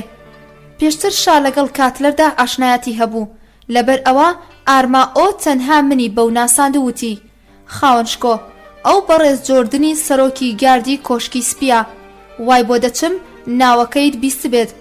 شا بە دەنگێکی نیگەران و لاوازەوە وتی هەڵبەتە پێشتریش بە دیداری بەڕێزیان لە کۆشکی سپی لە ساڵی 1970 زاینیدا گەیشتوم. ئەو دیدارەی کە شا ئاماژەی بۆ کرد بە باشی لە بیرما. سەرۆک کارتەر لە ساڵی یەکەمی سەرۆک کۆماری خۆیدا دیداری لەگەڵ زیاتر لە سەرۆکی 40 وڵاتی دنیادا لە کۆشکی سپی ئەنجامدا کە دیداری شا یەکێک لە دیدارە بیر نەکراوەکان بوو. دیداری فەرمی شا لە ئەمریکا لە ساڵی 1970 زاینی نەک بەهۆی ڕوودانی خۆپێشاندانی تند و بێپێشینەی لە بەرامبەر کۆشکی سپیدا ڕوویدا و تەقاندنی گازی فرمێسک ڕێژ لەلایەن پۆلیسەوە کە فرمێسکی لە چاوی هەمووان هێنا، بەڵکو بەهۆی چۆنیەتی ڕوبەڕووبوونەوەی شابوو لەگەڵ کارتەر و ئەو قسانەی کە لە دانیشتنی یەکەمین دیداری فەرمی ئەواندا دەکرا مایەی سەرسوورمان و لە یاد نەکردن بوو. لەم دانیشتنەدا شا نزیکەی کاتژمێرێک بەبێ ئەوەی سەیری نووسین بکات دەربارەی پرسا نێودەوڵەتیەکان و گرنگی ئابووری و لەشکری ئێران بۆ ئەمریکا و دنیا قسەی کرد کە لە شێوەی خۆیدا بە شاکارێک دەهاتە پێشچاو. وتەکانی شا لەم دانیشتنەدا بە شێوەیە کارتەری خستە ژێر کاریگەری خۆیەوە کە سەرۆک کۆماری ئەمریکا نەیویست بۆ چوونەکانی خۆی دەربارەی ڕەچاوکردنی مافی مرۆڤ و ئازادیات تاکە کەسیەکان لە ئێراندا لەو دانیشتن و دانوستانە فەرمیەدا لەگەڵ شادا باس بکە. هەر لەبەر ئەوەیە دانیشتنی دانووسانی نێوان سەرۆکەکانی هەردوو وڵات لە ژوورێکدا لە ژینگەیەکی دۆستانە و ئارامدا کۆتایی پێهات. لە کۆتایی ئەم دانیشتنەدا کارتەر داوای لە شا کرد کە پێکەوە بڕۆن بۆ ژووری تایبەتی خۆی کە لە تەنیش ژووری دانووسانەکەیانەوە بوو. لەم دانیشتنە تایبەت و دووقۆڵێدا بوو کە کارتەر نیگەرانیەکانی خۆی لەبارەی ڕەچاونەکردنی مافی مرۆڤ لە ئێراندا لەگەڵ شا باس کردبوو. داوای لێکرد کە هەنگاو بۆ جێگیرکردنی دیموکراسی و دابینکردنی ئازادیە تاکە کەسیەکان هەڵبگرێ. لەم دانیشتنەدا جگە لە کارتەر و شا هیچ کەس ئامادە نەبوون. بەڵام دواتر کارتەر بابەتی گفتوگەکانی خۆی لەگەڵ شادا بۆ باسکردن و وتی خۆشبەختانە شا ئامادەی زۆری بۆ جێبەجێکردنی داواکاریەکانی ئەو دەربڕیوە و خودی خۆیشی لە بیری جێبەجێکردنی بەرنامە گەلێکە لەبارەی جێبەجێکردنی دیموکراسی لە ئێراندا و دەربارەی مافی مرۆڤ و ئازادیات تاکە کەسیەکانیش کاری زۆرتر دەکا. بە شێوەیەکی گشتی بینینی فەرمی شا لە ئەمریکا لە ساڵی 1970 زاینیدا سەرباری نەخۆشی سەرەتانەکەی بەڵام کۆتاییەکی خۆشی هەبوو. هیوا و دڵنیاییەکە بە ئێمە بە بەخشینی بەهرەمەندی هاوپەیمانی بوونمان لەگەڵ هێزێکی جێگر و پتە و لە یەکێک لە هەستیارترین شوێنە جوگرافیەکانی جیهاندا. بەڵام کەمتر لە 2 ساڵ لە دوای ئەو بەروارەوە ئەو پیاوەی کە بە بۆچوونی ئێمە ڕابەرێکی بەهێز و هاوپەیمانێکی پتە و جێگای بایەخی ئێمە بوو بە حاڵێکی پەشۆکا و ڕوخسارێکی زەرد لە بەرامبەر مندا دانیشت بوو. لەگەڵ یەکەمین دیتنیدا وا هەست دەکرا کە نەخۆشیەکەی ئەو بەرە و خراپتری گەیاندووە. بەڵام بە کەمێک گفتوگۆ دەردەکەوت کە ئاسوودەیی دەروون و هێز و ئیرادەی خۆی لەدەست داوە. شا پۆشاکێکی درێژ و دڵبی شینباوی تایبەت بە ئەفسەرانی هێزی ئەمریکای پۆشی بوو. لە پشتیەوە هێمای USA پێوە بوو. من نازانم کە خودی شا ئاگای لەوە هەبووە یان نا. من قسەکانی خۆمم بەم شێوەیە دەست پێ کرد. خاوەنشکۆ، من زۆر خۆشحاڵم دووبارە بە خزمەتی ئێوە گەیشتم و لەبەر ئەوەی کە بە زوویی دیتنی ئێمەتان پەسەند کرد سوپاسان دەکەم. کاتێک من قسەم دەکرد شا لە چاوەکانم تێڕاما بوو. لەو کاتەدا بیرم کردەوە کە تەنها شتێک لەو ماوەیەدا لە قیافەیدا گۆڕانی بەسەردا نەهاتووە هەمان چاوە ڕەش و کاریگەرەکانیەتی. بەو تێڕامانەیەوە دەتگوت چاوەڕێی بیستنی قسەی نوێم لێ دەکا کە لە سەرەتادا نەمدرکاند بوو. هەتا ئەوەی کە شا ئارامی نەماوتی وا باشترا بچیتە ناو ناوەڕۆکی بابەتەکەوە. چ شتێک بۆ تا هۆکاری سەفەرکردنی ئێوە بۆ تەکساس و بینینی من. لەم ڕۆژانەدا هەر کاتێک نوێنەرێک لەلایەن دەوڵەتی ئەمریکاوە سەردانی من دەکا داوای ئەنجامدانی کارێکم لێ دەکا. وتم خاوەنشکۆ، ئێمە بۆ داواکردنی ئەنجامدانی کارێک نەهاتوین بۆ لای تۆ. ئێمە هاتوین باسی ئەو کێشەیەت بۆ بکەین کە لە کاری بارمتا گیراوە ئەمریکیەکان لە ئێراندا ڕوبەڕووی ئێمە بۆتەوە. ئەگەر ئەنجامدانی سەفەری ئێوە بۆ وڵاتی دیکە لە خزمەتی بەڕێستاندا باس بکەین. شاوتی زۆر باشە، من پێشتریش وتومە بۆ ئازادکردنی بارمتا گیراوەکان هەرچیم پێ بکرێ ئەنجامی دەدەم. من نامەوێت لە مێژوودا بە نێوی بەرپرسی ئەم ڕووداوە ترسناکە بناسرم. وتم خاوەنشکۆ، دەمەوێت بەڕاشکاوە نەبڵێم کە بۆچوونی ئێمە هەتا ئەو کاتەی کە ئێوە لە ئەمریکا بن ئازادی بارمتەکان لە تاران ئاسان نابێ. شاوتی ئەم بابەتە دەگونجێ ڕاست یان ناڕاست بێ، بەڵام ئەوەی کە دەبێت تۆ ئاغای جۆردن و سەرۆک کۆمارەکەتان هەستی پێ بکەن ئەوەیە کە ئەو کەسانەی لە باڵوێزخانەی ئەمریکا لە ئێراندا گرتویانە و فەرمانبەرەکانیان بە بارمتا دەستگیر کردوون کۆمۆنیستن. سەرنجام لەگەڵ خومەینیشدا دەکەونە ململانێکردن. من لە ماوەی 37 ساڵی سەردەمی شاهانشاهی خۆمدا هەمیشە دۆستی گەلی ئەمریکا بووم. ئێستاش ئامادەم بۆ ئازادبوونی بارمتا ئەمریکەکان فیداکاری بەگیانیشم بکەم. بەڵام ئاغای جۆردن دیسانەوە بە بیری بەڕێستان دەهێنمەوە کە ئێوە لەگەڵ ڕووداوێکی گونجاو و منتقیدا ڕوبەڕوو بوونەتەوە. ئەم پرسەش ناتوانێ بە ستانداردی لەبەر چاوگیراوی خۆتان چارەسەری بکەن. شا بەبێ ئەوەی ڕاستەوخۆ وەڵامی قسەکانی من دەربارەی پێویستی سەفەرکردنی لە ئەمریکا بۆ چارەسەرکردنی پرسی بارمتە گیراوەکان بدا، دەیویست وانیشان بدا کە ڕۆشتنی ئەو لە وڵاتی ئەمریکا هیچ هۆکارێکی چارەسەرکردنی ئەم کێشەیە ناکا. بەڵام من لە بەردەم جێبەجێکردنی بەرپرسیارەتەکەی خۆمدا پێویست بوو کە کاریگەری گواستنەوەی ئەو لە تەکساسەوە بۆ پەنەماڕێک بخەم. لەبەر ئەوە پێداگریم کرد لەسەر بەڵگەکانی خۆم. وتم خاوەنشکۆ، من نامەوێت دەربارەی ئەم بابەتە و ڕووداوەکانی پشتی پەردە کە بوونەتە هۆی بەبارمتەگرتنی فەرمانبەرانی باڵوێزخانەی ئەمریکا لە تاران لەگەڵ ئێوەدا باسی بکەم. بەڵام ئەوەی کە هەیە ئەگەر تۆ لە ئەمریکا بڕۆیت، کۆمۆنیستەکان یان هەر گروپێکی دیکە کە دەستیان لەم کارەدا هەیە ئیدی ناتوانن بانگەشەی ئەوە بکەن کە ئێمە پەنای ئێوەمان داوە لە ئەمریکا، هەتا ئامادەسازی بۆ گەڕانەوەی ئێوە و بەدەستگرتنەوەی سەڵتەنەت بکەین. لە دوای ماوەی قسەکردنی ئێمە بۆ یەکەم جار زەردەخەنەیە کەوتە سەر لێوانی شاوتی: ئاغای جۆردن، بە دڵنیاییەوە خۆتان ئەوە باشتر دەزانن کە ئەمریکا خەیاڵی وەهاکارێکی نییە. وتم: نەخێر شخاوەن شکۆ، ئەمریکا لە بیری وەهاکارێکدا نییە. دوای ئەم گفتوگۆیە قسەکانی ئێمە جددیتر بوو. سەرنجام شاوتی: زۆر باشە، من ئامادەم لە ئەمریکا بڕۆم، بەڵام دەتوانم بۆ کوێ بڕۆم؟ دوای ئەم گفتوگۆیای قسەکانی ئێمە جددیتر بوون. سەرنجام شاوتی: زۆر باشە، من ئامادەم لە ئەمریکا بڕۆم، بەڵام دەتوانم بۆ کوێ بڕۆم؟ لێرەدا کاتلەر درێژەی قسەی لە دەم گرت و وتی: خاوەن شکۆ، لە 12 ڕۆژی ڕابردوو سەرۆکۆمار و وەزیری دەرەوەی ئەمریکا بۆ دابینکردنی شوێنی نیشتەجێبوونی ئێوە پەیوەندیان بە زۆر وڵاتەوە کردووە، بەڵام بەداخەوە وەڵامی زۆربەی ئەو وڵاتانە نەرێبووە. توانای ئێمەش بۆ دیاریکردنی ئەو وڵاتی کە دەبێت بەڕێستان سەفەری بۆ بکەن دیاری کراوە. شاپرسی: ئایا داوا لە سویسرا و نەمساش کراوە؟ کاتلەر وەڵامی دایەوتی: بەڵێ، بەڵام هیچ کامیان لەم ڕەوشەی ئێستادا ئامادەی پێشوازیکردن لە ئێوە نەبوون. شا بەنا باوەڕیەوە وتی: ئایا لەو بابەتە دڵنیایت؟ کاتلەر وتی: بەڵێ خاوەن شکۆ، باڵوێزەکانی ئێمە لە هەردوو وڵاتەکەدا لە ماوەی 48 کاتژمێری ڕابردوودا دیداریان لەگەڵ وەزیری دەرەوەی سویسرا و نەمسادا ئەنجامداوە و وەڵامی نەرەیان وەرگرتوەتەوە. شا بەدەنگێکی هێواش و خەفەتباریەوە وتی: دەبێ ئەوە بڵێم کە ئەم ڕووداوە منی تووشی شۆک و نەئومێدی کردووە. ئەڵێ هیچ وڵاتێک لەم دنیا گەورەدا ئامادەی پێشوازیکردن و پەنادانی من نییە؟ لێرەدا سەرەتای قسەی من بوو کەوتم: ناخاوەن شکۆ، بەو شێوەیەم نییە. من هەر ئەمڕۆ لە پەنەماوە گەڕاومەتەوە و لە سەفەرەکەمدا بۆ ئەو وڵاتە دەربارەی مانەوەی ئێوە لە وڵاتە گفتوگۆم لەگەڵ ژەنڕاڵ تۆریخۆسی ڕێبەری پەنەما کردووە. ئەو بەو پەڕی خۆشحاڵیەوە ئامادەی دەربڕیوە بۆ پێشوازیکردن لە ئێوە. شاوتی: ئاغای جۆردن، لە ناخی دڵەوە سوپاسی ئەرک و ماندووبوونەکانت دەکەم، بەڵام من زانیاریکی کەمم دەربارەی ئەمریکای لاتین و پەنەما و ئەو پیاوە تۆریخۆسە هەیە. من ئارەزومەندم بۆ وڵاتێکی ئەوروپی بڕۆم.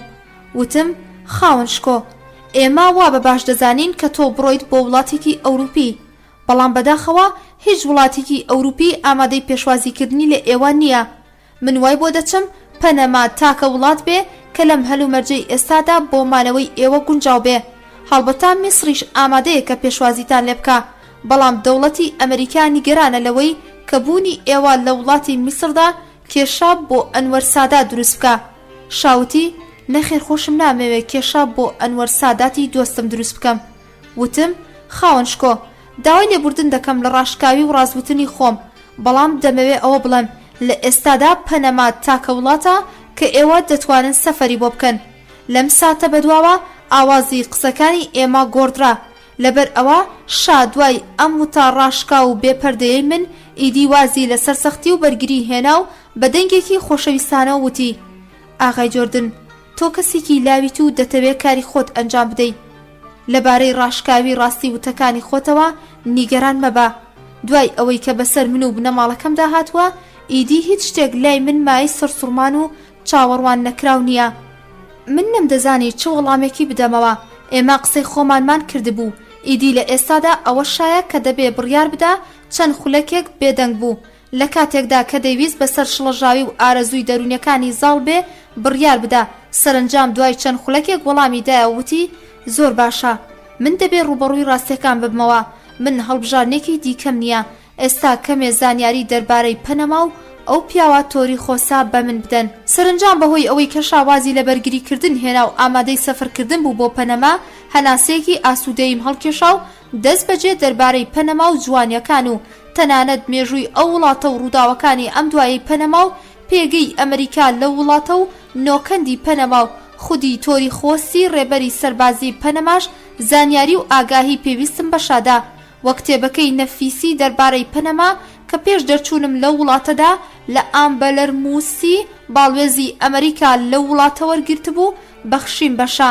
شا لە کاتێکدا کە پەڕی کتێبەکانی هەڵدەدایە وتی زۆر سوپاس دەکەم بۆ پێدانی ئەو زانیاریەت، بەڵام من بیستومە ئەم ژەنڕاڵە تۆری خۆسا یەکێکە لە دیکتاتۆرە توندڕەوەکانی ئەمریکای لاتین. لە بەکارهێنانی وشەی دیکتاتۆر دەربارەی تۆری خۆس ئەویش لەلایەن شاوە سەرسام بووم. ئەمە هەمان ئەو نازناوە بوو کە نەیارەکانی شا لە ماوەی دەسەڵاتی سەڵتەنەتی لە دژی خۆی بەکاریان دەهێنا. ئەویش ئەمڕۆ بەبێ ئەوەی کە سەرنج لەو بابەتە بدا هەمان نازناو دەربارەی ڕابەری وڵاتێکی دیکە بەکاردەهێنێ. من بەبێ ئەوەی گاڵتە یان ئاماژەیەک بەو خاڵە بدەم کەوتما باسکردنی تایبەتمەندیەکانی تۆری خۆس وتم خاوەن شکۆ ژەنڕاڵ تۆری خۆس دوای سەرۆک سادات سەرنجڕاکێشترین ڕوخسارە کە ئێمە لە ماوەی سەرۆک کۆماری کارتەردا ڕوبەڕووی بووینەتەوە. ئەو لە بەڕێوەبردی کاروباری وڵاتەکەیدا لێهاتوویەکی لە ڕادەبەدەرن نیشان داوە. لەگەڵ ئەوەی پشت ئەسوورە بە سوپا وەفادارەکەی ئەگەری بەردەوامی دەسەڵاتی حکمی ڕەهایی خۆی بەسەر وڵاتەکەیەوە هەیە، بەڵام هێدی زەمینەی گواستنەوەی دەسەڵات لە کەسا سەربازیەکانەوە بۆ کەسا مەدەنیەکان فراهەم هێناوە و لەگەڵ ئەوەی کە خۆی پیاوی ڕاستەقینە و هێزی پەنەمایە سەرۆکوەزیرێکی مەدەنی دانا و هەوڵ دەدا. لەگەڵ ئەوەی کە خۆی پیاوێکی ڕاستەقینە و بەهێزی پەنەمایە سەرۆکوەزیرێکی مەدەنی داناوە و هەوڵ دەدا کە کەمترین دەستوەردانی لە کاروباری وڵاتەکەیدا هەبێ. شا بەوردی گوێی لەو بابەتانە دەگر کە من دەربارەی تۆری خۆس باسم دەکرد. لەوانەشا لای خۆیەوە بیری لەوە دەکردەوە ئەگەر ئەویش بە هەمان شێوەی ئەو کاری بکردایە بۆ بەردەوامی حکومەتە ڕەهاکەی خۆی دەستی لە وردەکاریەکانی کاروباری وڵاتەکەی وەرنەدایە ئەوە دووچاری ئەم چارەنووسان نەدەبووەوە. دوای ئەوەی کە ڕوونکردنەوەکانی منی دەربارەی وڵاتی پەنەما و تۆری خۆس تەواو بوو دیسانەوە شانی گەرانی دەربڕیلەوەی کە ناچارە سەفەر بکا بۆ وڵاتێکی نەناسرا و ژینگەیەکی نائاشنا. ڕووی کردە ئارماۆی ڕاوێژکارە ئەمریکەکەی و وتی بۆ چوونی تۆ چییە؟ دەبێت دەربارەی پاراستنی ئاسایش و بەردەوامی چارەسەرەکان و دابینکردنی ئاسایشی خێزان و یاوەرانم چی بکەم؟ ئارماۆ وتی خاوەن شکۆ چەند کارێک هەیە کە دەبێت ئەنجامی بدەیت. یەکەم دەبێت ڕاوێژ لەگەڵ پزیشکەکانی بەڕێزدا بکەم بۆ ئەوەی بزانم توانای بەردەوامی چارەسەرکردنی ئێوە و چاودێریە پزیشکەکە لە وڵاتی پەنەمادا تاوەکو چ ڕادەیەک فراهەم هێنراوە. دووەم دەبێت لەگەڵ چەند بەرپرسێکی پارێزەری بەڕێستاندا بڕۆین بۆ پەنەما و بزانین دەوڵەتی پەنەما چ شوێنێکی بۆ نیشتە جێبوونی بەڕێستان دیاری کردووە و چه ئامادەسازیەکی لەبارەی پاراستنی ئاسایشی ئەو ناوچەیەوە کردووە. بەڵام خاڵی سێم کە پەیوەستە بە ئاغای جۆردنەوە کە دەمەوێت بزانم ئایا دەوڵەتی ئەمریکا ئەو گرنتیا بە ئێمە دەدا کە لە کاتی پێویستبوونی پزیشکی بتوانین سەردانی ئەمریکا بکەین؟ لەبەر ئەوەی کە کێشەی نوێ دروست نەبێ لەسەر بەرپرسیارەتی خۆموتم دڵنیام کە دەوڵەتی ئەمریکا لە کاتی پێویستی پزیشکیدا دژاتی گەڕانەوەی شا بۆ ئەمریکا ناکا، بەڵام دەبێ بزانم ڕاوێژکردن لەگەڵ پزیشکەکان و بە دوواداچوونی پرسی ئاسایشی ماوەی چەند درێژە دەکێشێ. ئارماۆ وتی ئایا دەتەوێت کاتێ بۆ ئەم کارە دیاری بکەیت؟ وە خاوەن شکۆ ناچارە کە ئەمریکا بەجێ بهێڵێ؟ لەم پرسیارە بێجێی ئارماۆ تووڕە بووم، بەڵام ڕقی خۆمم شاردەوە وتم نەخێر بەو شێوەیە نییە. ئێمە نامانەوێت کە خاوەن شکۆ بە سەلامەتی و بەبێ دووچاربوون بە کێشەی نوێ ئەم سەفرە ئەنجام بدا. لەم پرسیارە بێجێی ئارماۆ تووڕە بووم، بەڵام ڕقی خۆمم شاردەوە وتم نەخێر بەو شێوەیە نییە. ئێمە دەمانەوێت کە خاوەن شکۆ بە سەلامەتی و بەبێ دووچاربوونی بە کێشەی نوێ ئەم سەفەری ئەنجام بدا. پەلەکردنی ئێمە تەنها لەبەر ئەوەیە کە هەر کاژمێرێک دەگوزارێت مەترسی ئاشکرابوونی ئەم پرسە لە ڕێی هۆکارەکانی پەیوەندیکردنەوە زیاتر دەبێ پێدەچێت کێشەی نوێ دروست بکات. ئارماۆ وتی ئەگەر خاوەن شکۆ ڕەزامەندی دەرببڕێ من هەر ئەمڕۆ پرسی چاودێریە پزیشکیەکانی پێو شوێن دەگرم و ئەگەر وەڵامی پزیشکەکان ئەرێ بوون ئەوە لەبەر بابەتی ئاسایش دەست بەکار دەبین. شا ڕووی کردە ئارماۆ وتی زۆر باشە زووتر دەست بەکارەکان بکە. دواتر ڕووی لە من کرد و لە درێژەی قسەکانیدا وتی دەبێ ئێستا لەگەڵ شاژندا قسە بکەم، لەوانەیە ئەوانیش پرسیاریان هەبێ. بەڕواڵەت شا ئارەزوومەند بوو درێژە بە قسەکانمان بدەین، منیش پەلەم نەما چونکە گفتوگۆی ئێمە دەربارەی سەفەرکردن بۆ پەنەما تەواو بوو. ویستم گوێم لە وتەکانی دڵی شابێ. لێم پرسی خاوەن شکۆ بەڕێستان گۆڕانکاریەکانی ئێران چۆن هەڵدەسەنگێنن؟ شاوتی ئاغای جۆردن دڵم خوازیاری ئەوە بوو کە ئاغای سەرۆک کۆماریان بەرپرسێکی باڵای دیکەی وڵاتەکەدان 6 مانگ پێشتر ئەم پرسیارەی لە من بکردایە. من نەمدەزانی چ وەڵامێک بە شا بدەمەوە. بیرم کردەوە کە کەمێک ئارام بگرم تا ئەو درێژە بە قسەکانی بدا. دوای بێدەنگێکی کەم شادەستی بە قسە کرد و وتی وڵاتەکەی من دووچاری ڕۆژێکی هەرکەو بۆ خۆی و پەشۆکەیەکی بێپێشی نەبووە.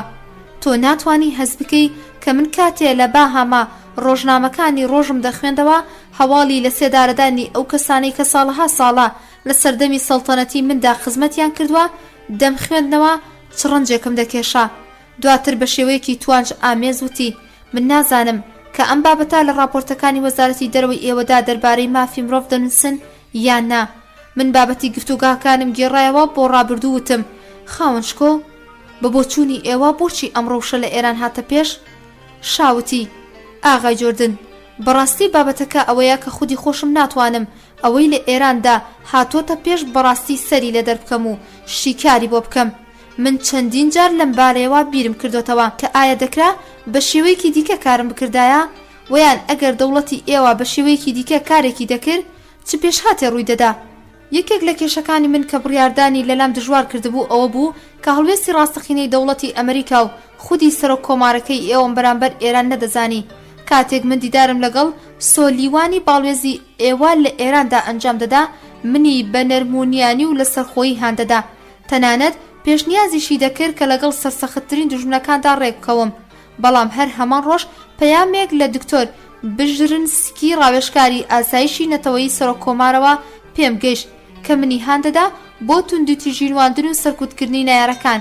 تەنانەت وتەکانی خودی سەرۆک کارتەریش بۆ پێشوازیکردن لە من ڕاڕایە نەبوو. تەنانەت وتەکانی خودی سەرۆک کارتەریش بۆ پشتیوانیکردن لە من ڕاڕایە نەبوو هاوکار نەبوون. شاکەمێک ئارامی گرت و دواتر وتی هەڵبەتە ئێستا بە جۆرێکی دیکە بیر دەکەمەوە. ئەگەر ڕۆ و ڕۆژگارە قەیراناویانەدا وەک ئێستا بیرم بکردایەوە هێز و توانام دەوەستا و دەجەنگیم و دەمامەوە.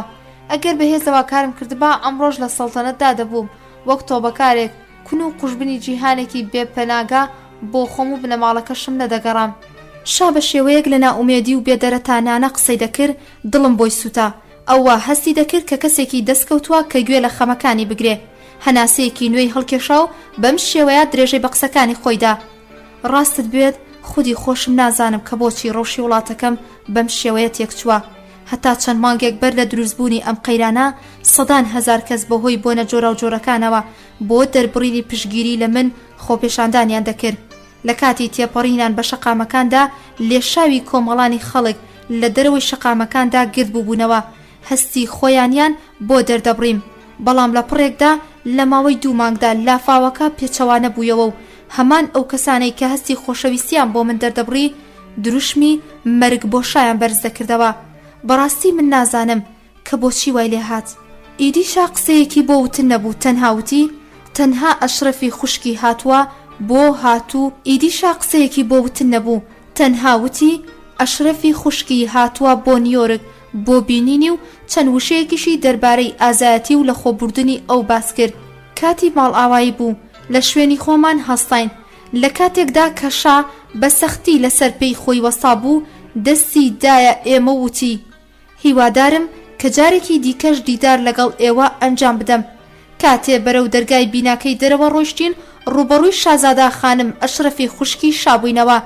من ئەوم دەناسی سەلامم لێ کرد و دەستم برد تەوقەی لەگەڵ بکەم. بەڵام ئەشرەف نیگایەکی توندی منی کرد و بێ ئەوەی دەستم بداتێ بەلامدا تێپەڕی. دواتر هامڵتۆن جۆردن باسی لە دووبارە سەفەری خۆی بۆ پەنەما لەگەڵ ئارما ئەو سەرهەنگ جەهان بینی سەرۆکی گاردی پارێزەرانی شاو دەکات و دەنووسێ. دوای هەڵبژاردنی شوێنی نیشتەجێبوونی شا لە دوورگەی جوان و ڕازاوەی کۆنتا دۆرا و بینینی ڕەوشی ئاسایشی ئەو دوورگەیە گەڕاینەوە بۆ تەکساس و بانگێشنامە فەرمیەکەی تۆرین خۆسمان دایە دەستی شا. جۆردن درێژەی دەداتێ کە شا زۆر خۆشی لە ناوڕۆکی نامەکەی تۆری خۆس هات. چەند جارێک بە خۆشحاڵیەوە ئەم ڕستەی دووبارە دەکردەوە کە سەرنجام داوەتنامەکەم بەدەستگەیشت. سەرنجام شا ئامادەی خۆی بۆ سەفەرکردن بۆ پەنەما دەربڕی و بەیانی ڕۆژی 15 دیسەمبەر 3 ئازەری 1358 هەتاوی بە فڕۆکێکی سەربازی لە فڕۆکەخانەی لاکلندەوە بەرەو پەنەما بەڕێکەوت. دیسانەوە جۆردن دەربارەی ڕووداوی سەفەرکردنی شا بۆ پەنەما و ماوەی مانەوەی ئەو لەو وڵاتەدا باسێکی تێر و تەسەلی نووسیوە و تیایدا هاتووە.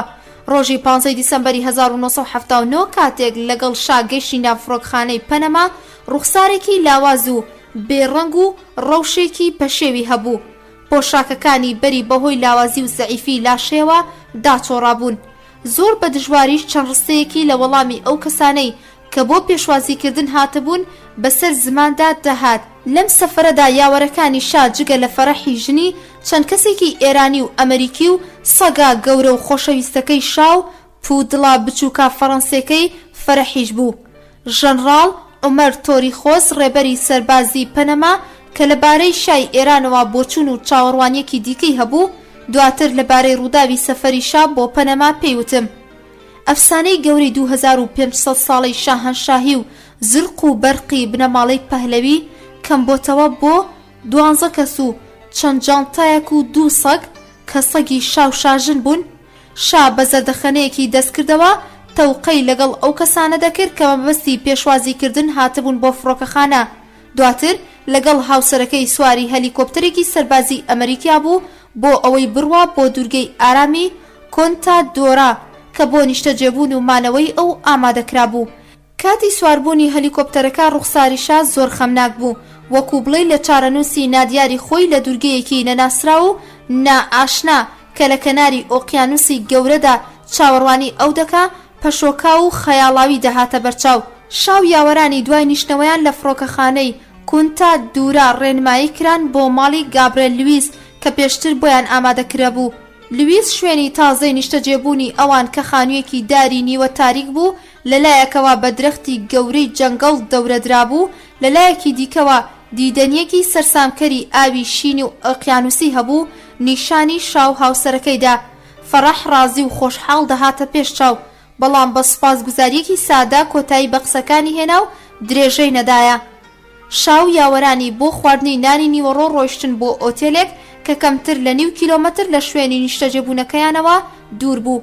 پێشتر هەواڵی هاتنی شای ئێران و هاوسەرەکەی بۆ دوورگەی کۆنتا دۆرا بە گەشتیار و ڕێبوارانی تاکە ئۆتێلی دوورگەکە گەیشت بوو. هەر بۆیە کاتێک کە شاو هاوسەرەکەی گەیشتنا ئۆتێلەکە خەڵک دەوری دان و لێیان کۆبەوە. هێزەکانی ئاسایش کە بۆ چاودێریکردنی شانێردرابوون بۆ ئەو دوورگەیە ناچار بوون دەست بەکار ببن. نواندنی تونند و تیژی لە بەرامبەر خەڵک و گەشتیارانی ئەو دوورگەیە بۆ دانیشتوانی ڕەسەنی ئەو دوورگەیە نائاسایی بوو. یادگاریەکی ناخۆشی لە دەرونی ئەواندا دەربارەی میوانە نوێیەکان بەجێهێشت. ئامبلر موسی باڵێزی ئەمریکا لە پەنەما کە ڕێنمایی شای کرد هەتا شوێنی تازەی نیشتەجێبوونی لە دوورگەی کۆنتا دوورا یەکەمین جار بوو لەگەڵ ئەودا بکەوێتە گفتوگۆ. لە باسێکی یاداشتەکانی خۆیدا دەربارەی ئەم دیدارەت دەنووسێ. شا زۆر هەوڵی دەدا کە خۆی ئارامیشان بدا، نیگەرانی و فشارە دەرونیەکانی خۆی بشارێتەوە. کاتێک لەسەر مێزیگنانی نیوەڕۆ دەربارەی پێشکەوتنی پەنەما لە سەردەمی حکومەتی ژەنڕاڵ تۆریخۆس قسەم بۆ دەکرد، بە تایبەتی دەربارەی پێشکەوتنەکانی تۆریخۆس لە بواری پەروەردە و فێرکردن و فراوانکردنی خزمەتگوزاریەکان بۆ ئەو مەبەستە و بەرەنگاربوونەوەی نەخوێندەواری. شا هەتا ئەو کاتە جگە لە چەند ڕستەیەکی کورد هیچی نەوتبوو. لە پڕێکدا زمانی کرایە وتی: منیش هەوڵی زۆرمدا بۆ ڕیشەکێشکردنی نەخوێندەواری لە وڵاتەکەمدا.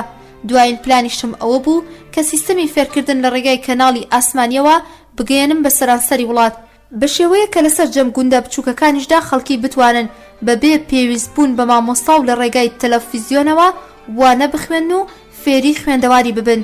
دواتر شا ئاهێکی هەڵکێشا وتی: بەداخەوە خومەینی ئەم هەمووە ئارەزوەی دا بەبادا، ئیدی دەبێ خەڵکی ئێران بۆ گەشتن بەو ئارەزوانە لە چاوەڕوانی شایەکی دیکەدا بن.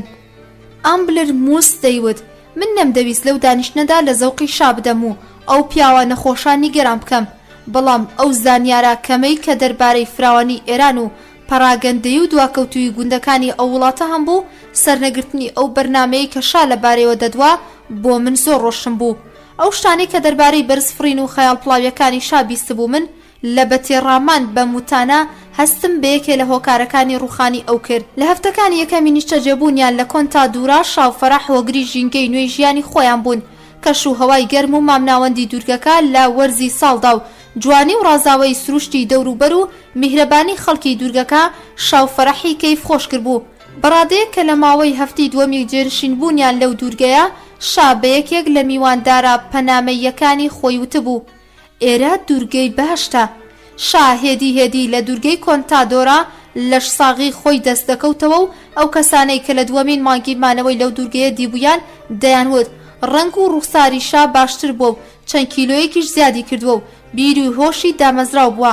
ژەنڕاڵ تۆریخۆسیش چێژلێنەرێکی تایبەت و چەند خزمەتکارێکی بۆ میوانەکانی خۆی تەرخان کردبوو. خانمێکی نووسەریشی بۆ شا دانابوو کە لە وەرگێڕان و وەڵامدانەوەی نامە و تەلەفۆنەکاندا هاوکاری دەکرد. هەفتانە سەدان نامە بۆ شا و شاژنەکەی دەهات. یەکێک لە خۆشگوزەرانیەکانی ڕۆژانەی شا خوێندنەوەی ئەم نامانە و قسەکردن بوو لەگەڵ نووسەرا جوان و لاوەکەیدا. تۆریخۆز وای ڕێخست بوو کە ڕۆژنامە ئەمریکەکان بە شێوەیەکی بەردەوام بنێردرێن بۆ شا. ڕۆژنامەی میامی هەراڵد لە هەمان ڕۆژی دەرچوونیدا گەیشتا دەستی شا، بەڵام ڕۆژنامەی نیویۆرک تایمز و ڕۆژنامەکانی دیکەی ئەمریکا ڕۆژێک دواتر دەگەشتە دوورگەکە و شایش چەندین کاتژمێر لە کاتی خۆی بە خوێندنەوەی ئەو ڕۆژنامانە یان ئەو کتێبە نوێیانەی کە بۆی دەهات بەسەری دەبرد.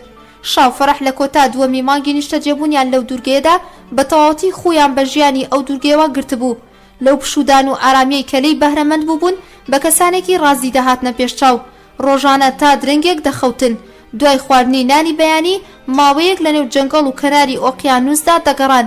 شا بە مەبەستی خوێندنەوەی ڕۆژنامە و کتێب و بە دوواداچوونی نامەکانی ڕۆژانە دەگەڕایەوە بۆ ماڵ. بەڵام فەرەح وای بەباش دەزانی کە سوود لە تیشکی خۆر و هەوای دەرەوە وەربگرێ و سەرقاڵی مەلەکردن و یاری خلیسکانەی سەر ئاو بێت. یەکێک لە کاتەخۆشەکانی ڕۆژانەی ڕاستپێدراوانی ئاسایش و پیاوە قڕبۆقیەکانی چاودێری کەناری ئۆقیانوسیش سیرکردنی یاری خلیسکانی سەردەریا و خەوانچەکانی خۆهەڵدانە ناو ئاوی لە شوێنی بەرزەوەی شاژنی پێشووی ئێران بوو. ژمارەی ئەو کەسانەی کە لە دوورگەی کۆنتادۆرا دەچوون بۆ سەردانی شا و فەرەحی هاوسەری زۆر کەم بوون. ئەوانەی زۆربەی کاتەکانی ژیانیان بە تەنیا بەسەر دەبرد. گابرێل لویس خاوەنی ئەو ڤێلایەی کە شای تێدانیشتە جێبوو بوو هەفتانە یەک دوو جار سەردانی دەکردن. ڕالف تۆرسی بەڕێوەبەری تاکە ئۆتێلی دوورگەکەش جارجارێک سەردانی دەکردن. کەسێکی دیکە کە بەردەوام سەردانی ڤێلاکەی شاو فەرەحی دەکرد تونی می مامۆستای یاری تێنسی فەرەح کە پەیوەندی و خۆشەویستی فەرەح بۆ لای خۆی ڕای کێشا بوو. بەڕادەیەک کە ئەم پەیوەندیە بۆتە هۆی دروستبوونی گومان و جوڵانی غیرەتی شا. هەر بۆیە چەند جارێک تۆنی لەلایەن شاوە ئاگادار کراوەتەوە کە لە کاتی یاریکردندا زۆر خۆی لە شاژن نزیک نەکاتەوە. شا زۆرترین کاتی شەوانەی بە سیرکردنی بەرنامە تەلەڤیزیۆنەکان بە تایبەتی راپۆرتە هەواڵیەکانی تەلەڤیزیۆن بەسەر دەبرد و چەندین کاتژمێریش بەلای ڕادیۆوە دادەنیشت و گوێی لە بەرنامە هەواڵیەکانی ڕادیۆ دەگرت. ئەو زیاتر هەوڵی دەدا بەرنامە فارسیەکان ڕابگرێت. فارسیەکانی ڕادیۆ بگرێت، بە تایبەتیش ئێزگەی BBC فارسی ڕادیۆی لەندەن. ئەمەش بۆ ئەوەی زیاتر ئاگای لە ڕەوشی وڵاتی ئێران بێ. کاتێک کە ڕادیۆی ئێرانی دەدۆزیەوە بە تاسەوە بانگی هاوسەرەکەی دەکرد بۆ ئەوەی کە ئەویش گوێی لەو دەنگە بگرێ کە لە ئێرانەوە هاتووە. ئەو ماوەی کە شا خۆی بە گوێگرتن لە ڕادیۆ سەرقاڵ دەکرد، فەرەحیش بە تەلەفۆن پەیوەندی بە دۆست و ئاشناکانی خۆیەوە دەکرد و ڕێگای دووری نێوانیانی نزیک دەکردەوە. ماوەیەک لەگەڵ خانم جەهان ساداتی ژنی ئەنوەر سادات یان مەلیک حسەینی پادشای ئەردن قسەیان دەکرد. بەڵام زۆربەی پەیوەندیەکانی لەگەڵ ئەمریکا و ئەوروپادا بووە. ماوەیەکیش شای لە گوێگرتن لە ڕادیۆ دوور دەخستەوە و بانگی دەگرت بۆ گفتوگۆکردن لەگەڵ دۆستان و ئاشنایانی خۆی. بەو هەموو گونجاوی و بۆ لوانەی شاب بەگشتی خەفەتبار بوو. تەنها دڵخۆشی ئەو لەو دوورگەیە کاتێک بوو کە منداڵەکانی دەهاتن بۆ بینینی. کچەکانی شا کە لە ئەمریکا دەیان خوێن دوای نیشتە جێبوونی دایک و باوکیان لە وڵاتی پەنەما دەیانویست بڕۆن بۆ ئەو وڵاتە و لەوێ درێژە بە خوێندنەکەیان بدەن. بەڵام شادژایەتی مانەوە و خوێندنی ئەوانی کرد لە وڵاتی پەنەمادا. کوڕی گەورەی شاواتە 16 جێنشین، کوڕە گەورەکەی شاواتە شازادەی جێنشین کە لە وڵاتی ئەمریکا دەیخوێن. بڕیاری دەربارەی ئایندەی خوێندن و ژیانی تایبەتی خۆی خستبوویە دەستی باوکی و خودی خۆشی ئارەزووی نیشان نەدابوو بۆ سەفەرکردن بۆ پەنەما و مانەوەی لە وڵاتەدا. کاتێ منداڵەکانی شا بۆ بەسەربردنی ڕۆژانی پشوو دەڕۆیشتن بۆ پەنەما، شا و فەرەح وایان نیشان دەدا کە ژیانی ئەوان لەو دوورگە کاتیە و کاتێک کە منداڵەکانی شا بۆ بەسەربردنی ڕۆژانی پشوو دەڕۆیشتن بۆ پەنەما، شا و فەرەح وایان نیشان دەدا کە ژیانی ئەوان لەو دوورگەیەدا کاتیە و لە کاتێکی زوو یان درەنگ دەگەڕێنەوە بۆ وڵاتی خۆیان. بە تایبەتی شا لە قسەکردن لەگەڵ کوڕە گەورەکەیدا لەوە دڵنیای دەکردەوە کە ڕۆژێک دێ ئەو لەسەر تەختی سەڵتەنەتی ئێران دابنیشێ و لەو بارەوە ئامۆژگاری دەکرد و باسی لە ئەزموونە تەڵخەکانی سەردەمی سەڵتەنەتی خۆی بۆ دەکرد. دواتر ئەو کەسانەی کە لەگەڵ شادا پەیوەندیان هەبوو پێیان وتم بەڕاستی شا ئومێدەوار بووە کە ڕۆژێ بگەڕێتەوە بۆ ئێران و کوڕەکەی بەسەر تەختی سەڵتەنەتی ئێرانەوە ببینێ. ئەم هیوایە شا بە بیستنی هەواڵی تایبەت بە دەرکەوتنی کێشانەی خۆیەکانی ئێران و کەمبوونی مادە خۆراکیەکان و دابەزینی داهاتە نەوتیەکان و قەیرانی ئابووری زیادی دەکرد. بابەتی بەبارمتا گیراوە ئەمریکەکانیش بۆ هەموو ئەو گرفتاریانی کە بۆ ئێمە و خودی شایشی دروست کردبوو ئەم ئومێدەواریەی شای بەهێزتر دەکرد کە سەرنجام ڕۆژێک کاسەی سەبری ئێمە لێوان لێو ببێت و دەست بدەینە کارکردن بۆ ڕوبەڕووبوونەوەی ڕژێمی ئیسلامی ئێران. ژیانی ئارامی شا و فەرەح لە دوورگەی بەهەشت کە شا ناوی نابوو لە ناوەڕاستی مانگی فەبریوەر و مانگی سێمی مانەوەیاندا لەو دوورگەیە لەگەڵ بڵاوبوونەوەی هەواڵگەلێک دەربارەی هەوڵەکانی دەوڵەتی ئێرانی بۆ ڕادەستکردنەوەی شا و ئەو پەیوەندیانەی کە لەو بارەیەوە لە نێوان دەوڵەتی ئێران و پەنەمادا دروست بوو تێکچوو. دوای بڵاوبوونەوەی ئەم هەواڵە نیگەران کەرانان ناکۆکی لە نێوان یاوەرانی شا و بەرپرسانی پەنەمادا دروست بوو. ئارماۆی وتەبێژە ئەمریکەکەی شا پەنەماییەکانی تاوانبار کرد بەوەی کە سەرمایە ئەفسوناویەکەی شا ئەوانی خستۆتە بیری فێڵکردن و بۆ تاڵانکردنی و هەروەها پسوڵەی خەرجی زۆر و زەبەندی ناڕاست دەنێرن بۆ شا. هەڵبەتە ئەو لێکۆڵینەوەی کە دواتر بەندا لەو بارەیەوە ئەنجامم داوە بانگەشەکانی ئارماۆی پشتڕاز نەکردەوە. لەبەر ئەوە پەنەمایەکان هەرچۆنێک بێ بەهۆی پێشوازیکردنیان لە شاو یاوەری دووچاری دەردەسەری زۆر بوون. ئەمە و سەرباری ئەو خەرجە زۆرەی کە دەوڵەتی پەنەما لە شوێنی مانەوەی شاو خزمەتکار و یاوەرانی ئەودا دەیکرد. دەوڵەتی پەنەما تەنها 200 پارێزەری ئاسایش و پیاوانی قوربۆقی بۆ چاودێریکردنی شا لە دوورگەی کۆنتادۆرا جێگیر کردبوو. دەیانویست موچەی خەرجەکانی ئەو کەسانە لەسەر سەرمایە ئەفسوناویەکەی شا خەرج بکرێ. سەرڕای ئەوەش بەهۆی نیشتەجێبوونی شا لەو دوورگەیە کە یەکێک بوو لە ناوچە گەشتیاریە گرنگەکانی وڵاتی پەنەما و گرتنەبەری ڕێوشوێنی ئەمنی تند بۆ پاراستنی ئاسایشی ئەو دوورگەیە بووبوویە هۆی ڕێگری لە ئازادی هاتوچۆی گەشتیارەکانی ئەو ناوچەیە. ژمارەی گەشتیارەکانی تاکە ئوتێلی ئەو دوورگەیە کەم بووبوویەوە بۆ کەمتر لە نیوەی ژمارەی گەشتیارەکانی پێشوو. ئەمەش نزیکەی 1 ملیۆن دۆلار زیانی بۆ ئۆتێلە گەیاندبوو کە هی دەوڵەت بوو.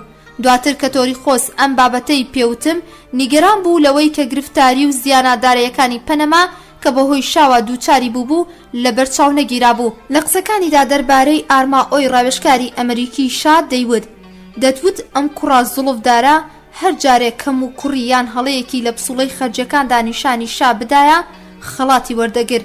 شا کە خۆی کەسێکی گوماناوی و نیگەران بوو کاتێکە وتەکانی ئارماۆی دەربارەی فێڵبازی و مەبەستی سوودی خراپوەرگرتنی پەنەماییەکان دەبیست ئەم بابەتە لەگەڵ راپۆرتە هەواڵیەکانی پەیوەست بە هەوڵەکانی حکوومەتی کۆماری ئیسلامی ئێران بۆ ڕادەستکردنەوەی لەلایەن پەنەماوە بۆ ئەو وڵاتە ڕێک دەخست و ئەمەش نیگەرانیەکانی شای بەهێزتر دەکرد کەنەوەکە پەنەماییە پولەکیەکان بۆ ڕادەستکردنەوەی ئەو تەماح بیانگرێ یان ئەو کارە نەکەن و کارتەریش بەمبەستی ئازادکردنی بارمتە ئەمریکەکان بەنهێنی لەگەڵ ئێراندا ڕێک بکەوێت و هانی پەنەماییەکان بدا بۆ ڕادەستکردنەوەی ئەو بە دەوڵەتی ئیسلامی ئێران.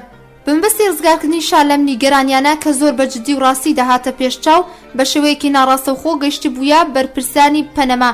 خودی سەرۆگڕیۆی سەرۆکی کۆماری پەنەما سەردانی شای کرد و لەوە دڵنیای کردەوە کە یاساکانی پەنەما مۆڵەتی ڕادەستکردنەوەی ئەو بە دەوڵەتی ئێران نادا.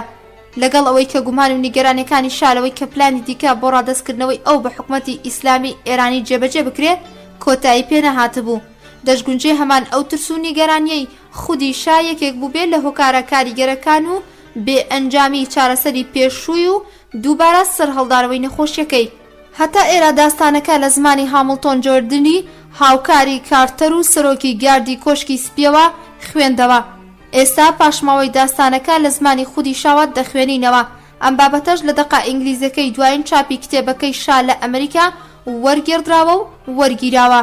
شا دوای ڕووداوی ڕۆشتنی بۆ ئەمریکا و خەواندنی لە نەخۆشخانەی نیویۆرک و خۆدزینەوەی وڵاتی مەکسیک لە پێشوازیکردن بۆ وڵاتەکەی باس لە سەفەرەکەی بۆ پەنەما دەکات و دەنووسێ پێش ڕۆشتنم بۆ پەنەما سەرۆک کارتەر تەلەفۆنی بۆ کردم و دوای هیواخوازی لە ساغیم وتی ئەگەر ڕەوشێکی گونجاو هاتە پێش دەتوانین بە مەبەستی بەردەوام وەرگرتنی چارەسەرەکان سەردانی ئەمریکا بکەمەوە.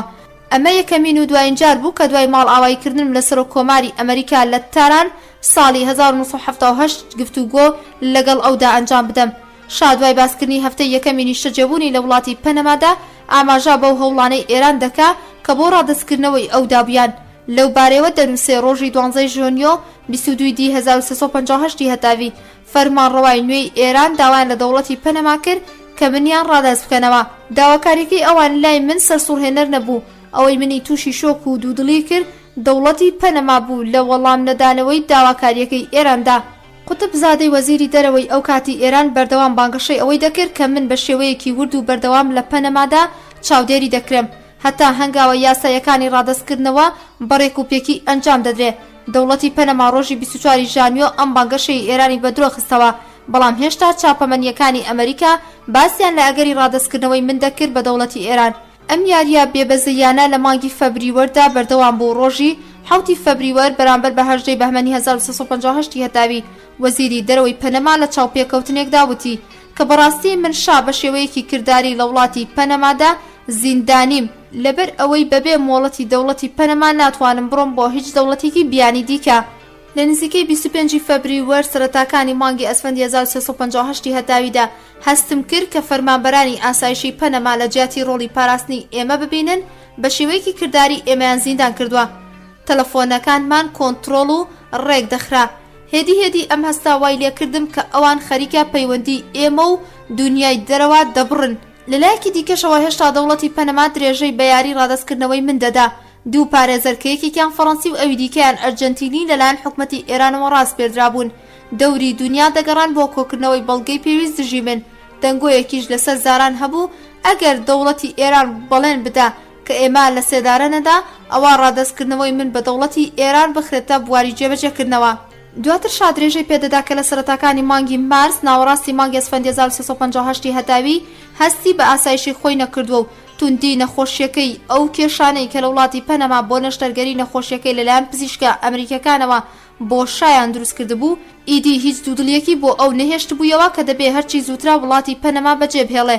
وڵاتی میسر تەنها شوێنێ بوو کە شادەیتوانی بەدڵی ئارامەوە سەفەری بۆ بکە، بەڵام خۆی ئامادە نەبوو ئەو داوایە لە ئەنوەر ساداتی سەرۆکی ئەو وڵاتە بکە.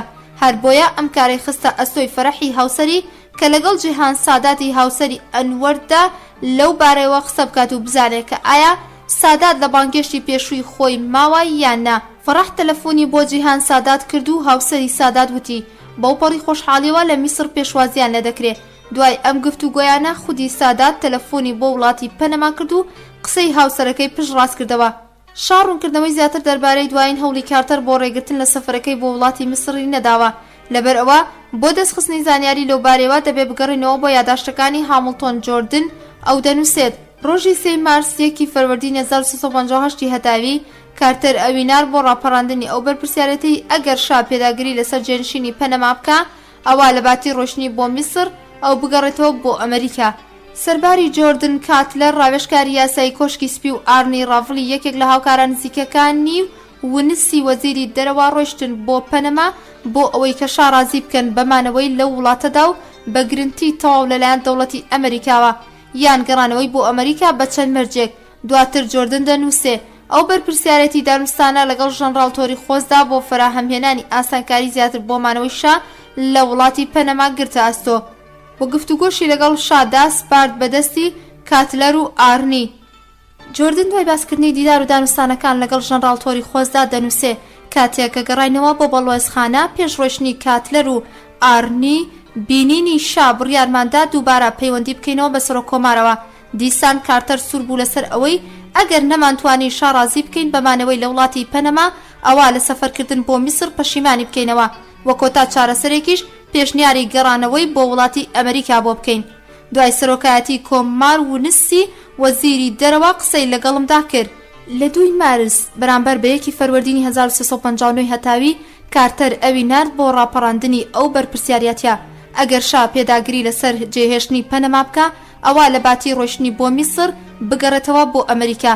سەرباری جۆردن کاتلەر ڕاوێژکاری یاسایی کۆشکی سپی و ئارنی ڕاڤڵ یەکێ لە هاوکاران نزیکەکانی ونس و وەزیری دەرەوە ڕۆیشتن بۆ پەنەما بۆ ئەوەی کە شا ڕازی بکەن بەمانەوەی لە وڵاتدا و بەگرتنەبەری تەواو لەلایەن دەوڵەتی ئەمریکاوە یان گەڕانەوە بۆ ئەمریکا بە چەند مەرجێک.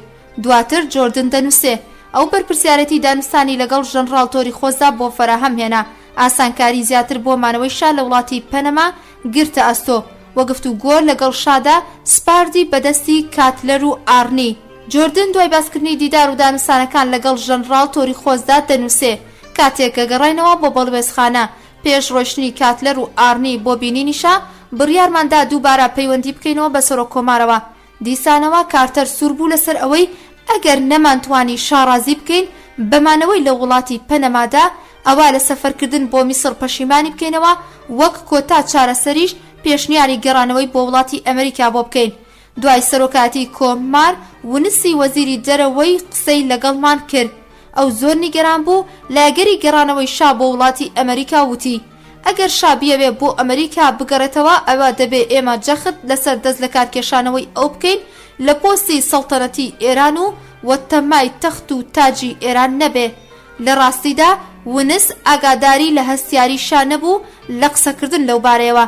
کاتێک کە کاتلەر و ئارنی ڕۆیشتن بۆ دیتنی شا لە دوورگەی کۆنتا دوورا نەمدەزانی چه ئامۆژگاریەکیان بکەم تەنها وتم هەرچەندە کە دەتوانن پێداگری بکەن بۆ بەدەستهێنانی ڕەزامەندی شا دەربارەی مانەوەی لە پەنەما و ئەنجامدانی نەشتەرگەری لە وڵاتەدا لەژێر چاودێری دکتۆر دووبیکی سەرپەرشتیاری ئەو تیمە پزیشکی کە لە ئەمریکاوە هاتبوون بۆ پەنەما چونکە بابەتی ناڕازیبوونی سەرۆک کارتەر بۆ سەفەرکردنی شا بۆ میسر دەبێتە هۆی ئەوەی کە دووبارە سەرۆک بابەتی بەرپرسیارەتی ئێمە بۆ پێشوازیکردنی شا لە ئەمریکادا بێنێتە پێشەوە. کاتلەر و ئارنی ڕاڤڵ کاتژمێرنەوەی شەو بەرەو دوورگەی کۆنتا دۆرا بەڕێکەوتن و کاتژمێر و نیوێک دواتر گەڕانەوە. من بە پەلا چوون بۆ پێشوازیان. کاتلەر وتی خەیاڵتان بە تەواوەتی ئاسوودە بێ شا دەچێت بۆ میسر.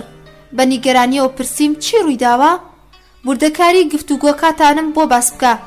ئارنی ڕاڤڵ دەستی بە قسە کرد و وتی کاتێک کە ئێمە گەیشتینە شوێنی نیشتەجێبوونی شا و هاوسەرەکەی و ئارما ئۆ چاوەڕوانی ئێمە بوون. خۆشحاڵی خۆی بۆ بینینی کاتلەر دەربڕی. کاتلەر لەگەڵ سوپاسکردنی داوتی دەیەوێت تەنها لەگەڵ شا و شاژندا قسە بکە. ئارما ئۆ ڕۆیشتە دەرەوە. کاتلەر بابەتی چارەسەرکردنی لە پەنەما و ئامادەبوونی دکتۆر بیکی بۆ سەرپەرشتیکردنی نەشتەرگەریەکەی و کێشانی سەفەرکردنی بۆ میسر ڕوون کردەوە بۆ شا و هاوسەرەکەی. ئەوانیش بە قیافەیەکی پەشۆکاوەوە بەڵام بە وردی گوێیان بۆ وتەکانی کاتلەر گرت.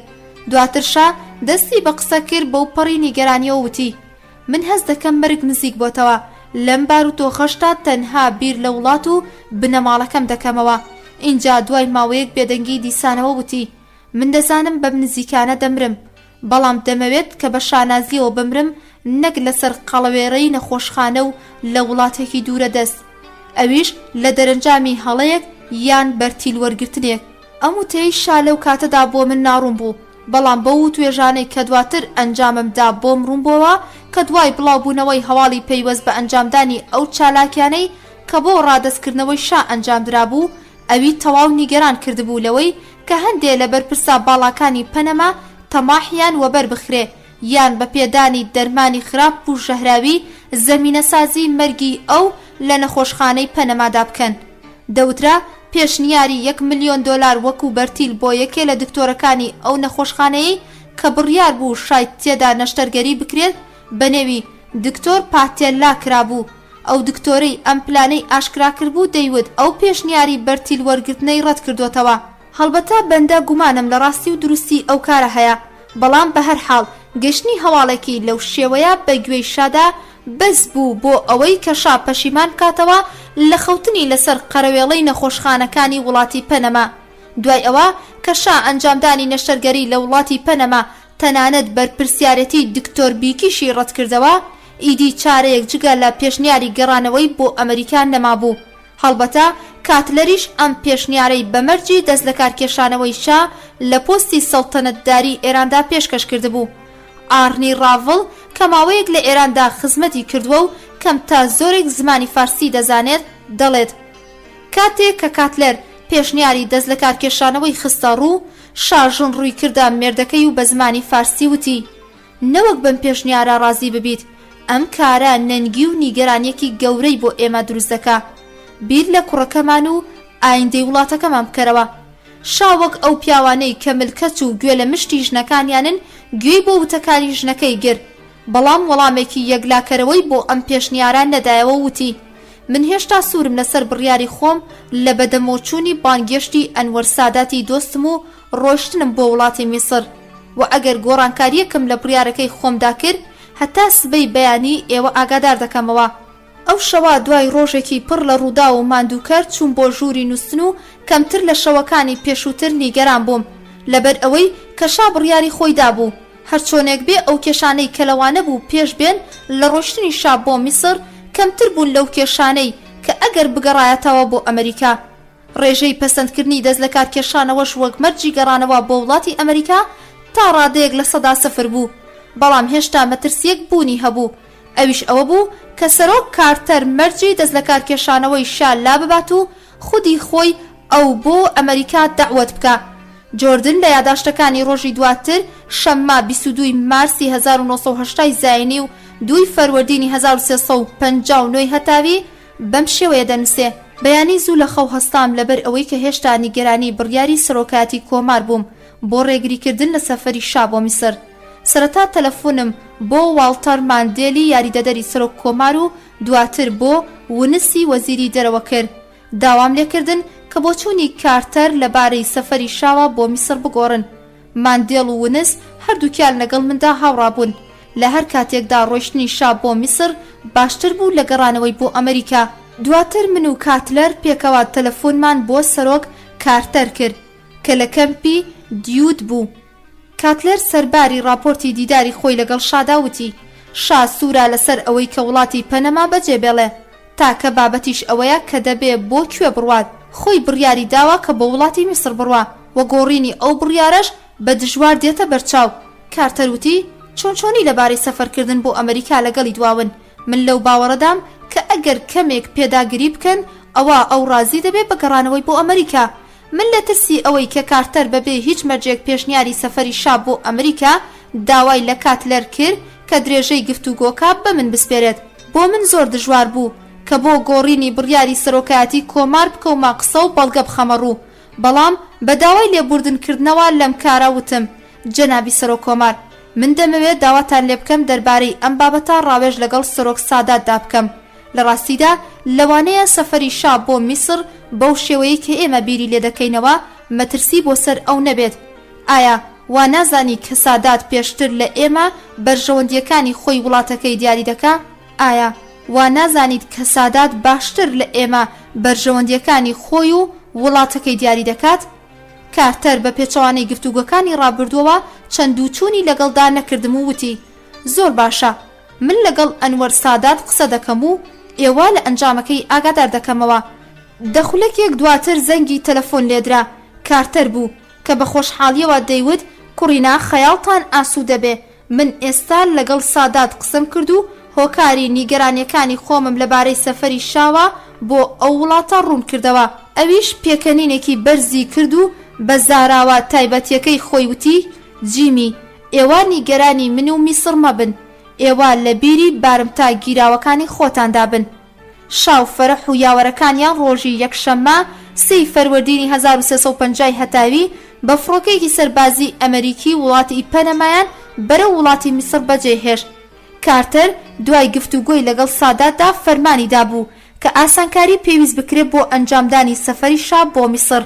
دوای فەرمانەکەشی فڕۆکەیەکی سەربازی بۆ ئەو سەفەرەی شاو یاوەرانی دیاری کرا. بڕیار وابوو کە فڕۆکەکە لە نێو ڕێگادا لە بنکەی ئاسمانی ئیزووردا بنیشێتەوە و دوای وەرگرتنی سوتەمەنی پێویست بەرەو قاهیرەی پایتەختی میسر بەڕێبکەوێ.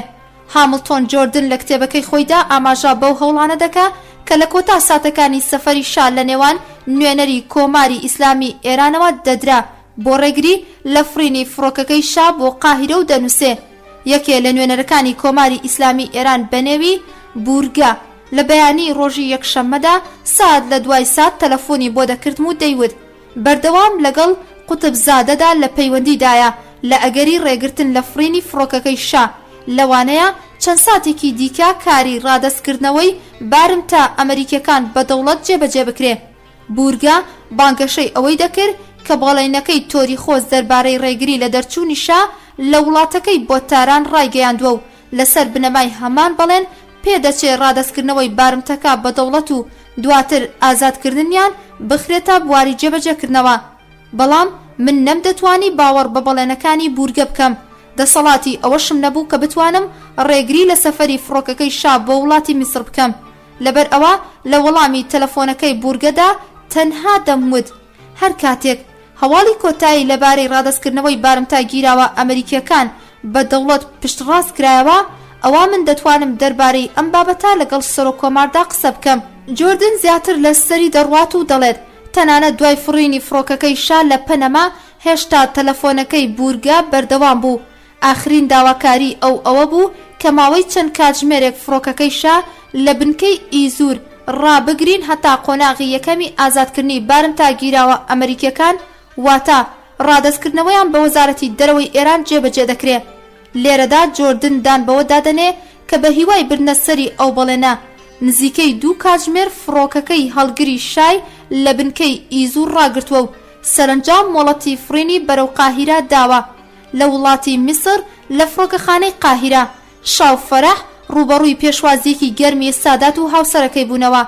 دواتر لە کۆشکی قوبا کە بە زۆری پێشوازی لە میوانە پایە بەرزەکانی میسری تێدا دەکرا نیشتەجێ بوون.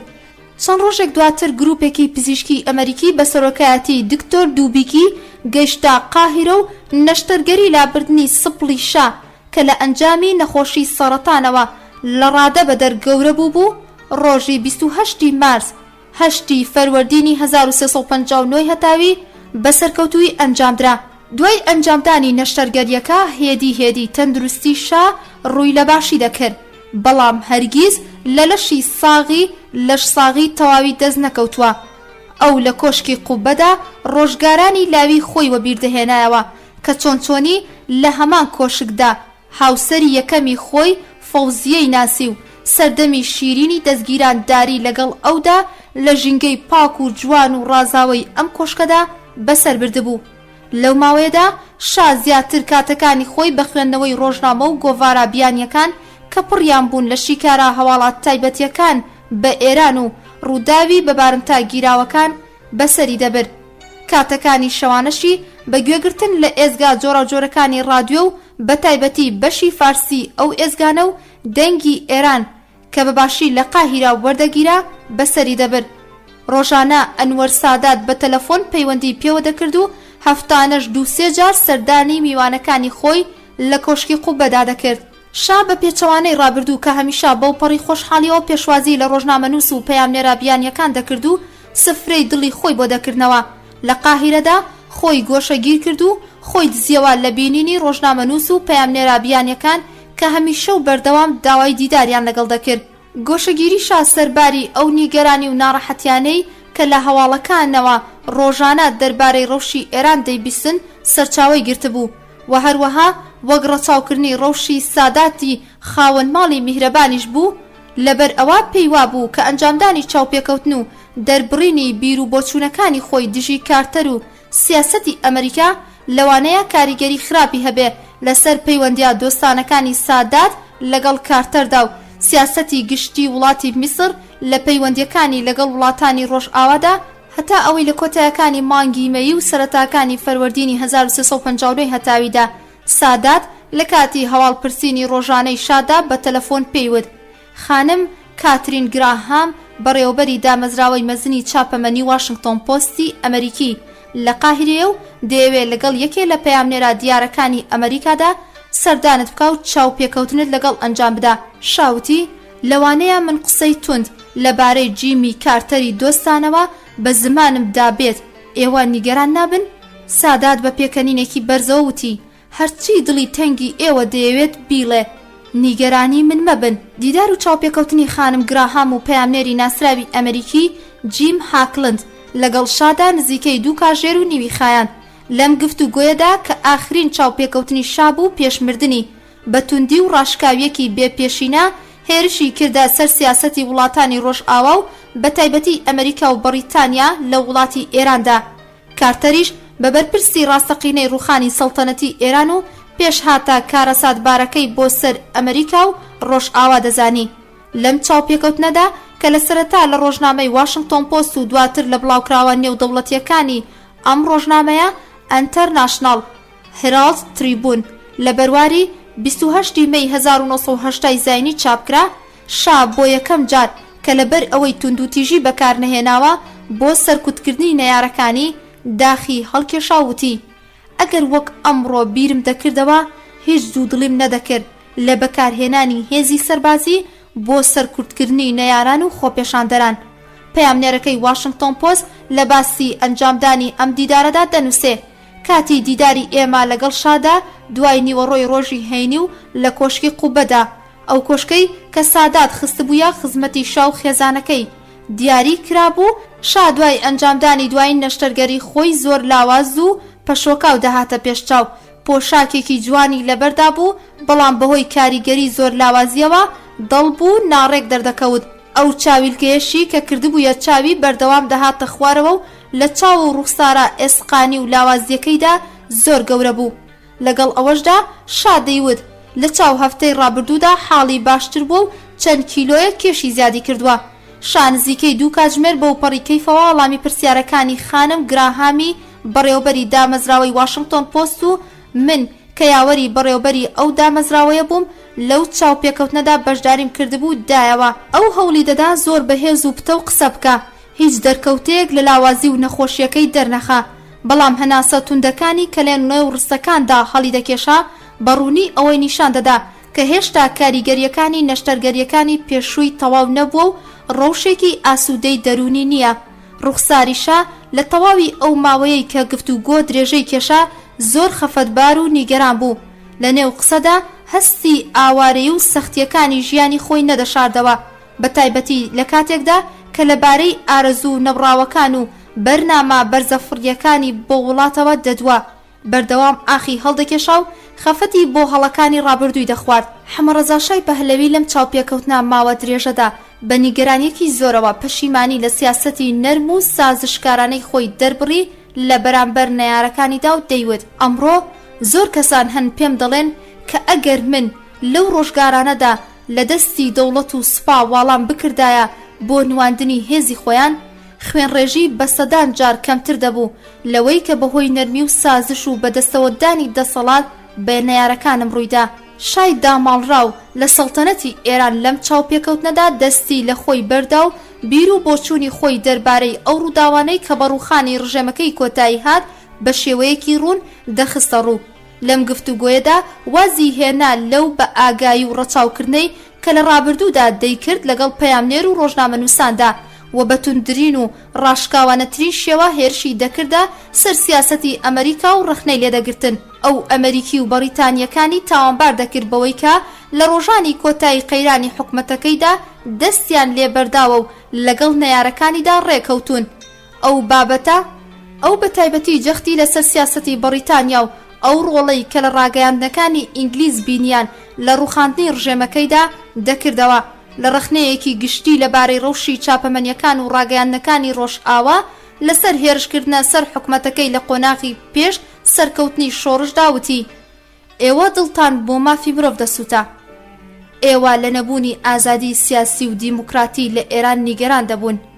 بفەرمونون ئەوەش ئەو مافی مرۆڤەی کە دەتانویست، ئەوەش ئەو ئازادی و دیموکراسی کە لە نەبوونی ئەو لە سەردەمی سەڵتەنەتی مندا نیگەران بوون. شا لە چاوپێکەوتنەکەدا وتی بڕیاری داوە ئیدی بێدەنگی بشکێنێت و لە ئێستا بەدواوە بە ڕاشکاویەکی زیاتر دەربارەی ڕووداوەکانی ڕابردوو ڕەوشی ئێران قسە بکە. ئەو لە هەمان کاتدا بڕوای بەو ڕاستیە هێناوە کە چانسی گەڕانەوەی بۆ سەڵتەنەتی ئێرانی زۆر کەمە، بەڵام هەموو هیوا و ئومێدەکانی خۆی لەدەست نەدابوو. زۆر بەتوندی بیری دەست لە کارکێشانەوەی لە سەڵتەنەتداری ئێران ڕەت دەکردەوە. ئەو لە وەڵامی ئەو پرسیارەی کە ئایا وا بیر ناکاتەوە کە دەست لە کارکێشانەوەی ئەو لە پۆستی سەڵتەنەتی ئێران و دەست هەڵگرتن لە بانگەشەی تاج و تەختی ئێران هاوکاری ئازادکردنی بە بارمتای گیراوە ئەمریکەکان دەکا، شاوتی نەخێر وا بیر ناکەمەوە کە تەنانەت دەست لە کارکێشانەوەم ئەو پرسا چارەسەر بکە. و درێژەی پێداوتی هەتا کاتێ ئەمریکەکان وڵاتی ڕۆژئاوا ئامادە بن بۆ پاراستنی بەرژەوەندیەکانی خۆیان لەگەڵ تیرۆریستاندا ڕێک بکەون، هیچ کێشەیەک چارەسەر ناکرێ. لە سەرەتاکانی هاوینی ساڵی 1359 هەتاوی دووبارە تەندروستی شاتێک چوو لەگەڵ ئەنجامدانی دوو نەشتەرگەری و بەکارهێنانی دەرمانی کیمیایی سەرەتانەکان لە جەستەی شادا زیادی دەکرد. ئەو دەرمانەشی کە بەکاری دەهێنا جگە لە لاوازکردنی جەستە و کەمکردنەوەی بەرگری لە نێوان لەشیدا هیچ کاریگەریەکیان نەبوو. ئارماۆ پێداگری دەکرد کە دکتۆر دووبیکی و گروپەکەی بە مەبەستی چارەسەرکردنی شا جارێکی دیکە بانگێشتی قاهیرە بکرێن. بەڵام فەرەح وای بە باش دەزانی کە چارەسەری شا لەلایەن پزیشکا فەڕەنسیەکانەوە بکرێ. بەڕواڵەت واش دەردەکەوێت کە ئیدی خودی شایش بڕوای بە پزیشکا ئەمریکیەکان نەمابوو. لەوە دەترسا کە ئەمریکەکان بۆ چارەسەرکردنی کێشەی بە بارمتە گیراوەکانی خۆیان لە تاراندا مەرگی ئەو پێش بخەن. حەمەڕەزا شا دەمە و بەیانی ڕۆژی 5 موردادی 1359 هەتاوی دوای 24 کاتژمێر ململانێ لەگەڵ مەرگدا کە تایەکی توند و بێهۆشی هەبوو کۆتایی بە ژیانی هاتوو لە دنیا دەرچوو. بۆ دوایین جار کە چاوەکانی کردەوە لە نێو ئەندامانی بنەماڵەکەیدا تەنها فەرەحی لە کەنار قەرەوێڵەکەی خۆیدا بینی. ئەردەشیری زاهیدی و چەند کەسێکی دیکەش لە نێو ژوورەکەیدا بوون. بەڵام ئەشرەفی خوشکی بەهۆی خواردنی بڕێکی زۆری دەرمانی خەوەوە لە ژوورێکی دیکەی نەخۆشخانەکەدا بێهۆش کەوتبوو. کاتژمێرێک دواتر سادات و هاوسەرەکەی گەیشتن. سادات دوای سەرۆخۆشیکردن لە فەرەح و عەلیڕەزای کوڕە گەورەی شا کە لەسەر بالیفەکەی باوکی ئامادە بوو فەرمانی دەرکرد کە لە ڕێوڕەسمێکی بەشکۆدا تەرمەکەی بە خاک بسپێرن. لە ڕێوڕەسمی بە خاک سپاردنی تەرمەکەدا لە نێو سەرۆکەکانی وڵاتانی دۆستی شادا جگە لە سادات تەنها نیکسۆنی سەرۆکی پێشووی ئەمریکا و کنستانتیکی پاشای پێشووی یۆنان بەشداریان کرد. تەنانەت مەلیک حسەینی دۆستی دێنینی شا کە زۆریش قەرزداری بوو زەحمەتی بەشداریکردنی ئەو ڕێوڕەسمەی نەخستە بەرخۆی. لە نێو دەستگا دیبلۆماسیە بیانیەکانی نێو قاهیرەشدا ژمارەیەکی کەمیان بەشداری و ڕێوڕەسمی بە خاک سپاردنی تەرمی شای پێشووی ئێرانیان کرد. لە نێو ئەو دەستا گوڵانەی کە بۆ ئەو ڕێوڕەسمە نێردرابوون دەستە گوڵەکانی دوو هاوسەرەکەی پێشووی شا فەوزیە و سورەیە سەرنجڕاکێشترینیان بوون. تەرمەکەی شا لە کەناری گۆڕی باوکیدا لە مزگەوتی ئەلڕەفاعی شاری قاهیرە بە خاک سپێردرا. شا پێشمردنی داوای لە سادات کردبوو ئەگەر مرد لە کەناری گۆڕی باوکیدا بە خاکی بسپێرن. ساداتیش بۆ جێبەجێکردنی ئەم داواکاریەی شا گۆڕی ئەوی لە کەناری گۆڕی ڕەزا شای باوکیدا ئامادە کردبوو. ساڵێک دوای مردنی شا سورەیەی هاوسەری دووەمی و تاکە عەشقی ڕاستەقینەی شا لە سەفەرێکیدا بۆ میسر سەردانی گڵکۆی پیاوێکی کرد کە ماوەی 7 ساڵ لە کەناری ئەودا ژیانی بەسەردەبرد. کتێبی کاخ تەنهایی کۆشکی تەنیایی سورەیە بەم ڕستانە کۆتایی دێت. ئەو پیرەژنەی کە ڕێنمایی ئێمەی دەکرد بۆ بینینی شوێنە گەشتیاریەکانی میسر لە کاتی گەڕانمان لە قاهیرە پێیوتم گۆڕی هاوسەرەکەی ئێوە حەمەڕەزا لە نزیک ئێرەیە لە مزگەوتی ڕەفاعی دەتەوێت سەردانی بکەیت و بیبینی؟ بە سۆز و خڕۆشەوە وەڵامی ئەرێمدایەوە. کاتێک گەیشتینە ڕوبەڕووی گۆڕەکە ئەو پیرە پیاوەی کە لەوێ دانیشتبوو وتی بە منیان نەوتوە کە ئەمڕۆ کەسێک دێ بۆ ئێرە. بەگشتی گوڵ و مۆم دادەنێم و دایان دەگیرسێنم. بە خێرایی 2 مۆمی کوژاوی داگیرسان لەبەر ڕۆشنایی مۆمەکاندا لەسەر بەردێکی مەڕمەڕی ڕەشی سادە نووسرا بوو محەممەد ڕەزا شای ئێران. حەمەڕەزا شا وەکو ڕەزا شای باوکی لەسەر زەوی بێگانە ڕۆیشتەوە خەوی هەتایەوە لە خاکی خۆی و دوور لە وڵاتەی کە عاشقانە خۆشی دەویست بە خاک سپێردرا. گوێگرانی ئازیز و خۆشەویستی شنەوای دەنگی، لێرەدا هاتینە کۆتایی کتێبی دوای شای ئێران نهێنی گەلێک لە ژیان و ڕۆژگاری محەممەد ڕەزا شای پەهلەوی لە نووسینی مەحموود تەڵوعی و وەرگێڕانی ئەرکان ئەحمەد جاف. ئامادەکردنی ئاوات کوێستانی و خوێندنەوەی هاوڕەتان بەیان تۆفیق تا کتێبێکی تر و پێتان ئەگەینەوە. کاتێکی خۆش بۆ هەموو لایەک و هەرشاد بن. نام نامداران همه فصل تو بادا نوبهاران. وطن سبزی سپیدی سرخگونی مبادا دشمنت را جز زبونی.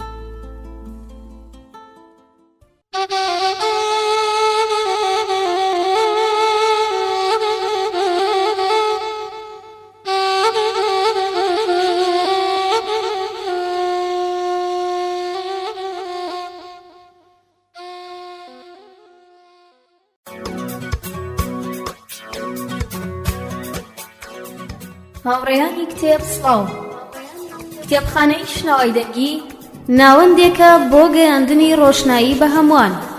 کتێب دۆستانی عزیز دەتوانن لە ڕێگای کتێبەکانی کتێبخانەی شنەوای دەنگی ئاشنا بن بە شێعر و ژیانی شاعیران شنەوە بکەونە گەشتکردن بە ئەندێشەی نووسەراندا لە ڕێگای کورتە چیرۆک و ڕۆمان شنەوە گرێ ئاڵۆزەکانمان بۆ دەکاتەوە بە بابەتی فەلسەفی و وتەی ناوداران ئێمە چەپکێک لە مێژووی گەلەکەمان و جیهان بە بەرۆکی نائاشناییتاندا هەڵدەواسین شنەوە هەروەها لەگەڵ پەلکە ڕەنگینەی مناڵاندا بۆ چەند ساتێک دەبینەوە بە خۆمان شنەوە ناونیشانی کتێبخانەی شنەوای دەنگی دەکەوێتە تەلاری یەکێتی نابینایانی کوردستان مەڵبەندی گشتی سلێمانی شەقامی 16 مەتری بەرامبەر سەنتەری بۆڵین بۆ ڕخنە و پێشنیارێک لە سەر بەرهەمەکانی کتێبخانەی شنەوای دەنگی دەتوانن پەیوەندی بکەن بە ژمارە تەلەفۆنی 328 71 97 شنەوە ڕایەڵێک بۆ گەیاندنی ڕۆشنایی بە هەمووان شنەوای دەنگی